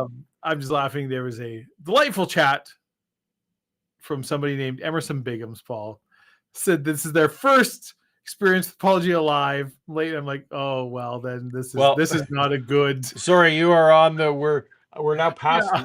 We're past my bedtime, and I'm just holding on because we're 4+ hours in, and also this probably isn't a good idea of what you would generally expect. But welcome. We're glad you're here. Yes. Most of the channel is much more reasonable than whatever the fuck's going on here. Yeah. Thing about the spiritual universe. Well, if the Catholics one day, staring through the eyepiece, saw something that contradicted everything they believe, what do you think they would do with that information? They wouldn't accept it. People don't accept things they don't want to believe. Truth. In 9/11. No, if you walk in on your partner cheating on you. Yeah, like that's like it's very. I don't want to believe that, but guess what? And even I'm no proponent of the Catholic Church, but there's plenty of examples in history of the Catholic Church being presented with things where it's like, well, this is completely antithetical to your belief, but it's like, but this is reality, and that belief becoming an accepted thing. But eventually Church, adopted, right? and frankly, I don't even mind that some ideas are eventually adopted versus instantly adopted, because you do actually Yeah. want to give some of the That scientific fucking ideas. happens in like non-religious academia all the time, right? Where people are Yeah. like, "Well, this," and it's like, "But this is what we believe forever." Like how long it took for fucking people to be like, "Hey, you should wash your hands before doing Right. surgery," right? Or despite overwhelming evidence, like doing this, when you do this, way less people die. It's like, nah, we're not doing that. This is the way we've been doing it. We're going to stick with it. And yeah. Or anything like plate tectonics, Newtonian physics. Like there's just every one of those things. It's kind of like we don't they don't get adopted overnight. That's just no. There's an inertia to ideas. Yeah, and they're often scientific ideas. It's my understanding often are generational. You kind of need the previous generation to die off before. Yes, before the new ones. People who have written papers and gotten like, my reputation is built on this. Yeah. Yeah. Hey, Paul. Yeah. Scotty Orange wants to know. This is the hard-hitting questions for you. Mm-hmm. When inebriated, what is your favorite art medium? I'd say in art about 5.3, 5.4.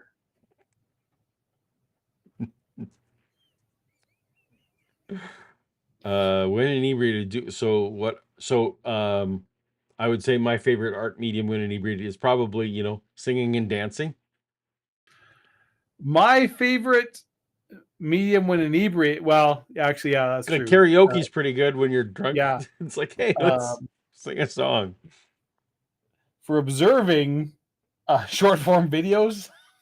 Oh, so that's a different thing. Yeah, no, that's YouTube. Yeah. I was imagining participating. Like, I'm not going to paint when I'm inebriated or whatever. The most fun I've had for medium is absolutely like singing and dancing, being at like a bar full of other drunk people singing along to whatever song. Yeah. That always seems like a good idea.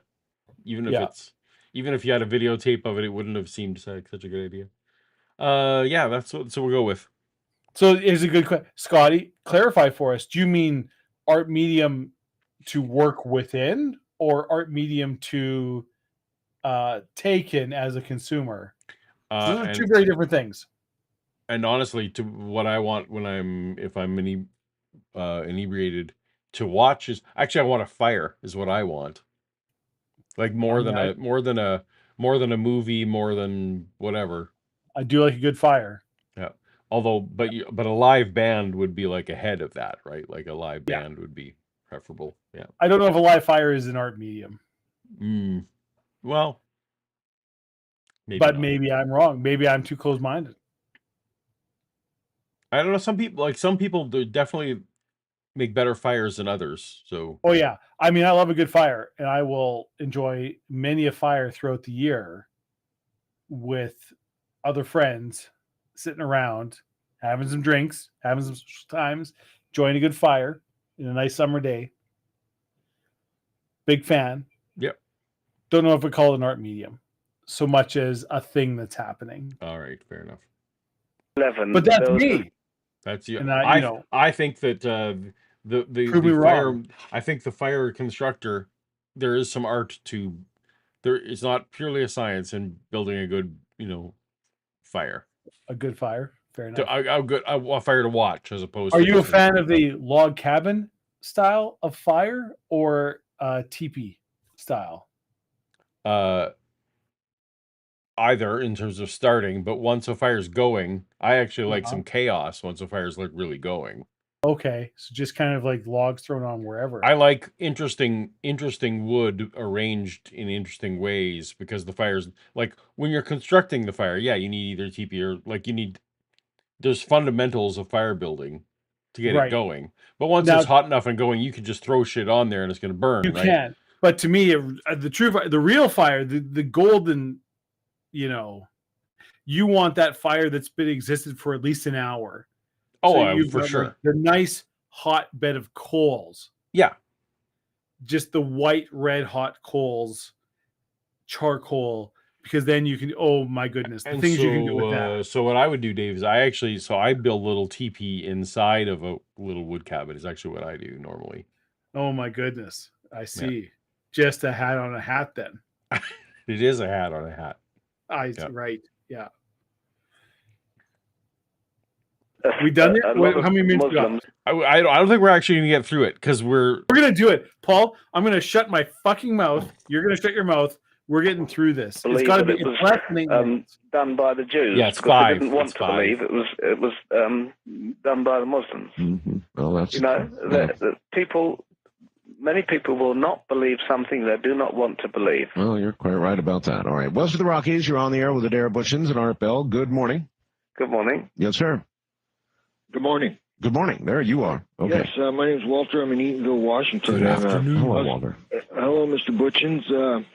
I'd like to ask you about the ascension thing you were talking about. I mean, I don't see why science can't figure that out, since it seems like science is on the path of beaming people up into space, and the only drawback I can see from it, or people might not like, is that I could think I'm a messenger of God and want to kill everybody and arrange the meeting of God that way, and everybody gets to ascend into heaven. You know, I mean, that's the only thing I can't see why you seem like you're down on the ascension, that people can't just leave the planet and ascend and meet God. You know, I mean, What?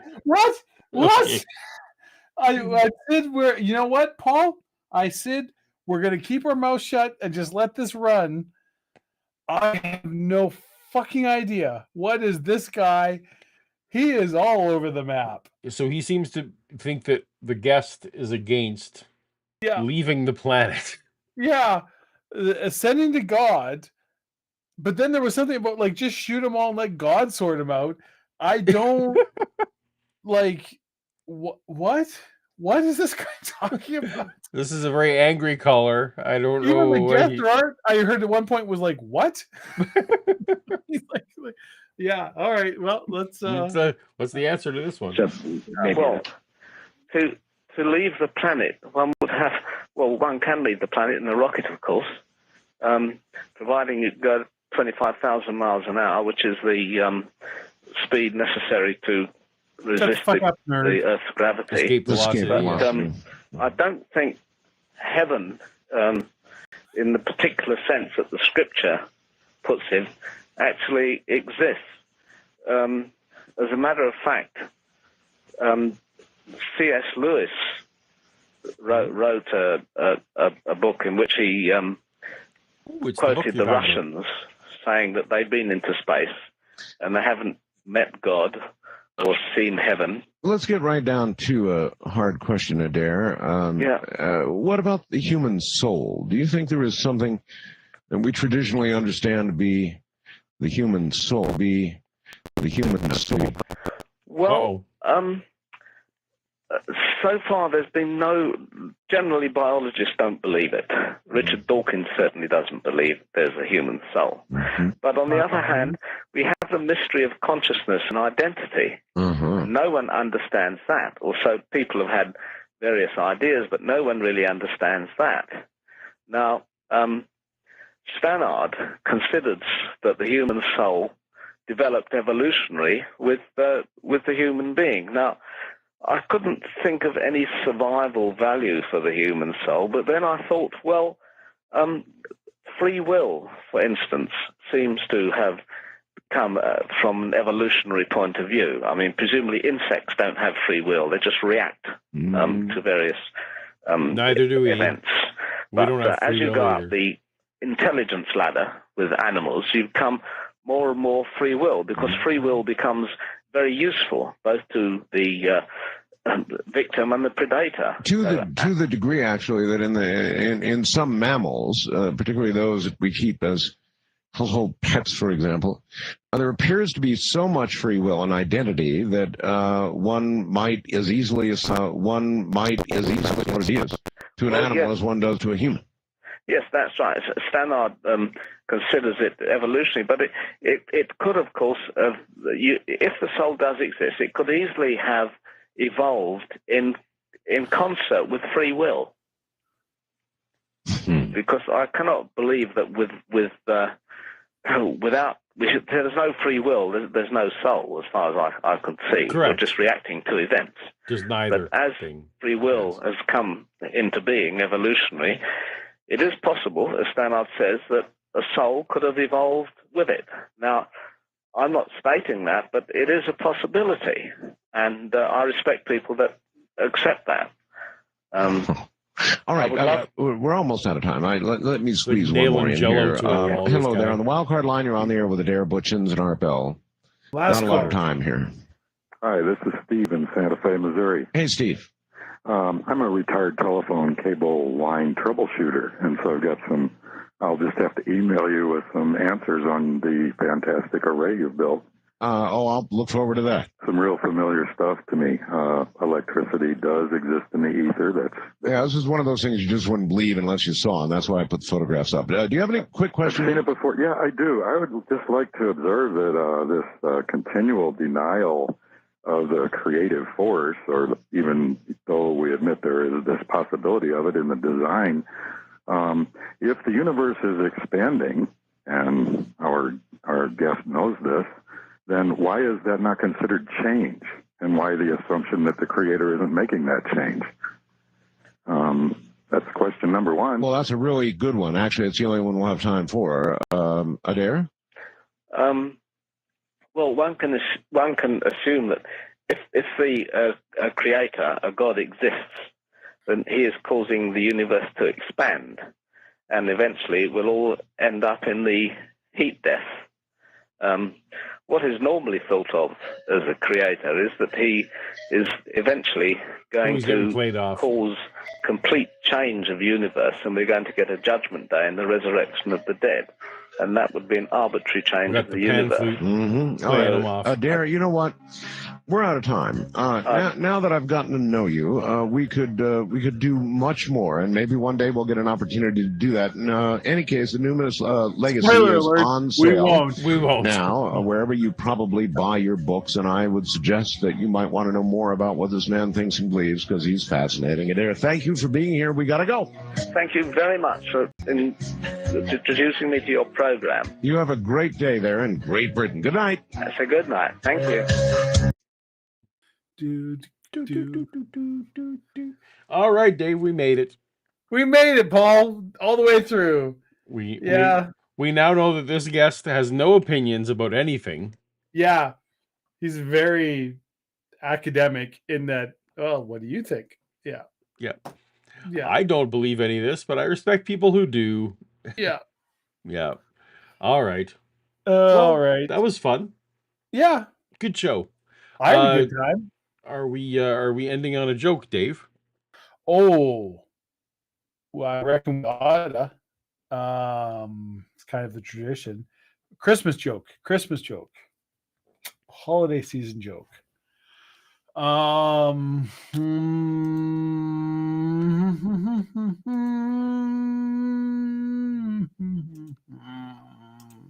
Oh, okay. I got a good Christmas joke for you, Paul. Very good.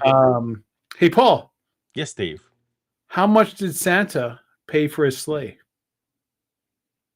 How much? I don't know, Dave. How much did Santa pay for his sleigh?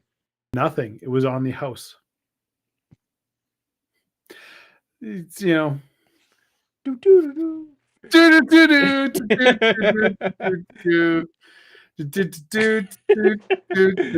All right. Yeah. Well, everyone, thank you so much for joining us. We appreciate everyone who has been here for all or part of the journey with us. Look forward to seeing you probably in a couple weeks. I think 2025, baby. 2025. We're toast to toast blows up. That's where it all comes together. That's right. Where it all comes together. Thank you so much for joining us. Until next time. Later. Until next time. And that's the end of our show.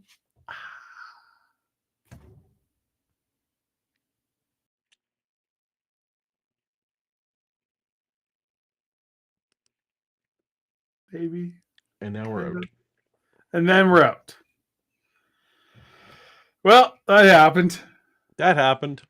Yeah.